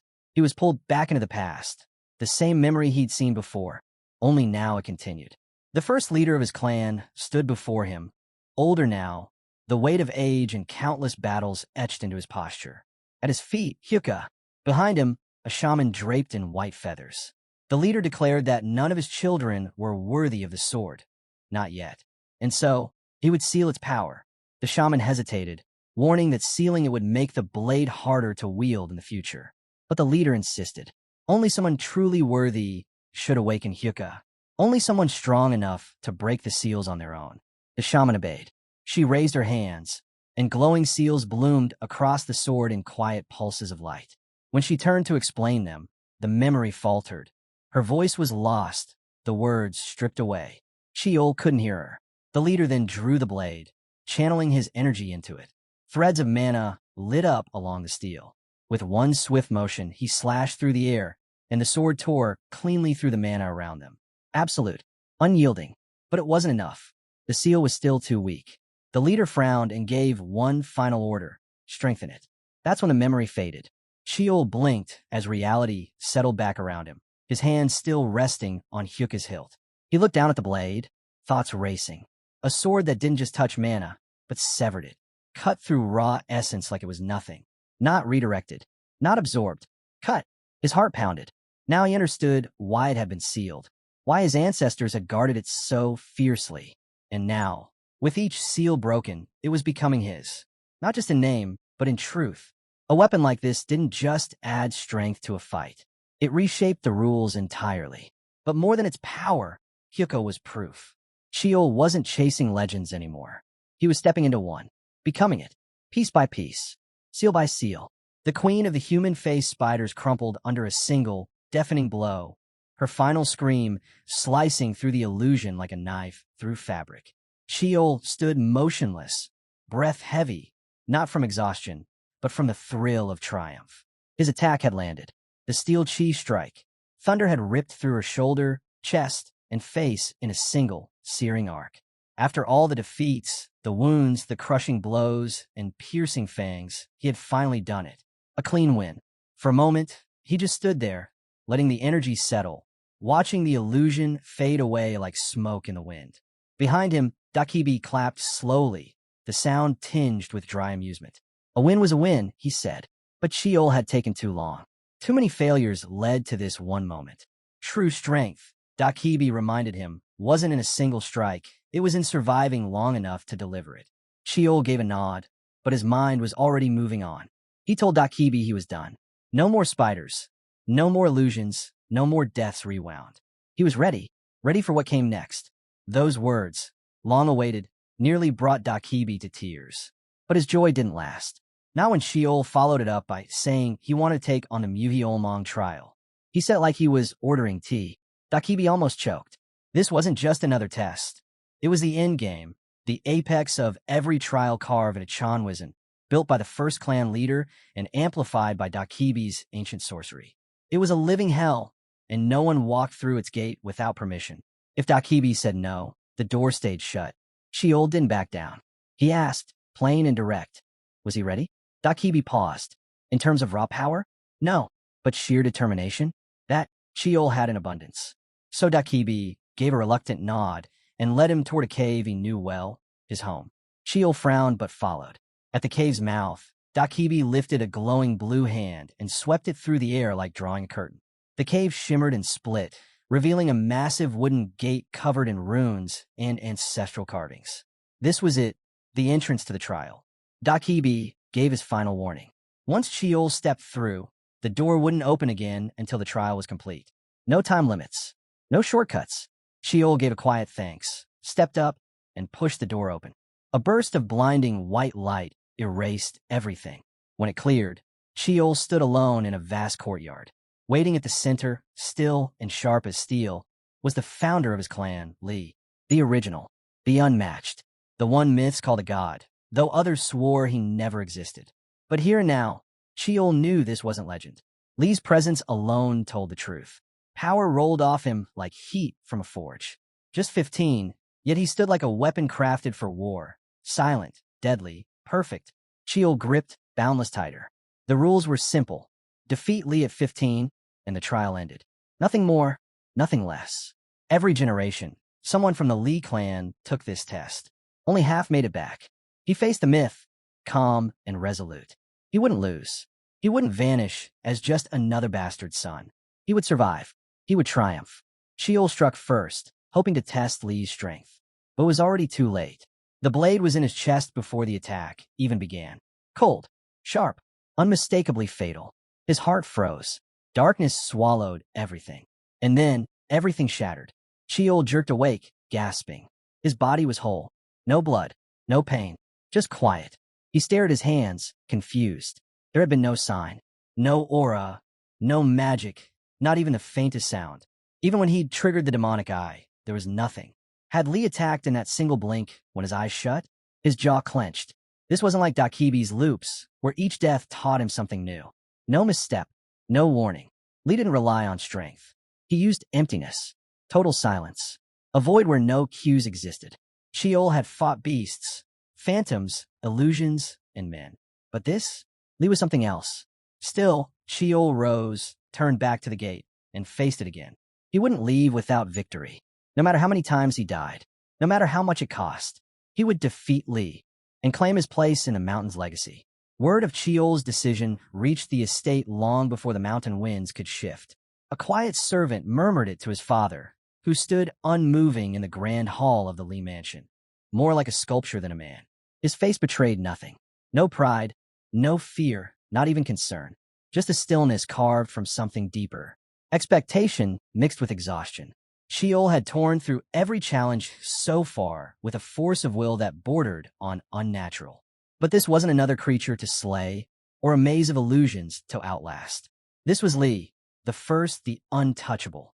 The man who built a dynasty out of silence and steel. And the trial he left behind wasn't built to test power. It reached further. Those who failed didn't die because of injuries. They died because their very spirit cracked. Some came back, changed. Others didn't come back at all. Lee's sword didn't tear flesh. It shattered resolve. And now Sheol, the boy born with nothing but a name borrowed from a man he never knew and a blade soaked in curses, was walking into that legacy. His father said nothing aloud, but inside, a single question burned. Would Sheol return as himself? Or as a ghost in his own skin? Sheol died without ever seeing the strike. The first try ended in less than a heartbeat. A flicker, a hint of silver, then darkness. He woke up gasping, lungs on fire, body intact, mind spinning. He had expected something overwhelming, but not this. Not a death so silent it left no trace. There was no pressure, no flare of energy, no battle, just an end. Still, he got back up. Again and again. He came at Lee with everything. Mistwalker's flow, steel cheese precision, boundless, ever-shifting style. None of it mattered. The blade always found its mark, his chest, his throat, his spine. Every time, death claimed him before he could even react. And with it came the feeling he feared most. Helplessness. That same cold dread from his old life. The one where strength meant nothing, where pain couldn't be fought, and even his screams went unheard. His hands shook. His breath turned shallow. But he didn't give in. He'd known pain. He'd lived through collapse. The world had fallen out from under him once before, and he'd clawed his way back. He could do it again. He fought, died, then fought again, over and over. But with every fall, something shifted. The haze began to clear. Lee wasn't hiding behind flashy skills or secret timing. It was all in the motion. Simple, precise. Every swing had intention. Every step followed purpose. Nothing wasted.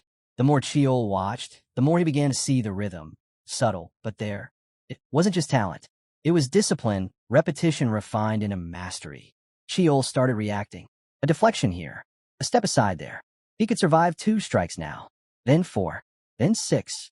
His body adjusted before his mind fully caught up.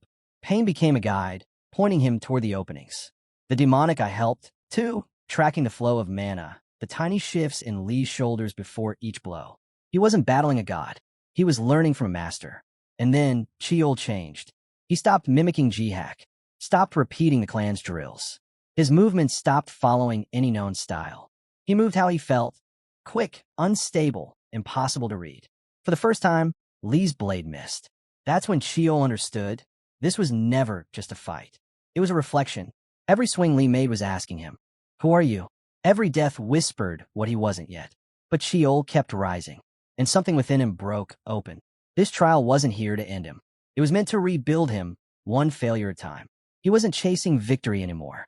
He was transforming. Boundless morphed in his hand, sword to spear, spear to staff, staff to whip. Every form flowed like breath. Every weapon felt like a natural limb. He remembered his aunt's words. His power wasn't in the forms. It was in the way he refused to stay one thing. That was his strength, his freedom. Cheol moved like the wind, shifting, untamed. He soared forward, shifting mid-air, body spiraling with the spear. A steel chi strike surged out, wrapped in the fury of raging wind. Lee blocked it, but only most of it. His sword splintered, then snapped, and finally, the founder fell, cleaved cleanly by the boy no one had bet on. The illusion broke. Light spilled into the cave like the first morning. The mountain trembled. Dakibi snapped upright, ears twitching. It had been a month. He begun to wonder if Cheol had joined the others, lost, swallowed by the trial. But as soon as the earth shook, he knew. The gate creaked open, and Cheol emerged. His body scarred, hair unkempt, eyes razor-sharp. He didn't look like a victor. He looked like a survivor. That night, Cheol slipped into the healing springs, muscles taut with exhaustion. Every inch of him ached, quiet and deep. Dakibi watched from the edge. Most who passed the trial came out hollow, empty-eyed, altered forever. But Cheol hadn't lost anything. If anything, he'd found something, a quiet steadiness. When Dakibi asked how he felt, Cheol let out a breath and leaned back. "Never again," he muttered. Dakibi chuckled. He'd expected Cheol to jump right back into training, push for more. But when he asked what came next, Cheol said nothing about strength or goals. He just wanted to rest. That surprised Dakibi more than any blow ever had. But Cheol wasn't finished. He reminded Dakibi of the promise, the favor he was owed, and, without pause, he made his request. He wanted to borrow the Dakibi club. Dakibi didn't answer right away. He stared at Cheol, blinking slowly, as if unsure he'd heard him right. The Dakibi club wasn't something you could just hand over like some basic training scroll or a spare artifact. It was born from destruction and starfire, bound by magic and sealed with his very name. It carried the weight of ancient wars, barely held in check by Dakibi's will, a relic that had shattered mountains and razed cities long before clans ever existed. The idea of lending it to someone, especially a human, was laughable. Dakibi tried to explain, warned that just touching it might be enough to break Cheol's bones. But Cheol didn't flinch. He wasn't being arrogant, wasn't joking, threatening, or would try and make a deal. He simply asked, calm certain. This was the favor he wanted. Dakibi could have said no. He should have. But something in Chiol's eyes made him pause. With a grunt, he summoned the weapon. The air split with a crack as the club appeared, dropping into Chiol's waiting hands, and instantly slipped from his grip like a landslide. It slammed into the floor, shaking the walls and burying itself deep in the ground. Dakibi winced. Chiol hadn't even managed to lift it, yet still insisted on using it. Muttering under his breath, Dakibi turned and left, leaving Chiol alone with the weapon. Chiol didn't reach for it again. His arms were already numb, still aching from the moment he touched it. That weight, it wasn't meant for him, but he hadn't come to swing it like a warrior. Power wasn't what he was chasing. What he wanted was buried deeper. The club had survived countless battles, clashed with divine weapons, destroyed what the world now called lost relics. Every impact, every encounter had left a mark, memories carved into its very magic. And that's what Chiol was after. If he could unlock those echoes, he could learn every technique, every movement, every divine weapon's essence. That was his real aim. He sat down in front of it, crossed his legs, and pressed his palm to the club. A pulse of dark energy flowed from his hand, demonic magic threading into the runes on the weapon's surface. The reaction was instant. A voice screamed into his mind, slamming him backward into the wall. Pain exploded through his back, but he let out a low, breathless laugh. It had worked. The weapon remembered. It had spoken, and that was all he needed. When the month ended, he stepped out of the cave. Dakibi handed him a bundle of supplies with a muttered complaint about needing more alcohol. Chiol chuckled, nodded, and said he'd come back. Then he asked a question that made Dakibi stop cold. Did you ever want to leave this mountain? Dakibi laughed it off. Food, drink, quiet, what more could he want? But Chiol's voice shifted quieter now. More certain, he said he'd return to help Dakibi reclaim his name. The true name, the one that had been stolen by the founder himself. Dakibi froze. That story hadn't been spoken aloud in centuries. Everyone believed he had stayed here out of duty, a guardian bound by honor after losing a battle. But that wasn't the truth. Lee hadn't spared him out of mercy. He had stolen Dakibi's name, the core of his being. Without it, Dakibi was chained to this mountain, bound to guard the trial, unable to return to his realm or speak his truth. Only a descendant of Lee could break the bond. No one else had known. Yet this boy, barely more than a child, had made a promise to free him. It might have been a lie, a trick, but Dakibi believed him. There was something in Chiol, a steady flame beneath all the chaos. He saw things others didn't, even when silent. As Chiol disappeared down the mountain path, Dakibi whispered a name into the wind. A name he hadn't spoken in ages. Just once, wondering if Chiol might be the one to give it back. At the base, Choi stood waiting. Hands folded, expression unreadable. He told Chiol his things had been moved. Chiol expected to be led to the office. Instead, they walked to the main training hall. The doors swung open. Inside stood his father, blade drawn, waiting in silence. The moment Chiol entered the training hall, he could feel the air change. His father stood waiting, sword already drawn, posture straight and steady. This wasn't a greeting. It was a challenge. But instead of striking, his father asked about the past year. His voice was too calm, almost calculated. Chiol paused, then said he'd grown stronger. But seeing his father standing there, timeless and rigid, made that claim feel hollow. He wasn't ready for this. Yet he didn't show it. He answered with confidence. Unexpectedly, his father joked, something about Chiol learning to flatter now. He didn't reply. In both of his lives, he had never heard the man joke. It threw him off. Choi came in silently, nodding once to say the tea was ready. Chiol followed without hesitation. They sat at the low table. Steam swirled from the pot, the scent of dried leaves and clay lingering in the air. No questions about missions or results. Instead, his father asked how the journey felt. Not what Chiol did, what he experienced. That alone felt like another trial. Chiol paused again, but something in his father's gaze made him speak. He didn't share everything, but he was honest.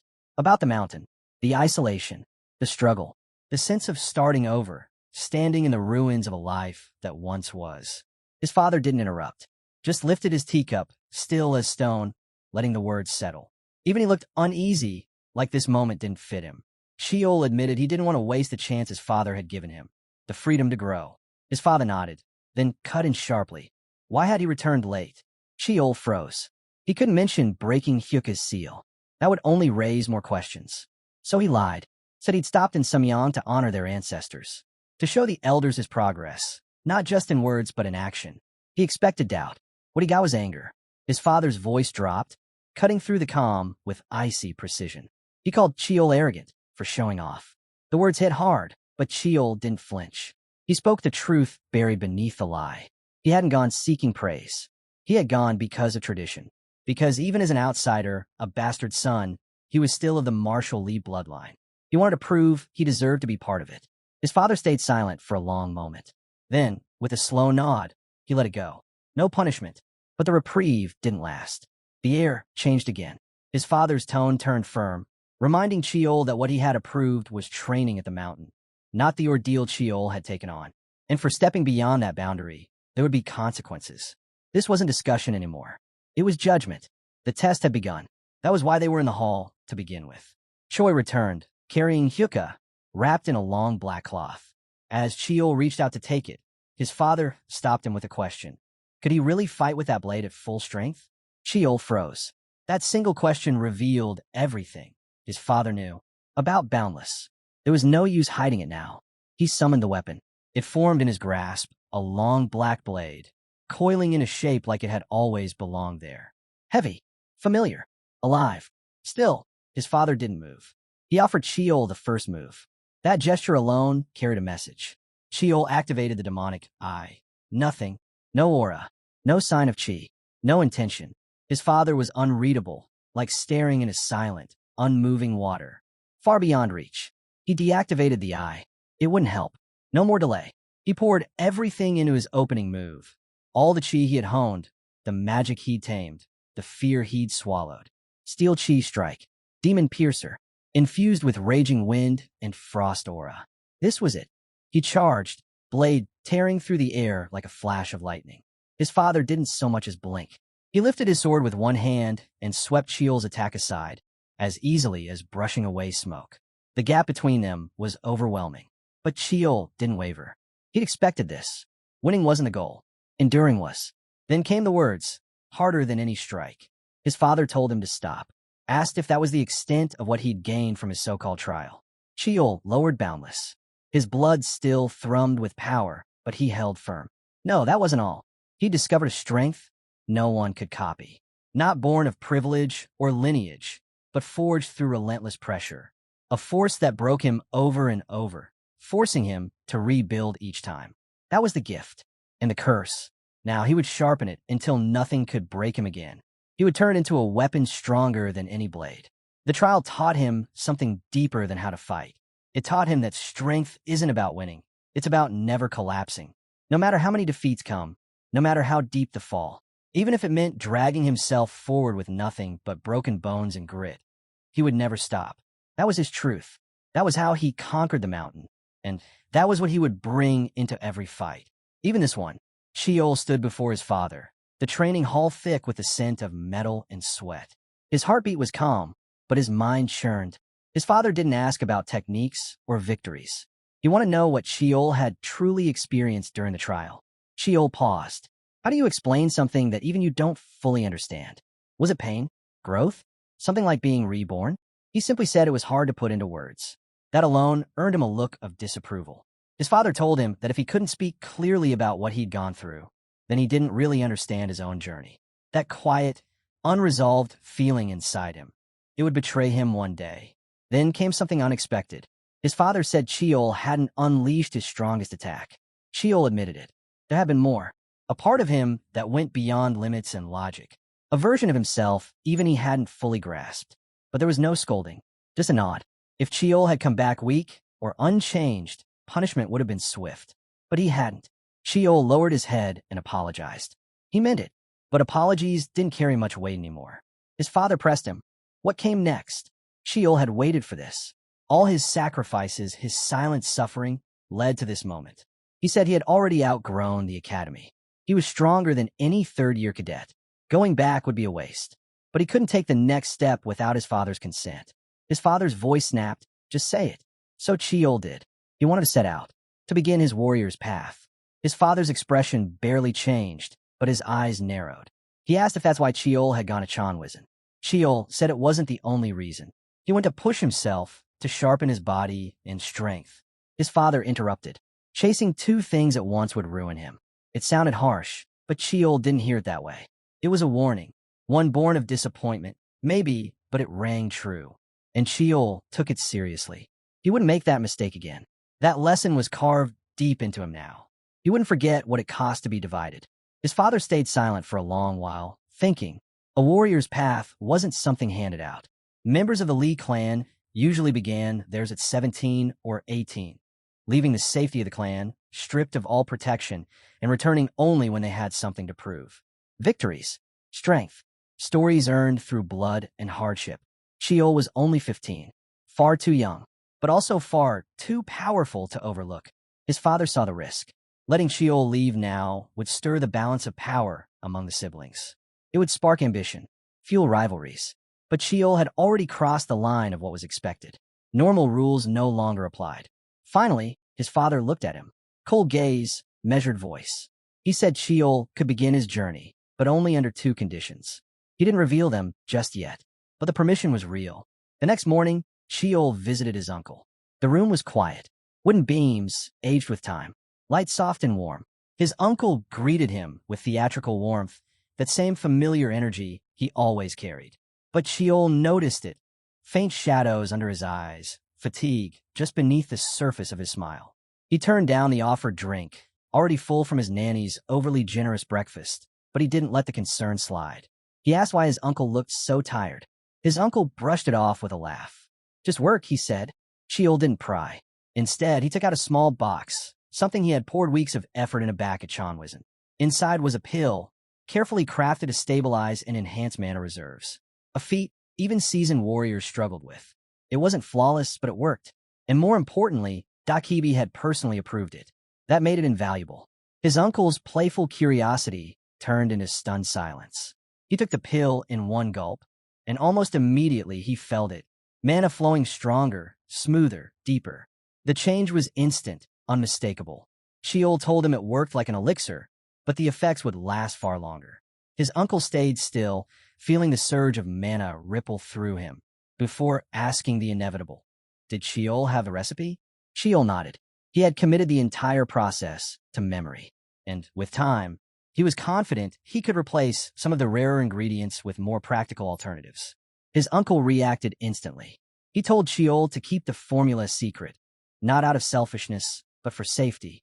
Knowledge like that could tip delicate power balances or fall into the wrong hands and be corrupted. Sheol agreed. He had no plans to spread it carelessly, but someday he might sell them. If that day ever came, he asked for his uncle's help. That earned a laugh. His uncle teased him, always knowing how to exploit his soft spot. But the mood didn't stay light for long. His uncle's tone shifted, weight settling back into the conversation. He asked if Sheol was truly set on starting the warrior's path. Sheol didn't hesitate. Yes, but they both knew the real obstacle, the council. They'd always looked down on him. To them, he wasn't a legitimate heir of the clan, and they would never willingly approve. His uncle reminded him that even his father's backing might not be enough. But Sheol was ready. His father hadn't just given him approval. He'd laid down two conditions. And once those were fulfilled, not even the council would be able to argue. Li Sheol opened the door wide and stepped inside, noting that it had been a long time since he had last been there. As he walked in, he rotated his arms and stretched his shoulders, thinking it might be a good idea to warm up a little.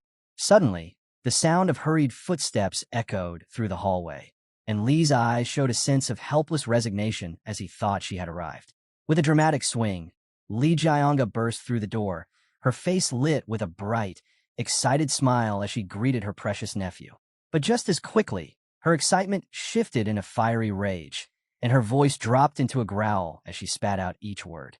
Before Li Sheol could react, she lunged at him, grabbing him by the collar and shaking him wildly, accusing him of not visiting her first. Panicking, he slapped at her arms repeatedly, insisting he had been busy and couldn't come sooner. Finally, Li Jianga released him, huffing with jealousy, certain he had gone to see his uncle first. He rubbed his abused neck, muttering in defeat that it had been work-related. With a pout, she crossed her arms and remarked on his tendency to go on missions, pointing out that it hadn't been long since he returned. Her tone suddenly shifted as she patted him, and noted how much he had grown, how his mana had nearly doubled, and how his energy channels had grown sturdier. Li Qiol declared that he had mastered all the aura skills he had been taught so far. Li Jianga's eyes lit up in delight at the news, recognizing it as a sign he had already reached the level of a 3-star mage. With a satisfied smile, she walked toward the shelves, telling him he still needed polishing and hinting at a gift. She revealed she had completed the incantations for other aura skills and suggested trying them immediately. Li Qiol refuses and apologizes for not being able to do it that day. Her steps paused in surprise, and he began explaining, but before he could finish, the door opened again. He continued, explaining that starting today, things would be busy. A familiar voice filled the room, stopping both in their tracks. They turned their heads together to see Manhwa walking in with a warm, gentle smile. Meanwhile, Jianga questioned him angrily and scolded him for claiming to be too busy. Reminding her, he said that he had helped organize the incantations. Li Qiol's mood dimmed at the thought of his busy older brother still finding time to help him. But Manhwa reassured him that his notes had been excellent and very helpful for training. Li smiled, noted he was glad to hear it. He then asked his brother warmly if he was doing okay. His response was vague, but he stepped closer, playfully rubbing Li's head and mentioning that Li Qiol had left for Heavenly Mountain without telling him.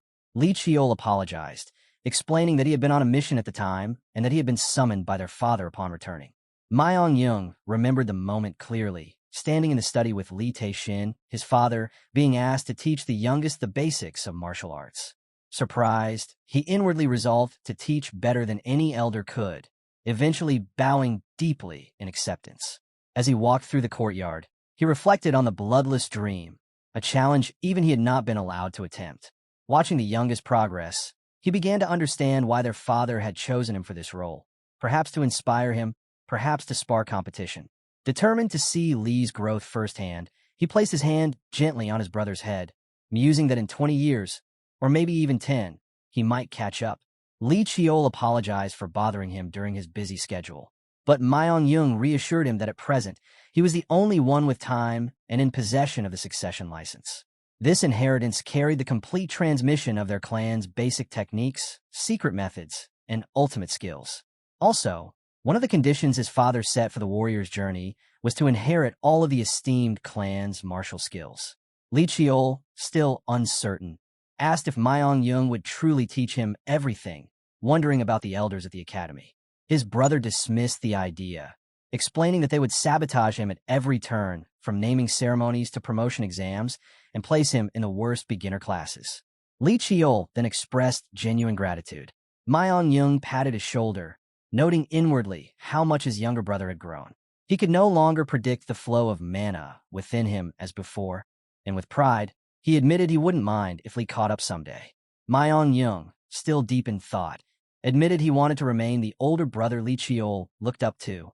Before he could continue, Li Jianga suddenly barged in between them with mock menace, accusing them of gossiping while the adults were talking. Manhwa stepped in to calm her down, but she turned to leave.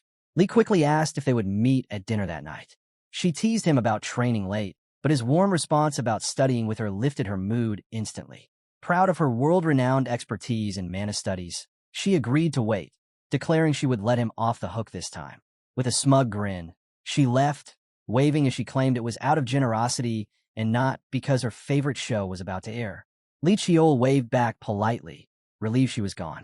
At that moment, Manhwa calmly drew his sword, declaring they could finally start their training, the blade gleaming sharply, and his smile shifted into a serious expression.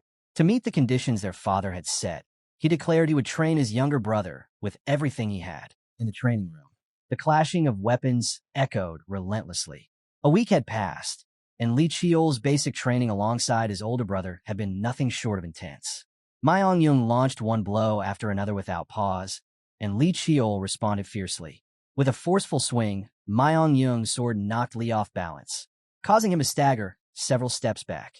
Moments of teaching proper stances or theory were brief and fleeting, barely lasting more than a breath. Li gritted his teeth as he slid across the floor, struggling to maintain his footing.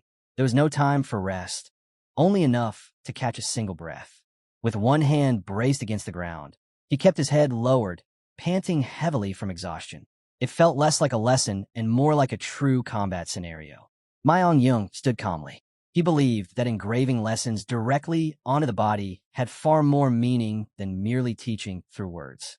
Lee's eyes gleamed as Myong-young was certain the younger was watching through his manhwa eye and urged him to make it count. Lee slammed his sword into the ground and let out a strained growl as he pushed himself back onto his feet before charging at Myong-young with determination. He thrust his sword decisively, his mind understanding the flow of mana through the manhwa eye, though his body still struggled to keep up.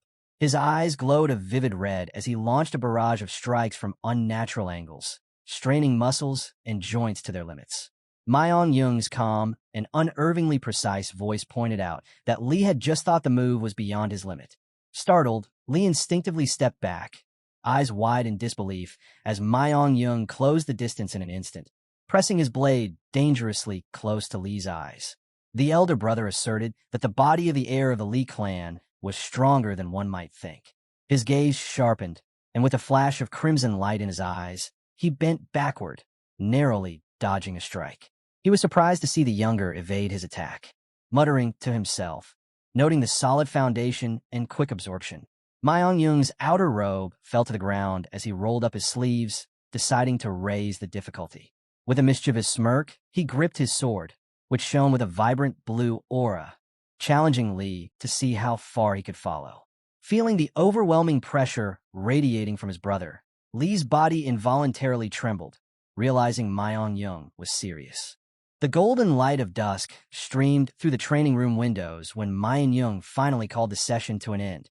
Scratching his head apologetically, he admitted he may have gone overboard, seeing Lee spin on the ground, coated in sweat and dirt.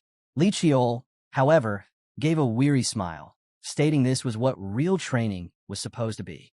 Myong-young extended his hand, pulling Lee to his feet and acknowledging that he had gotten the hang of it to some extent. He remembered Myong-young once saying that members of the Lee lineage were far tougher than most, with tendons like steel wires and muscles that stretched and snapped back like rubber. Looking down at his hand thoughtfully, he realized such a sturdy body only grew stronger through training. That understanding helped him see where true foundational mastery began. Myong-young agreed, noting that Lee had even applied it to his movement techniques. Lee Cheol admitted it had taken a week of grueling practice to get this far, and felt he was still behind. But Myong-young reassured him that building a solid foundation normally took months, calling him someone worth praising.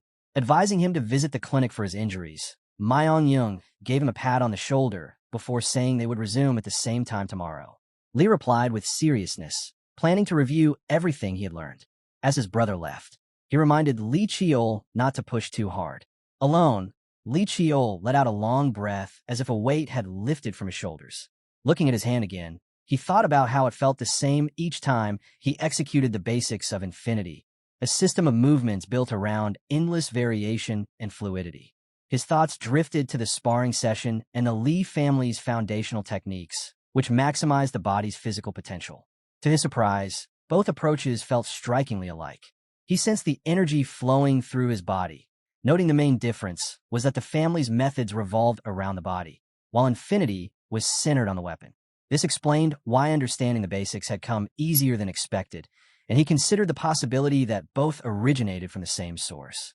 He recalled a figure from a Memories of Infinity who bore the traits of the Lee bloodline. Realization dawned that infinity might be deeply connected to their clan.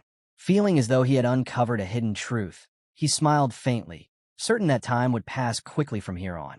Meanwhile, everyone had gathered in the Lee clan's Elder Council Hall. The doors opened to admit an elderly figure, who entered with the help of a cane and offered a warm smile, apologizing for his late arrival.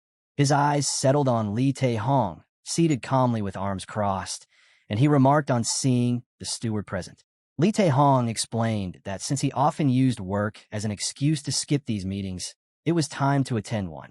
The chairman acknowledged this and assumed Lee Tae-hong had heard about the matter of the youngest child of the Lee family requesting martial deployment. The room erupted in protest, elders scoffing at the idea of a boy barely past puberty, and worse, an illegitimate son, being considered. Some accused him of arrogance for petitioning the clan head and claiming his return from Heavenly Mountain proved his readiness. The chairman clarified that the clan head had given no verdict and had left the decision to the council. One elder confirmed that the decision rested with them, while another demanded outright rejection. Stroking his beard, the chairman remarked that it was not so simple, recalling Lee's fierce fighting and the clan head statement that the boy already possessed martial strength equal to a fifth-rank warrior, even overcoming the bloodless dream. There was no justifiable reason to deny the request, though the disruption to clan hierarchy caused by an illegitimate son's success could not be ignored. A proper designation would need to be attached to his actions to maintain order, wondering aloud if anyone had a suitable alternative. At that moment, Li Taehong raised his hand and, with steady conviction, asked to offer a few words. In the meeting chamber, the elders whispered and murmured among themselves, while Li Taehong remained composed, silently listening. Li Taehong had never taken sides in political affairs, always standing alone without aligning himself to any faction. Because of this, the elders regarded him in a particular light, seeing him as a neutral figure who appeared to want to remain clean while avoiding any real commitment. Li Taehong sat with his arms crossed, unmoved by the growing tension. When the elders noticed Li Taehong's attendance, they all thought the same thing. He must be siding with the young man, for the two seemed to be cut from the same rotten cloth. Up until that moment, the uncle had shown no reaction, simply sitting calmly as the heated discussion unfolded. Then Li Taehong slowly opened his eyes, his gaze sharp and serious. Li Taehong instantly understood the meaning behind it. He looked over at the elders and thought silently about their intentions, recognizing them as clear as day. Their discussion revolved around the upcoming major trial, one of the 3 rites that any direct bloodline descendant of the Li clan was required to undergo: the choice, the naming rite of fate, and the warrior's journey. Those who passed all 3 were officially recognized as high-ranking members of the clan. Papers fluttered down like rain, carrying the weight of these trials. For passing them granted substantial rights and the authority to participate in high council meetings, privileges nearly equivalent to those of former elders. Quietly, Li Taehong slid his hand into the opposite sleeve of his robe, knowing that the shallow-minded elders, obsessed with pure bloodlines, would never accept the idea. At that moment, Li Taehong realized something. Perhaps the young man had not brought the divine elixir solely to have this request approved. Li Taehong sighed quietly, his expression troubled. The uncle raised his hand politely, requesting to speak, catching the chairman's attention. The chief elder regarded him with a sly smile, noting his closeness to the boy. Though a flicker of irritation passed through him, the uncle maintained a warm and polite demeanor, hiding his thoughts behind calm composure. The chairman leaned forward on the table, studying the uncle carefully, and questioned whether the matter was being taken too far. Taehong responded evenly, acknowledging the boy's strength, but pointing out that traditions and formalities could not be ignored. The youngest, he believed, should understand that some matters could not be decided at personal whim. The chairman laughed smugly, remarking on Taehong's supposed disregard for customs, though Taehong countered by stating that while he understood their importance, rigid adherence often caused unnecessary complications. The chairman accepted the point and asked for a proposal. Taehong suggested that if the council lacked a reason to reject the request, they could create one, emphasizing that the youngest had yet to properly prove himself. The chairman reminded him that the clan leader had already acknowledged the boy's rank 5 warrior strength, but Taehong countered, questioning whether such recognition could be publicly declared. Taehong proposed giving the boy a chance to prove himself. The chairman was taken aback and asked if this meant an actual fight, to which the uncle confidently agreed. Murmurs spread through the council as Taehong stated there was no reason to refuse, considering what the youngest had accomplished so far. When asked who should be his opponent, Li Taehong suggested the most recent graduate of the warrior's journey. Though the 7th young master, Jaehak, would never agree to such a match, the 6th young master, Seola, was deemed a more suitable choice. Restrictions could be placed if necessary. The chairman found the idea reasonable, recalling Seola's deep grudge against the boy, and the other elders voiced no objections. With the matter settled, the chairman announced the decision. The chairman approached Taehong before he left, praising his handling of the meeting and remarking that perhaps he had misjudged him. Li Taehong maintained that his stance remained unchanged. The elder acknowledged his loyalty to the clan, but warned him that in any performance, the smallest details mattered. Before departing, the chairman reminded him that he alone had referred to the boy as the youngest while others cursed him. Li Taehong's expression hardened as the elder disappeared down the dim corridor. 3 weeks later, in the martial arena, Li Chiol declared that the day might mark the end of training. Myong Yung, feigning mild surprise, remarked on his brother's recent defeat. Taking a battle stance, Li Chiol asked if his brother had felt the same. Li Myong Yung smiled, lowered his posture, and lunged forward with his sword. Li Chiol focused intently, parried the blow, and countered with enough force to push Myong Yung back. They exchanged strikes, their blades clashing with a force that shook the arena, sending dust and debris into the air. Through relentless training, Li Chiol had honed his superhuman abilities, using his sixth sense and mystic vision to read the full trajectory of an opponent's attack. He pressed forward with confidence, striking in a powerful arc, yet Myong Yung managed to block. Both were thrown off balance, but the sparring continued with laughter and encouragement. Li Chiol realized that through training, his sixth sense and magic eyes had awakened a transcendent awareness. He could now detect all sword trajectories. A wave of motivation surged within him as he thought he could block everything and launch a powerful attack. However, Li Myong Yung casually dodged his strike, causing Li Chiol to slam into the ground with great force. Myong Yung scoffs and acknowledges that Li Chiol had mastered the basics in only a fraction of the time it had taken him, calling him a prodigy. Myong Yung stretched his hand toward his brother, noting Li Chiol always surprised him and said that he could certify he had mastered the basic form. He added that it wasn't just about gaining something extra. The protagonist wore a confused smile and thought to himself that he couldn't hide anything from him. Li Chiol admitted that, alongside mastering the fundamentals, he had been improving his movement techniques. Myong Yung offered his help, and with a firm grip of brotherhood, Li Chiol accepted with gratitude. Amidst the lifeless forest, a thick fog coiled between the withered trees. A sharp blade plunged downward, then dragged across the ground with force, followed by a snarl of irritation. Someone cursed under their breath about pathetic enemies, mere bark with no bite. Seol shoved her hands deep into her coat pockets, her expression clouded with boredom and utter disinterest. Lowering her head, her face darkened with quiet rage. She muttered through clenched teeth that it was all his fault, trudging forward over the soft, waterlogged earth. Her mother's anger still lingered, burning in the back of her mind. Dozens of monster corpses lay scattered across the ground as she passed, mumbling again that every last bit of this was because of him. Suddenly, one of the corpses twitched. With a feral roar, it sprang to life, its maw gaping to reveal razor-sharp fangs as it lunged toward her like a beast starving for blood. Yet Seol remained unfazed, still walking with her hands in her pockets. She muttered in irritation, and the next instant, a red-hot streak of light shot past her, a dagger cloaked in blazing mana, piercing straight through the creature's skull. A small but intensely burning flame erupted from her hand as she raised her arm, eyes flaring with fury.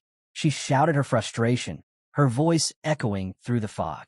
Her gaze then dulled to a lifeless stare as she yanked the dagger free and returned it to her grasp.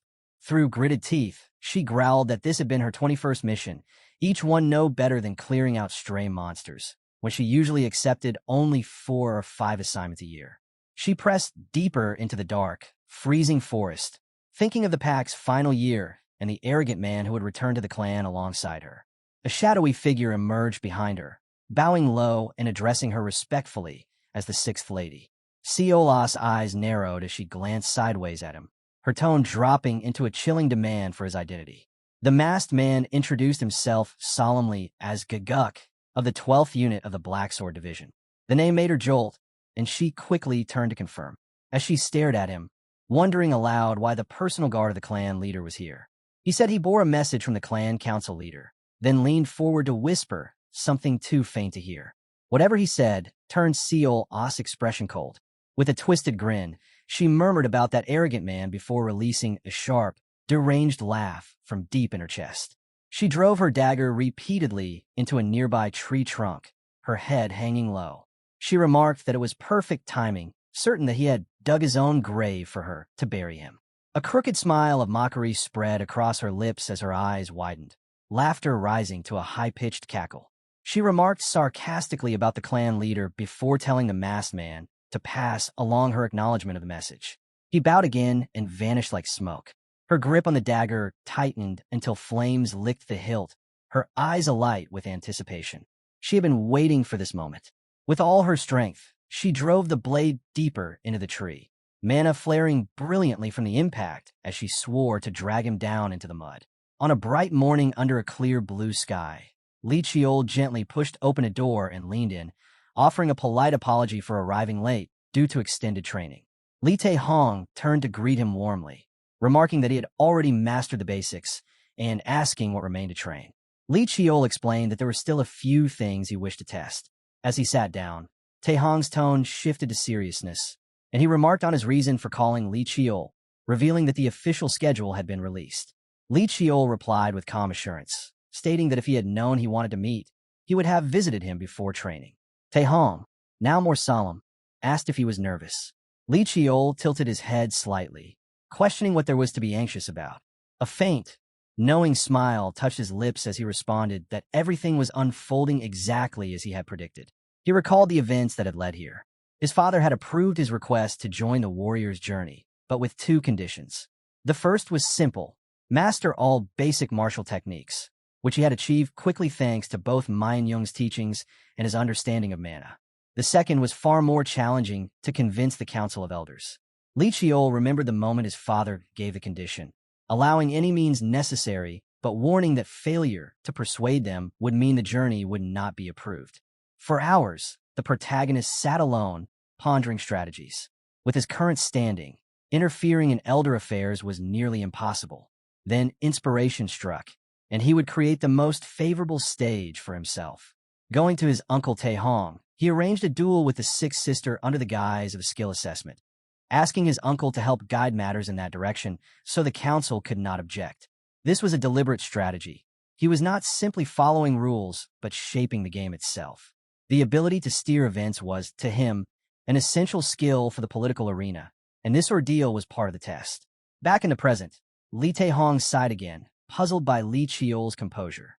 The main character reassured him calmly, but Taehong expressed deeper concern. He pointed out that Li Chiol and Seol did not get along, and with her temperament, no duel would end peacefully. He questioned why his nephew chose her now. The protagonist replied evenly that he owed the sixth sister a debt. Taehong reacted with disbelief, slamming the table, questioning why such matters could not be settled later.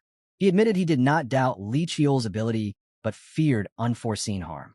The mix of worry and pity in Taehong's expression stirred warmth in Li Chiol, who inwardly noted his uncle's genuine concern. Still, the protagonist could not dismiss the stakes. Images of Seol's wild eyes and the judgmental stares of the elders flashed in his mind. She would not hold back, and a defeat would give the elders reason to restrict him. His fist tightened, striking the table lightly, as he acknowledged that the duel was about far more than the warrior's journey. Rising to his feet, assuring his uncle not to worry, he affirmed with unwavering determination that no matter the outcome, he would win. Thunderous cheers echoed across the arena, shaking the stands as sunlight bathed the central training grounds in a brilliant glow. The Elder Council had swiftly issued an official announcement, pushing the duel forward without delay, and soon, the location was decided at the central training field. Inside the brightly lit waiting room overlooking the grounds, Li Chiol stood in silence. This was the largest and most prominent training arena of the Li clan, the very same place where the selection ceremony had once taken place. As he adjusted the black outer robe he wore and gazed out, a thought crossed his mind that, naturally, they would not let this pass quietly. A faint chuckle escaped his lips as he exhaled, realizing without doubt that this was part of the head elder's scheme. Beyond the room, the sprawling training ground stretched far and wide, capable of accommodating an enormous crowd. Towering spectator stands surrounded the arena, a sign that this was not merely a duel, but an orchestrated humiliation meant to break his spirit before all. Closing his eyes, he took a slow, steady breath, silently telling himself that it did not matter to him. At that moment, the door creaked open and someone entered. More important than any of that, Jianhua had arrived. Her beautiful face was etched with worry. She wore the same anxious expression she had carried all day, fidgeting nervously with her hands. The protagonist moved toward her, puzzled by her demeanor, while she attempted to dismiss her concern. Yet her posture remained low and her mood heavy with unease. She admitted that the opponent was a fourth-level warrior, while the main character had only just reached the fifth, and the gap between levels was significant. He, however, remained calm, pointing out that restrictions would limit her from using forbidden techniques or finishers. Jianghua reluctantly agreed, though her trembling hands betrayed her fear. Her voice wavered as she asked what would happen if he truly lost. Her breath quickened, and she clasped her head in panic, lamenting that she should have trained him harder or revealed the matter of the Li clan sooner. A clear voice then interrupted with polite authority, telling her to calm herself. Startled, Jianghua froze as Gawa stepped beside her, smiling with unwavering confidence. Gawa assured that the young master would win, as he always had, urging Jianghua, as his teacher, to offer encouragement instead of fear. Yet Jianghua's anxiety did not loosen, and Li Qiol silently observed her trembling form, likening her to a frightened creature. He wondered if she had already lost something precious within the clan. Though he could easily uncover her past, he chose not to, believing she would one day tell him herself. With quiet resolve, he took a step forward, smiling brightly and reminding her to feel motivated rather than defeated. Li Jianhua paused in surprise as he declared that today was the day the mana technique they both developed was revealed for the first time, and with a huge twist no less. A voice then called out for the young master to head out. Li Qiol cast a final gentle smile toward Jianhua, telling her to watch closely as he promised not to lose. He grasped his sword firmly and stepped into the corridor, urging her to cheer loudly from the stands. Despite his composed expression, a flicker of nervousness stirred within as he walked the long hallway toward the arena. He paused, remembering how often he had walked this path since birth, always striving to prove himself. Renewing his determination, he continued toward the light, gripping his sword tighter and smiling faintly in reassurance to himself. The stands were already filled, the atmosphere electric. His gaze found the upper seating near the stage, where his father was present alongside Lady Beck, and among the elders' reserved seats were familiar figures like Tai Hong and elder chairman Li Qiulyong. A shrill, venomous voice suddenly pierced the hum of the crowd, drawing his attention to the opposite side of the arena, where Seol stood with open contempt.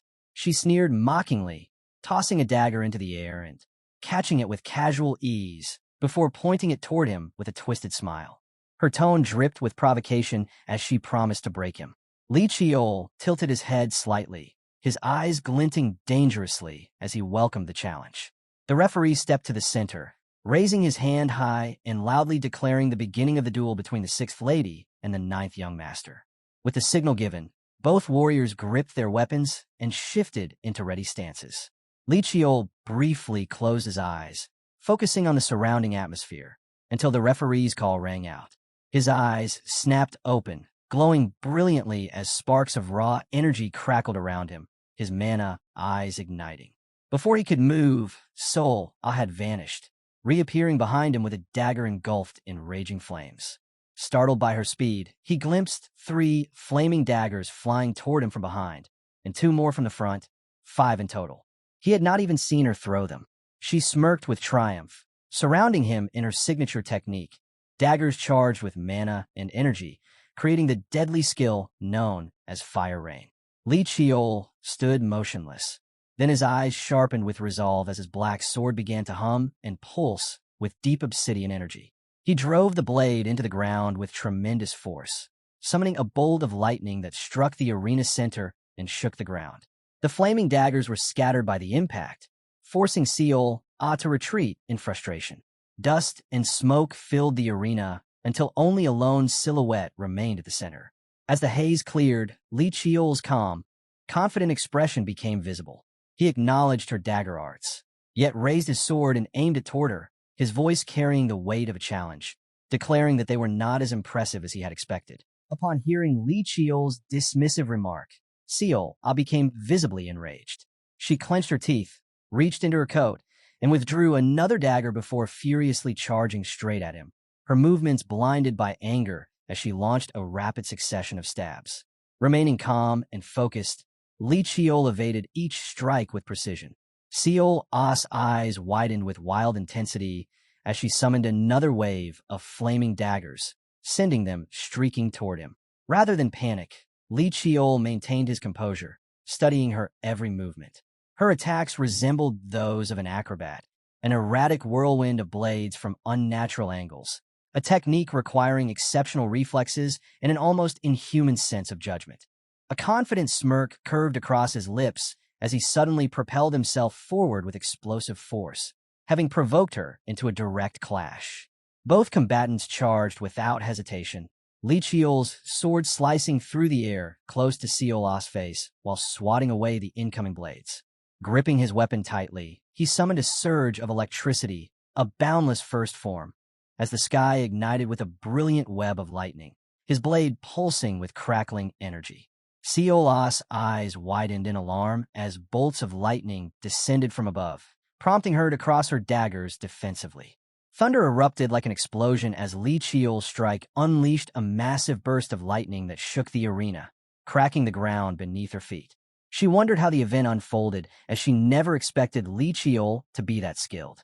Looking ahead, the protagonist wondered if that was not enough as he saw Seol dropping to one knee with trembling arms. Wondering if she had used some kind of tactic to dodge the attack, she realized he had pulled back at the last instant to avoid ending the fight. Casting aside her chipped, nearly shattered daggers, she retrieved a fresh pair, her determination rekindled. Flames engulfed the blades as she advanced again, her speed now even greater. Twisting midair to evade his slash, she landed behind him and attacked, forcing him to block in a clash of rapid, sharp blows that echoed across the arena. Frowning, Li Chiol noted her sheer speed as she continued launching attacks, mocking him. She made counterattacks difficult. The main character swiftly blocked the attacks, but her faster speed made this impossible. Just then, his eyes glowed with golden light, enhancing his perception to anticipate every movement. The advantage he knew was his. With a smirk, he reflected that the reason he had insisted on dueling with her was that his skills were the most compatible with hers. Seol, sensing the cursed gaze, momentarily faltered before recalling the agility of her short blades, though she understood her style became a liability when every move was predicted. Glancing at the mana-restricting chains on her wrists and ankles, she cursed inwardly, knowing that with only 10% more power, she could unleash her high-tier aura techniques. Memories of a year spent slaughtering monsters for revenge flooded her mind, driving her with savage resolve. Her vengeful thoughts were interrupted when Li Chiol closed the distance and struck, forcing her to block under his overwhelming strength. Suddenly, her entire body erupted in crimson flames as she released a hidden technique, sealing his mana circuits with a pulse of spiritual energy that bypassed the surface and constricted his heart. Li Chiol recognized that his magic circle had been restricted. Seol mocked him and laughed manically, noting that he can't win without mana. Li Chiol remained calm and understood her true ability, which was a rare psychic force capable of twisting and halting mana flow, a mana seal further adding that only greater magical strength could resist it. Seol, convinced of her victory, was stunned when a swirling current of blue mana burst freely around him despite his seal and the main character standing still, noting that there was one thing she didn't know. She stood in disbelief, pondering how he could still be wielding his magic while remaining composed, a grave expression on his face, a blue aura emanating from him, as he thought to himself that his magical techniques functioned beyond the rules observed by others. Li Chiol and his sixth sister were in battle against each other, and everyone in the audience was having their best experience while watching it. Li Chiol was no longer weak. He had changed and become quite strong. Meanwhile, Li Jianhua was praying and was worried for Li Chiol. She wanted him to be okay and win the fight at any cost. She was distraught watching Li Chiol in the match. She didn't want it to be like last time, while the master of Li Chiol, sitting beside her, was trying to calm her down, and she even told her that she should just watch the match and decide from it beside, giving her own thought on the result. Li Jianhua was shaking with fear and was still having bad thoughts about the result of the fight. However, on the other hand, the audience was cheering Li Chiol. They were all shocked by seeing Li Chiol in great, solid form. He was totally different and was keeping up with her sister. There was an aura everywhere, and many in the audience were able to sense it. Li Chiol was using some kind of unique aura skill, which was different from his esteemed martial Li clan's secret magic technique. Li Chiol was only 15 years old, and he had gotten so strong. Li Chiol, in the fight, used enhanced energy art lightning to strike her sister down, but she dodged it. Then Li Chiol used Enhanced Energy Art Underworld as his sister charged at him, but she got caught in his attack, and mana strings wrapped her all over. To break free from his art, Li Chiol's sister used her ability of Enhanced Energy Art, Razor Wind, to chop the mana string and get free. It was no big deal for Li Chiol. He was just smiling, watching her struggle. Li Jianghua, sitting in the audience, watched every move and attack. In her mind, she was thinking that every move that Li Chiol's sick sister is using is one that she and Li Chiol created together. And so, she was assured that Li Chiol would win the fight. And, as all her confusion was fading away, she also commented on Li Chiol that he is a genius, and smiled at the match. After breaking free from the mana strings, Li Chiol's sister was confused, noting that it was impossible for the protagonist to use mana strings, even any attack that uses mana, as she had already used her ability on him, which should have sealed all of his power source. Li Chiol was confident that his sister didn't know everything about him, as the mana technique he uses is different from everyone else, and he was also able to manipulate mana using the mana circuits. Once again, Li Chiol charged at her with full force, and this time, he was faster than before. It was difficult for his sister to judge his movements. Li Chiol slashed in between the arena ground, and with all her effort, his sister dodged the attack. She was raging in anger and at all costs didn't want to lose to his illegitimate younger brother. She was being pushed back by his brother, and that was quite humiliating for her. Everyone in the Elder and Clan High members was watching her. Even their parents were watching them. All the eyes were on them, and for her, it was embarrassing to even look back at them. Suddenly, she was enraged and wanted to turn the tables around for his brother, Li Chiol. As it was the only way to win against his brother, she gathered a lot of mana into her body. Li Chiol was also shocked by sensing a lot of mana inside her. As his sister was drawing the mana forcefully to match his strength, there was a chance that it could damage her internal body, but at that point, her sister only wanted to defeat him, and it was no going back. His sister then used Secret Technique Meteor on him, which was forbidden to use in battles. Every blade around her was in flames, and she was in full anger and called her brother, warning him that now she would kill him. Everyone in the audience was shocked. They started to shout as it was breaking a rule for using such a technique, but now it was too late. Nobody was there to stop her. She had been charged with her attack on Li Chiol. With a deep breath, Li Chiol stood in front of blades and charged his mana into his sword to stop the attack. So, Li Chiol's blade was all covered in his mana and was glowing like nothing else. He then swung his sword in the air, and from it, everywhere there was a glow of his mana. While his sister laughed at her and asked what he was aiming and swinging his sword at. But then suddenly her smile vanished, her attack was stopped, and the mana she used on the blades to make the meteor was depleted, and every blade dropped onto the ground. Li Chiol was standing and was thinking that the mana that everyone uses never disappears and always disperses into the air to return to nature, and so the mana is infinite and never truly vanishes. But the founder's sword, Black Twilight, is the only sword that cuts mana and erases it. And so every blade that was used by his sister was on the ground, and the mana around it was gone, and while she looked at the scene, she had no words. It was as if she were defeated. Li Chiol and his sick sister were still in a battle. The arena was totally wrecked and turned into rubble. Li Chiol's sister used the forbidden Secret Technique Meteor on him in order to kill him. But Li Chiol was able to stop the powerful attack with his ancestral blade, Black Twilight. The sword could cut through mana and erase it completely. Li Chiol didn't expect his sister to use such an attack on him, but still, he was able to block it. He wasn't that much powerful to stop such attack of his sister, but with the help of his magic eyes, he was able to see the threads of mana connected with the daggers, which were making them powerful and look alike meteor, and was in time cut the threads making the dagger useless and dropped to the ground like they were nothing. Now, it was Li Chiol's turn, and he started to charge his mana into his sword once again. His sister was watching him do the same move again and got some distance to avoid any damage.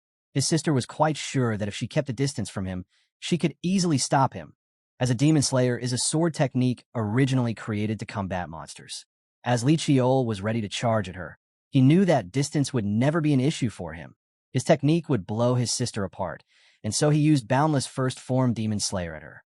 A huge mana came blasting in front of his sister, and she was shocked by that and had no time to dodge the attack at all. As the attack went off everywhere, there was smoke, and the arena was further damaged. Li Chiol was also facing pain in his eyes from using the magic eyes too much. But now there was no time for him to feel the pain. He needed to see the battle till the end, and then suddenly a mana bullet came to him and scratched his legs, and with a burst, his sister came running and tried to pierce his heart. Lee Cheol was shocked seeing her speed, and the strike she used was dangerous. If Lee Cheol had wasted a single second to block the attack, he would have lost his heart. His sword was on his sister, but suddenly she fell on the ground and blacked out. He then realized that she had already blacked out from his previous attack. This was just her body, which reacted instinctively. Now the match was over. Two of the officials came on the stage.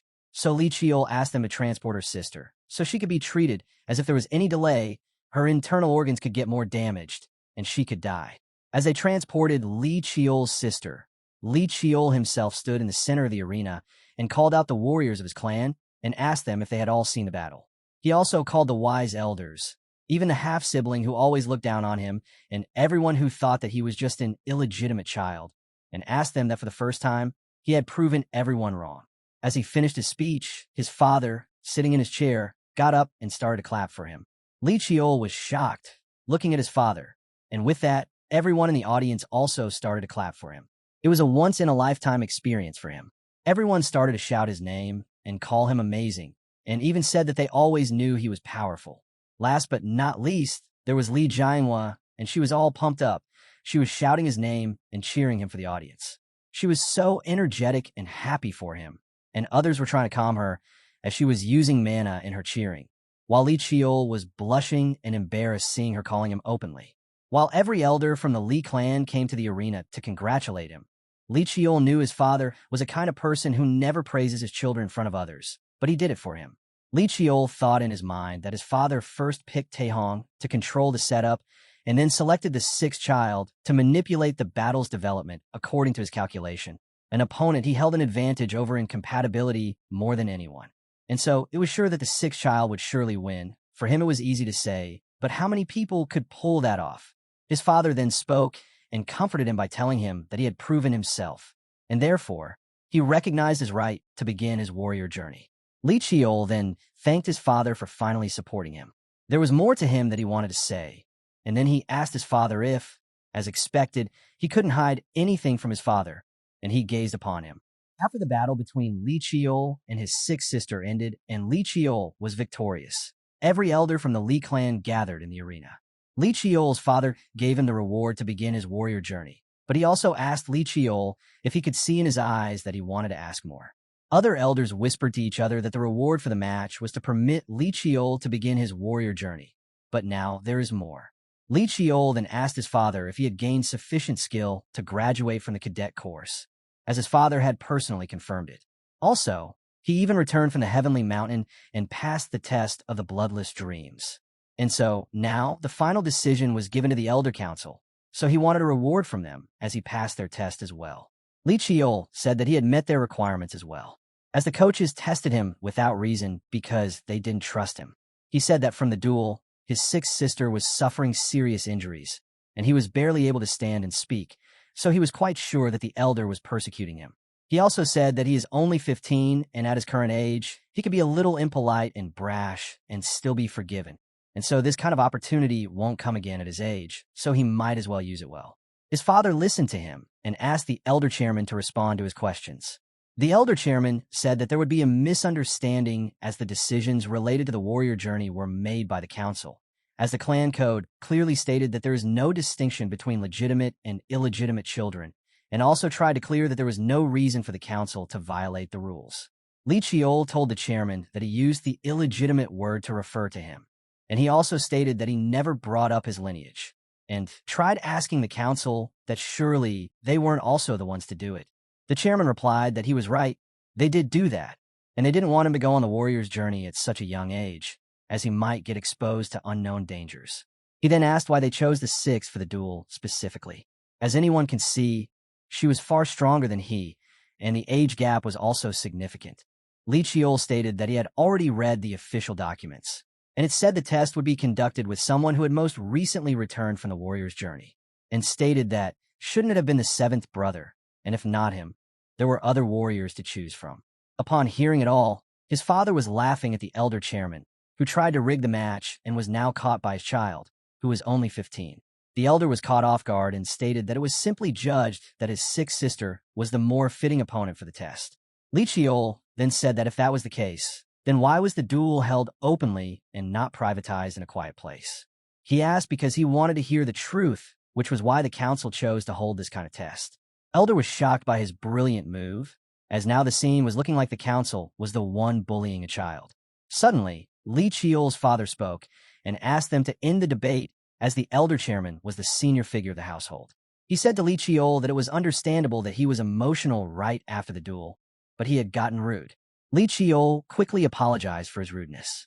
His father stated that letting the debate end just like this wouldn't be a good conclusion either, and asked the elder chairman if he should do something. The elder chairman, in his mind, was angry with Li Chiol. He admitted that there were aspects of the test that were hard to understand, and the council should indeed present a reward. After a few days, Li Chiol was still resting in bed and was not allowed to do any training because of his injuries. He was thinking that if he had a healing technique, he would have healed him up in no time and left the place. Suddenly, he heard someone banging on his door, and he allowed them to enter. It was Inha, Bozong, and Kim Han. They came in to ask him how he was feeling now and when he would continue to train them. Li Chiol then asked them to bring the chair closer to him and sit on it. He asked them what they were up to nowadays, but instead, they answered him. Kim Han asked him about his training and what kind of training he was doing nowadays, as they referred him to his which he won easily. He was angry with them that they should not miss their training, but they all calmed him by saying that it was his battle, and there was no way that they would have missed it. Li Chiol was so proud of them, as they were so energetic in his mind. He recalled that Inha and Bozong were respectively assigned apprenticeships under the Blood Tiger Squad and Heavenly Archer Squad, as those two are considered elite. Even with the esteemed Martial Lee clan, and the 4 elite divisions are collectively called the 4 Divine Squads. And nonetheless, Kim Han also decided to enter the Training Academy, a training institute, and he will be attending both the Sword Academy for the sword lessons and the Ranged Academy for the ranged weapons lessons, and taking both at once is no easy task. Then they all 3 asked for permission to leave. While they walked out, they asked if it was the day he was going to get rewarded by the council. Li Chiol asked them that he was the one getting rewarded by why they were excited, but they replied that it was a good thing for him, so that's why they were happy. Li Chiol, after recovering, headed straight to the esteemed Martial Lee clan's secret warehouse. As his car was stopped at the gates, he was asked for the reason for his visit. He told the guard that he was there to claim his reward. For him, it had been 6 years since he came to visit this place again.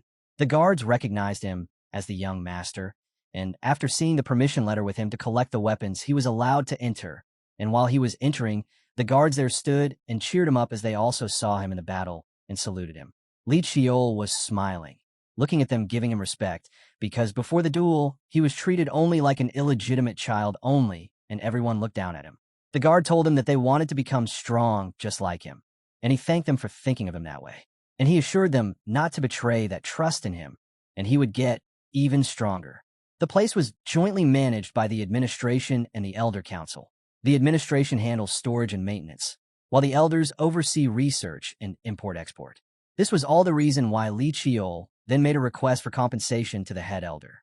He recalled in his mind that when his father told the elder chairman to reward him, and he simply asked them that, as he completed their test requirements, the council should also reward him, as per the requirement. He asked them that he just wanted to receive the item that he chose during the steel selection ceremony.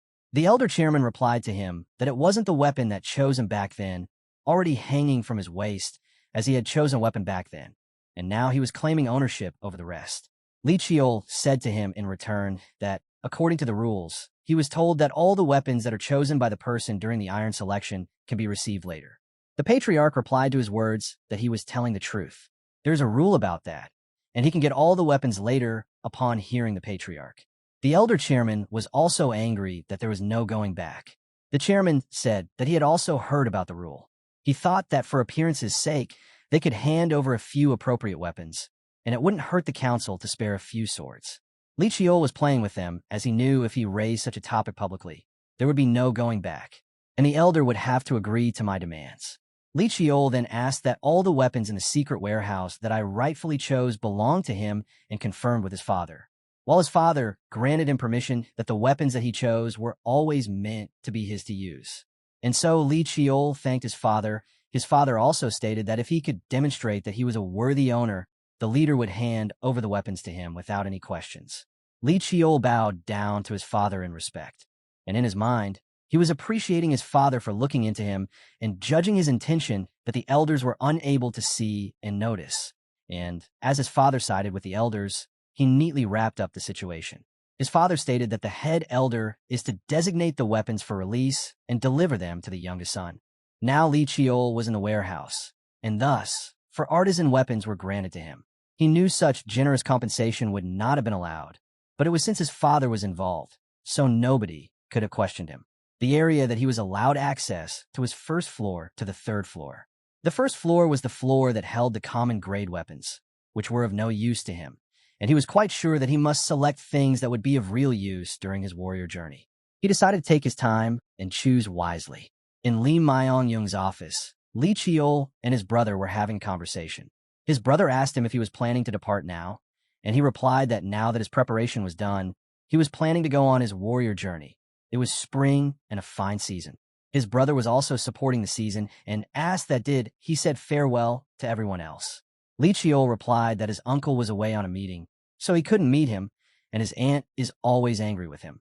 His brother then asked that did he had asked his father, but he replied that his father gave him usual threats. That's why he didn't meet him, as he would be scared and put another test and wording in front of him to get good results at any cost.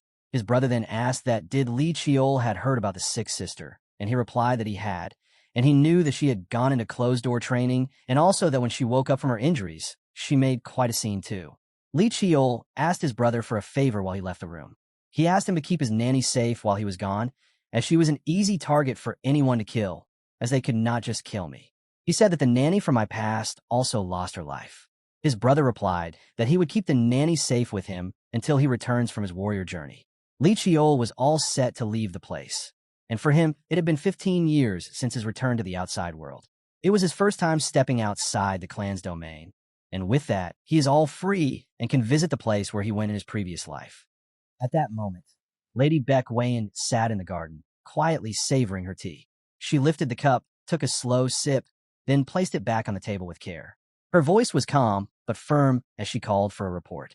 From within the thick greenery, one of her men appeared, dropped to one knee, and admitted that he had lost the target. Lady Beck cast him a sharp glance, asking for an explanation.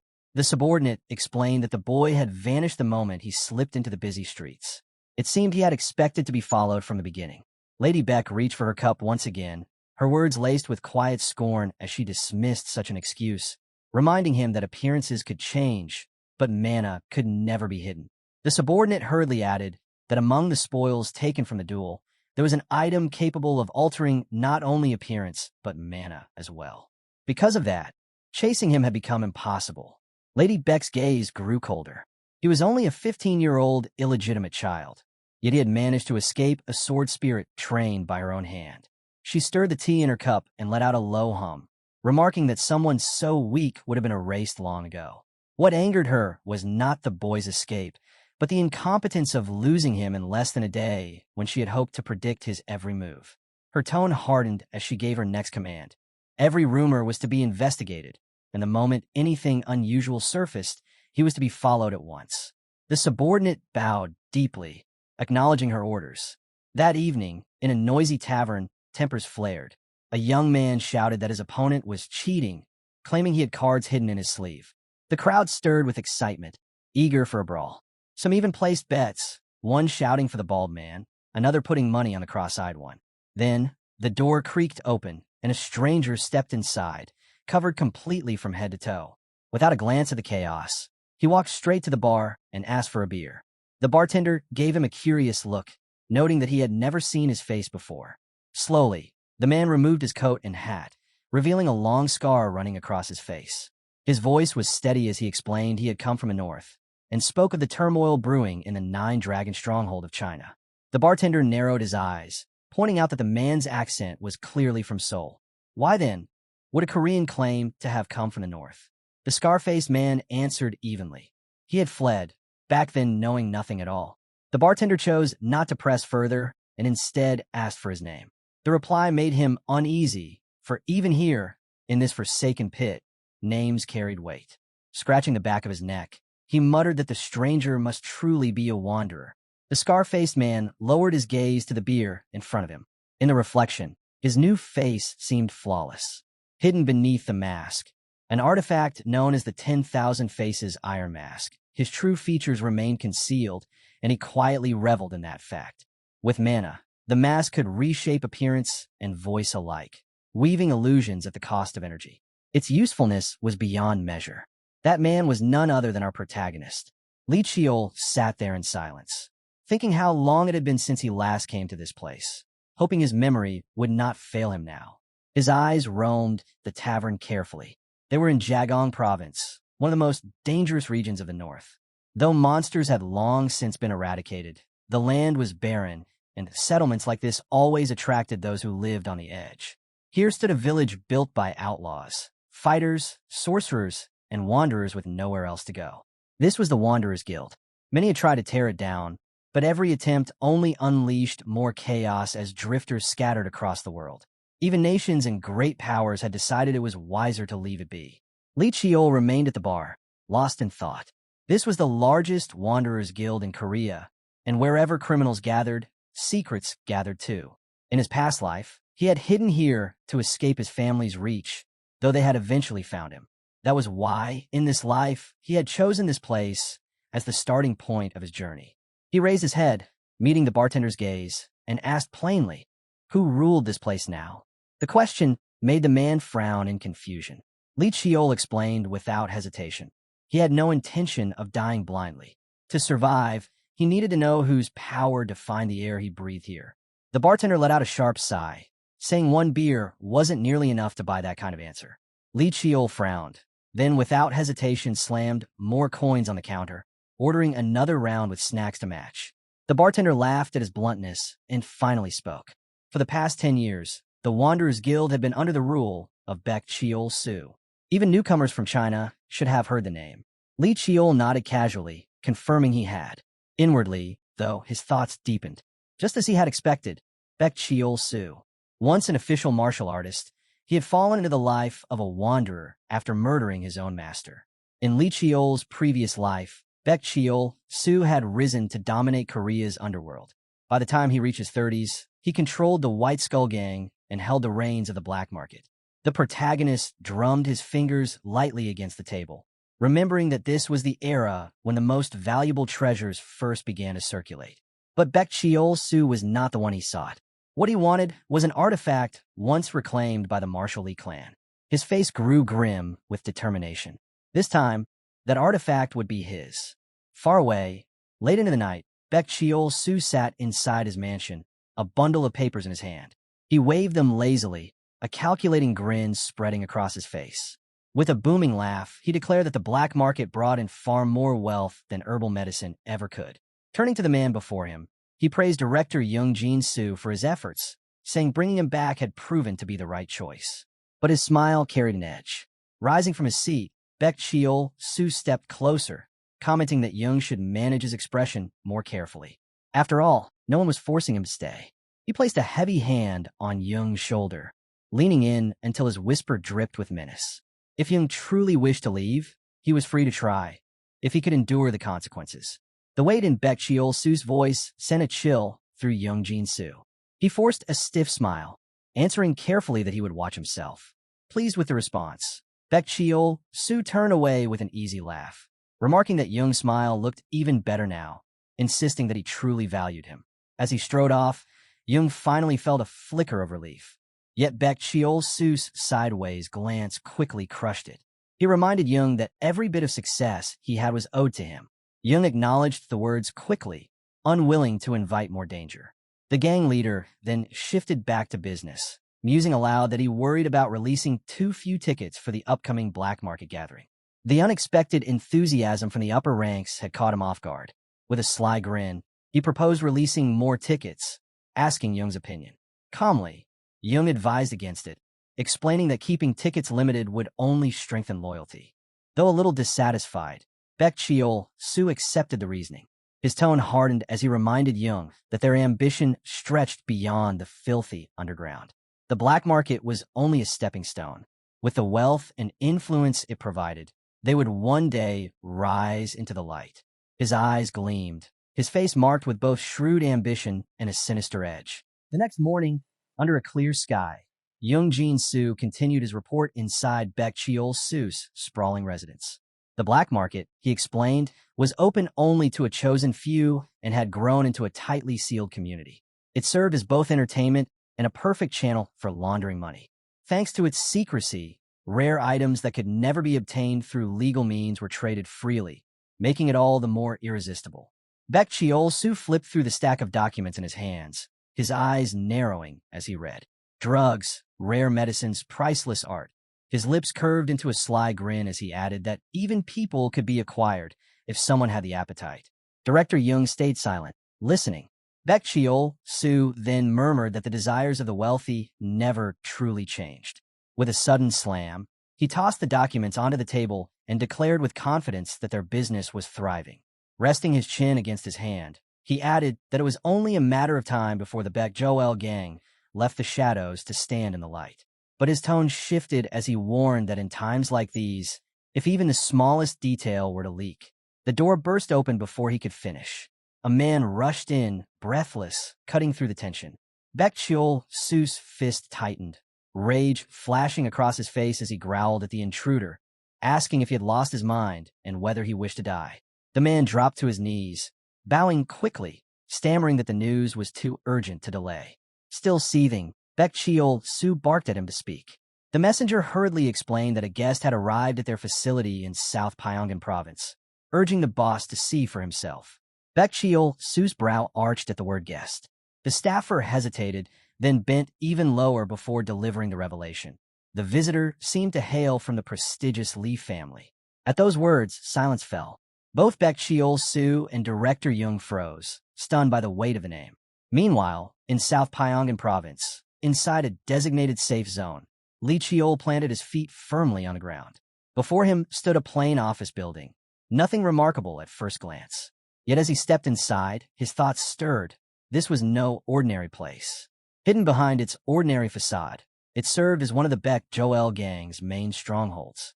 A staff member quickly rose to greet him, offering a polite smile as she asked how she could assist. His answer was blunt, called Baek Cheol Soo. For a moment, she followed protocol, explaining with courtesy that no such person worked there. But the moment was short-lived. His presence pressed down on her like a heavy weight, his gaze darkening as he issued a warning. Keep quiet, unless she wanted the entire facility erased by tomorrow. Only then did she truly look at him. Black hair, golden brown eyes, her breath caught, her lips parted in shock. Recognition flashed across her face. Someone from the Lee family. Swallowing hard, she adjusted her answer. The boss was not in at the moment. Lee Cheol's command came without pause. Summon him, now. She hesitated, unsure whether she dared. But Lee Cheol's calm voice carried a subtle menace as he added that he could walk out right then and lose nothing. The question was, could Baek Cheol Soo handle the consequences? The weight in his words broke her resistance. She finally nodded and agreed to make the call. Guiding him toward the elevator, she explained that she would first escort him to the VIP reception room. His reply was indifferent. Do it. The door slid shut as she swiped her access card. Inside, Lee Cheol glanced at his reflection in the mirrored wall, calculating every detail.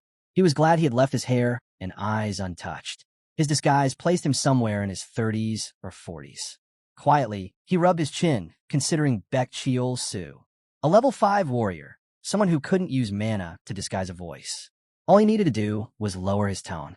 After escorting him in, the staff bowed politely, promising to bring tea before quietly stepping out.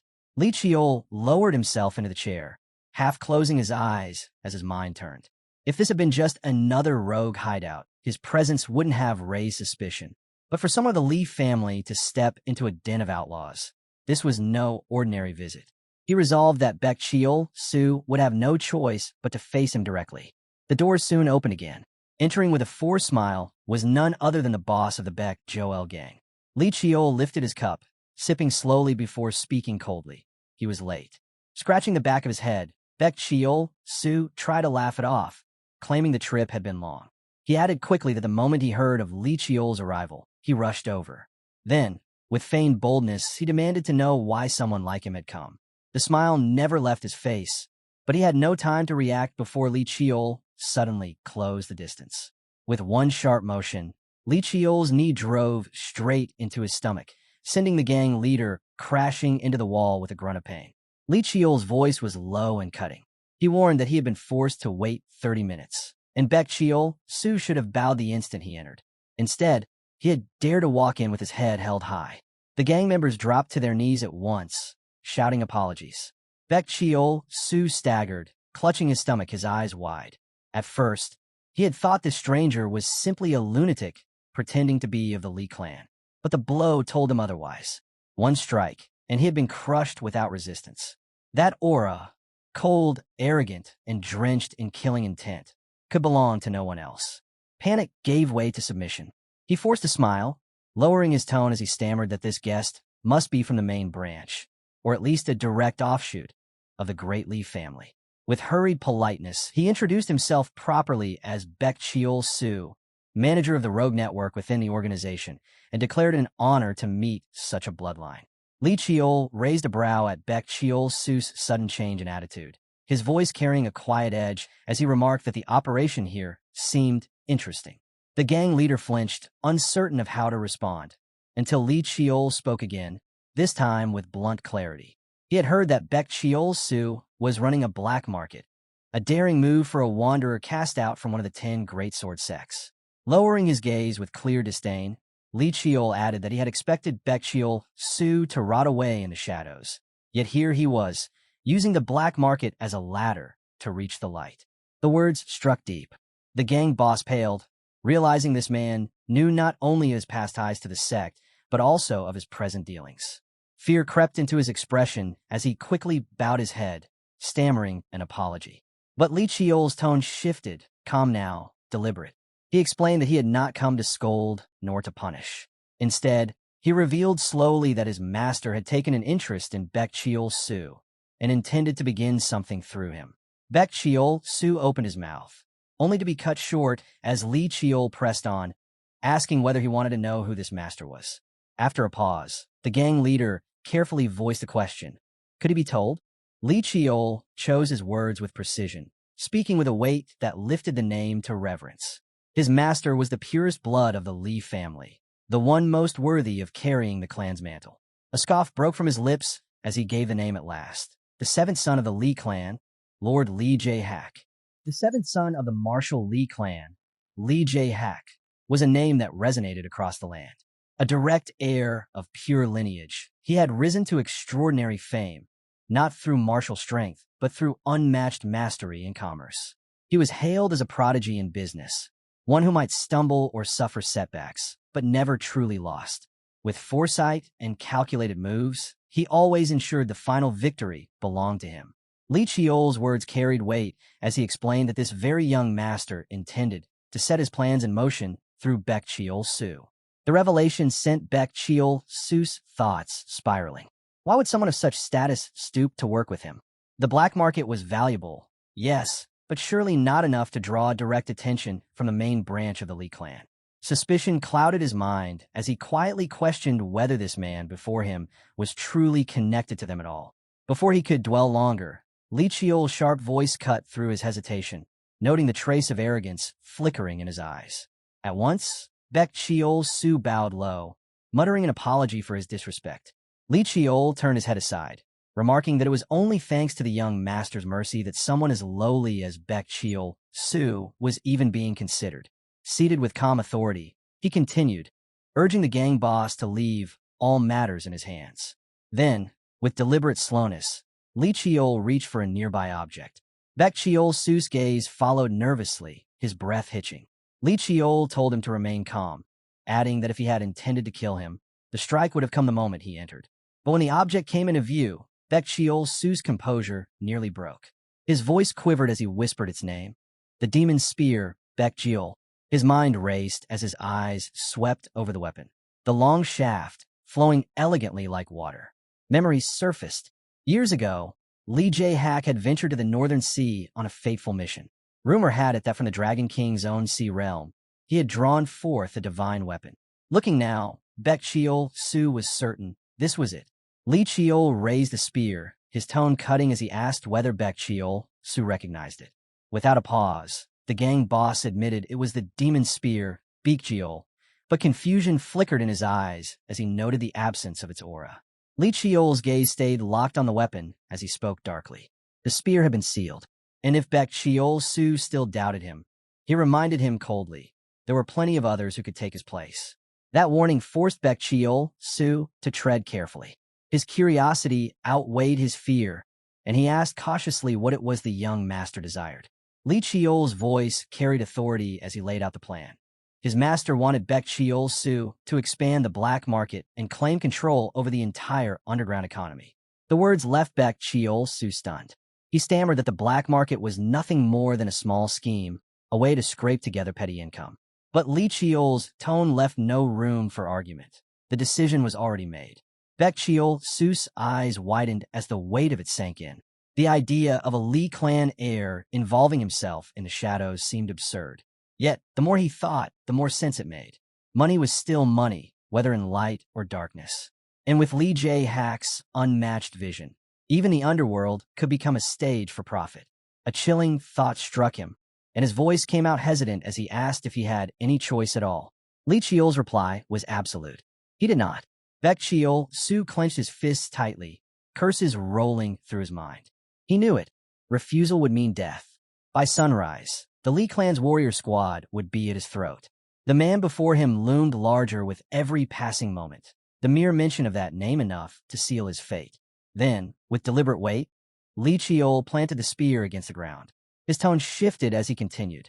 If Baek Chiol-su chose loyalty, the rewards would be limitless. He would rise to the position of president over a vast conglomerate, a kingdom built from the shadows of the underground, backed fully by the young master himself. Baek Chiol-su's mind spun, torn between fear and temptation, until finally he gathered himself and asked what was required of him. Li Chiol's answer was calm, almost casual. There was no need to rush. First, he would be tested. Silence hung in the air until only Baek Chiol-su and Director Young remained. The gang boss pressed his lips together, muttering under his breath, Li Chiol, an underling of Lee Jae-hak, the seventh heir of the martial Li clan. His mind churned as he recalled the demon spear, Baek Joel, once seized by Lee Jae-hak in the Northern Sea. Yet doubt lingered. His frown deepened before he gave an order. Director Young was to confirm the truth. Young's brows furrowed. Until now, they had gone out of their way to avoid the Li clan. If this was a ruse, he cautioned, it could spiral into something far more dangerous. Baek Chiol-su slowly pulled out a cigarette, rolling it between his fingers before answering.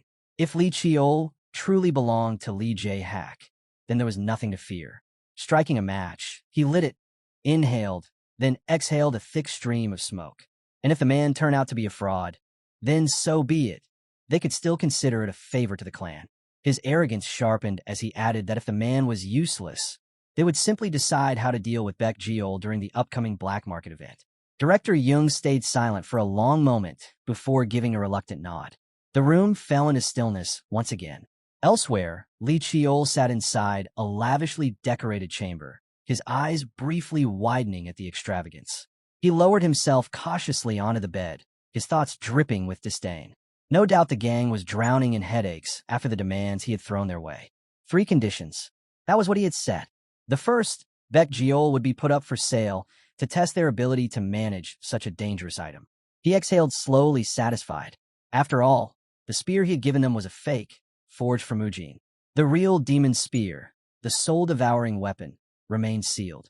Even if Baek Chiol-su examined the counterfeit in detail, he would find nothing. Not even the Li clan's techniques could unravel Mujin. Li Chiol turned his gaze to his hand, reflecting quietly. Only he could command the true weapon, for it had been bound to his blood. Even if the fake was lost, it made no difference. The genuine spear would always return to him. His mana was etched deep within it. No matter the distance, no matter the barrier, he could call Baek Jeol back into his grasp. Li Chiol shifted his thoughts to the second condition he had laid out, the ledgers. He recalled the flicker of hesitation on Baek Chiol-su's face before he grudgingly produced them. The third condition followed soon after, the customer list. That one, Li Chiol knew, would be the key to settling everything cleanly. Even now, he was certain Baek Chiol-su was wrestling with the weight of those demands. A man that cunning would never surrender easily. and the more he resisted, the more complicated the matter would become. Lee Cheol clasped his hands together, quietly reflecting on the layers of the game he had set in motion. But then his thoughts strayed. His gaze settled on the man who had stood at Baek Cheol's side. Something about him struck a chord. Lee Cheol's eyes sharpened, widening in recognition. That face, he had seen it before. His expression hardened as realization dawned. Lee Cheol spent the night in a lavish hotel suite, and by the next morning, Baek Cheol-soo arrived to see him, Director Jung at his side. With a polite smile, Baek Cheol-soo asked if the accommodations suited his taste, hoping he had rested well. Lee Cheol assured him it was fine, then immediately asked if everything he had requested the previous day had been prepared. Baek Cheol-soo replied that he had brought all the documents and asked if he wished to see them now. At Lee Cheol's agreement, the gang leader gestured toward the man beside him, explaining that this was the one who managed most of his operations. It would be easier, he said, if he explained the contents directly. The man stood and offered a belated introduction. He was Director Jung Jin-soo. He placed papers in Lee Cheol's hand, explaining they were a summary of the past year's revenue, and began breaking down the figures page by page. Lee Cheol's thoughts stirred as recognition hit him. Jung Jin-soo, could it really be him? Memories from before his regression surfaced. Jung Jin-soo, the man once known as the Tongue Sword, famed for wielding words and strategy like a blade. He had been the brain behind Lee Cheol's third brother, Lee Gunsong. When their father died and the struggle for clan leadership began, Jung Jin-soo had stepped forward as Gunsong's right hand. Even the eldest brother had struggled against his cunning. But the man before him was different. He still had both hands, no scars, no burns. Yet there was no mistaking it. It was the same person. Lee Cheol's realization sharpened. The rise of the Baek Cheol gang was not Baek Cheol-soo's doing alone. Managing dens and running an underground network suited him, but breaking into the surface world and expanding the black market, that was Jung Jin-soo's hand at work. Oddly, relief washed over Lee Cheol. In this timeline, Jung Jin-soo had not yet allied with his third brother. That gave him room to maneuver, a chance to decide how best to take control of him. Pulling his thoughts back to the present, Lee Cheol asked Baek Cheol-soo what his plans were for Baek Cheol. The gang boss noticed the interest in his eyes and explained carefully. He intended to auction the spear during the black market event, limiting it only to verified clients. That way, security would not be a concern. Lee Cheol leaned forward, asking when the black market would open. Baek Cheol-soo answered promptly. It would begin in 3 days. At that, Lee Cheol said he would personally take part in the auction. But first, he wanted to see what would be sold. Baek Cheol-soo blinked at him, surprised. "Do you mean to check them yourself?" he asked. The items were stored a fair distance away. He explained, in a rundown place not fit for a guest of his status. But Lee Cheol's reply was cutting. He already knew the goods were kept in the Drifter Nest warehouse. Both Baek Cheol-soo and Director Jung turned to him in shock. Never had they imagined he would know of such a location. Lee Cheol's voice carried a mocking edge as he taunted them. Did they really think he wouldn't even know that much? Flustered, Baek Cheol-soo quickly said he would personally escort him. Rising to his feet, he asked Lee Cheol to follow. They soon arrived at the warehouse. Gesturing toward it, Baek Cheol-soo explained that everything entering the black market passed through this place, and he welcomed him inside. Lee Cheol took in the sight. The warehouse stretched vast and imposing, its defenses so thorough that even master thieves wouldn't dare test them. Mana sensors, ceiling arrays, protective wards, layer upon layer of magical security. He was forced to admit he hadn't expected such craftsmanship from a gang of drifters. Baek Cheol-soo turned, asking what he wished to see first. But Lee Cheol shook his head. He had no interest in Baek Cheol-soo guiding him inside. Instead, he said Director Jung would lead the way. After all, he clearly understood more of the real workings here. The gang boss froze, his expression twisting. "What exactly are you trying to say?" he demanded. Inwardly, Lee Cheol scoffed. He can't even hide his reaction. But aloud, his words were cold and steady. He told Baek Cheol-soo he wouldn't repeat himself. He disliked complications, and one guide was enough. Baek Cheol-soo turned stiffly, muttering that he understood. Director Jung stepped forward at once, bowing slightly as he said he would explain the items stored within. With that, he guided Lee Cheol to the entrance of the warehouse. On the first floor, Director Jung explained that most of the storage there consisted of herbs, artifacts, and art pieces. He led Li Chiol past rows of neatly stacked shelves filled with rare goods. But as Li Chiol extended his senses, his eyes sharpened. Hidden among the shelves were illegal drugs, banned herbs that could not be imported into the country, monster byproducts, and even prototype potions of incredible rarity. Yet he brushed it aside. He told the director plainly he had no interest in these things. What he wanted to see were old documents or secret manuals. Director Young nodded, saying they did keep such items. At that, Li Chiol specified further stone tablets, monuments, anything of that nature. The director answered that those were stored on the second floor and asked if he should lead the way. Without hesitation, Li Chiol agreed, and together they ascended. The moment they reached the upper level, Li Chiol felt it, the aura he had been searching for. His steps quickened until at last it stood before him, a stone tablet. He lifted it into his hands, noting the corrosion etched across its surface, yet relief surged through him. Even now, to have found it was priceless. Nothing in the entire warehouse could compare to the value of this single artifact. Its engravings detailed the movements of stars, along with the symbols of the sun and moon, knowledge tied to the heavens themselves. His excitement burned, and he longed to claim it instantly. But he restrained himself. The timing was not yet right. As he set his gaze elsewhere in the room, something else caught his attention. A spirit beast cub trapped inside a cage. Director Young explained it was a snow-white fox, personally captured by the boss in the northern lands. Hearing this, Li Chiol's anger flared. He reminded him sharply that spirit beasts embodied spiritual energy itself. Wherever they lived, they maintained the balance of that land. But once taken away, misfortune and disaster followed, collapsing the entire ecosystem. The weight of those words left Director Young shaken, and he quickly bowed in apology. Li Chiol waved it off coldly, telling him to forget it now.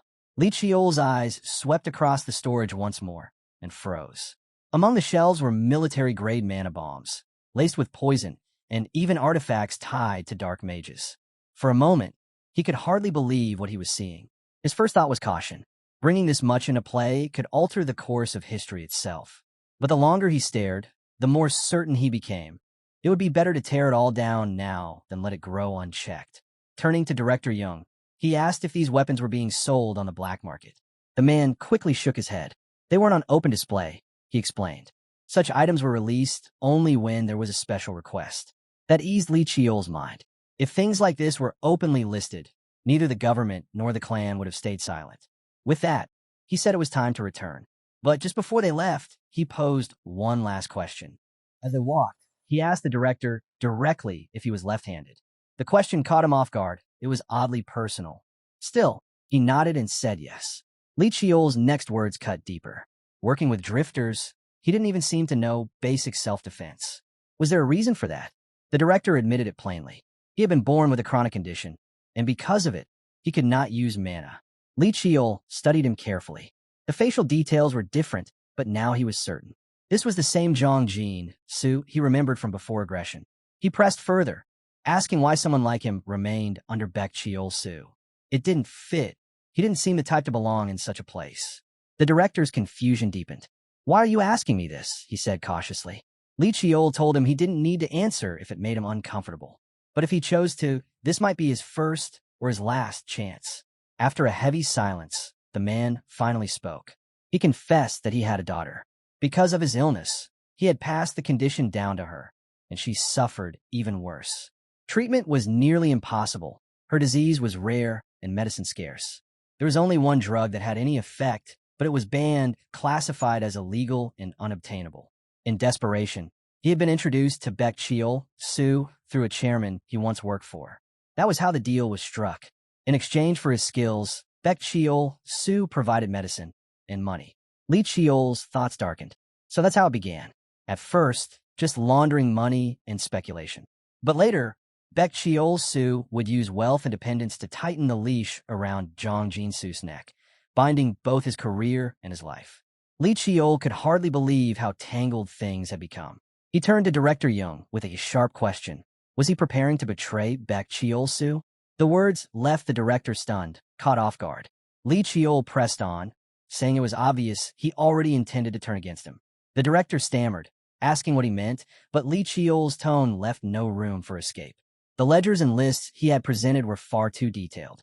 Even with Baek Cheol-soo's cunning, he would never have asked for records that went that far. The director lowered his head quickly, insisting that it was only to be thorough with the request. But Lee Cheol cut him off, saying excuses would not work. Those records were clearly prepared long before, crafted with betrayal in mind. He leaned in closer, asking why he even needed to keep documents already finalized and sealed. His own thoughts stirred. Before his regression, Jong Jin-soo had been known for handling administration, sharp enough to understand a ledger at a glance. But these records were different, raw, over-detailed, and far beyond what was necessary. And then came the memory. In his previous life, the Baek Gol gang had eventually clashed with a powerful martial clan and was wiped out overnight. That could only mean one thing. Jong Jin-soo might have betrayed them around that time. The clan hadn't erased the gang completely because they needed someone to manage the nest. Naturally, Jong Jin-soo must have faced retaliation. Whether by force or by choice, he had ended up siding with his third brother. Suddenly, the director dropped to his knees, desperation pouring from him. He begged Lee Cheol not to breathe a word of this to Baek Cheol-soo. His daughter's life depended on the medicine. Lee Cheol's mind turned cold.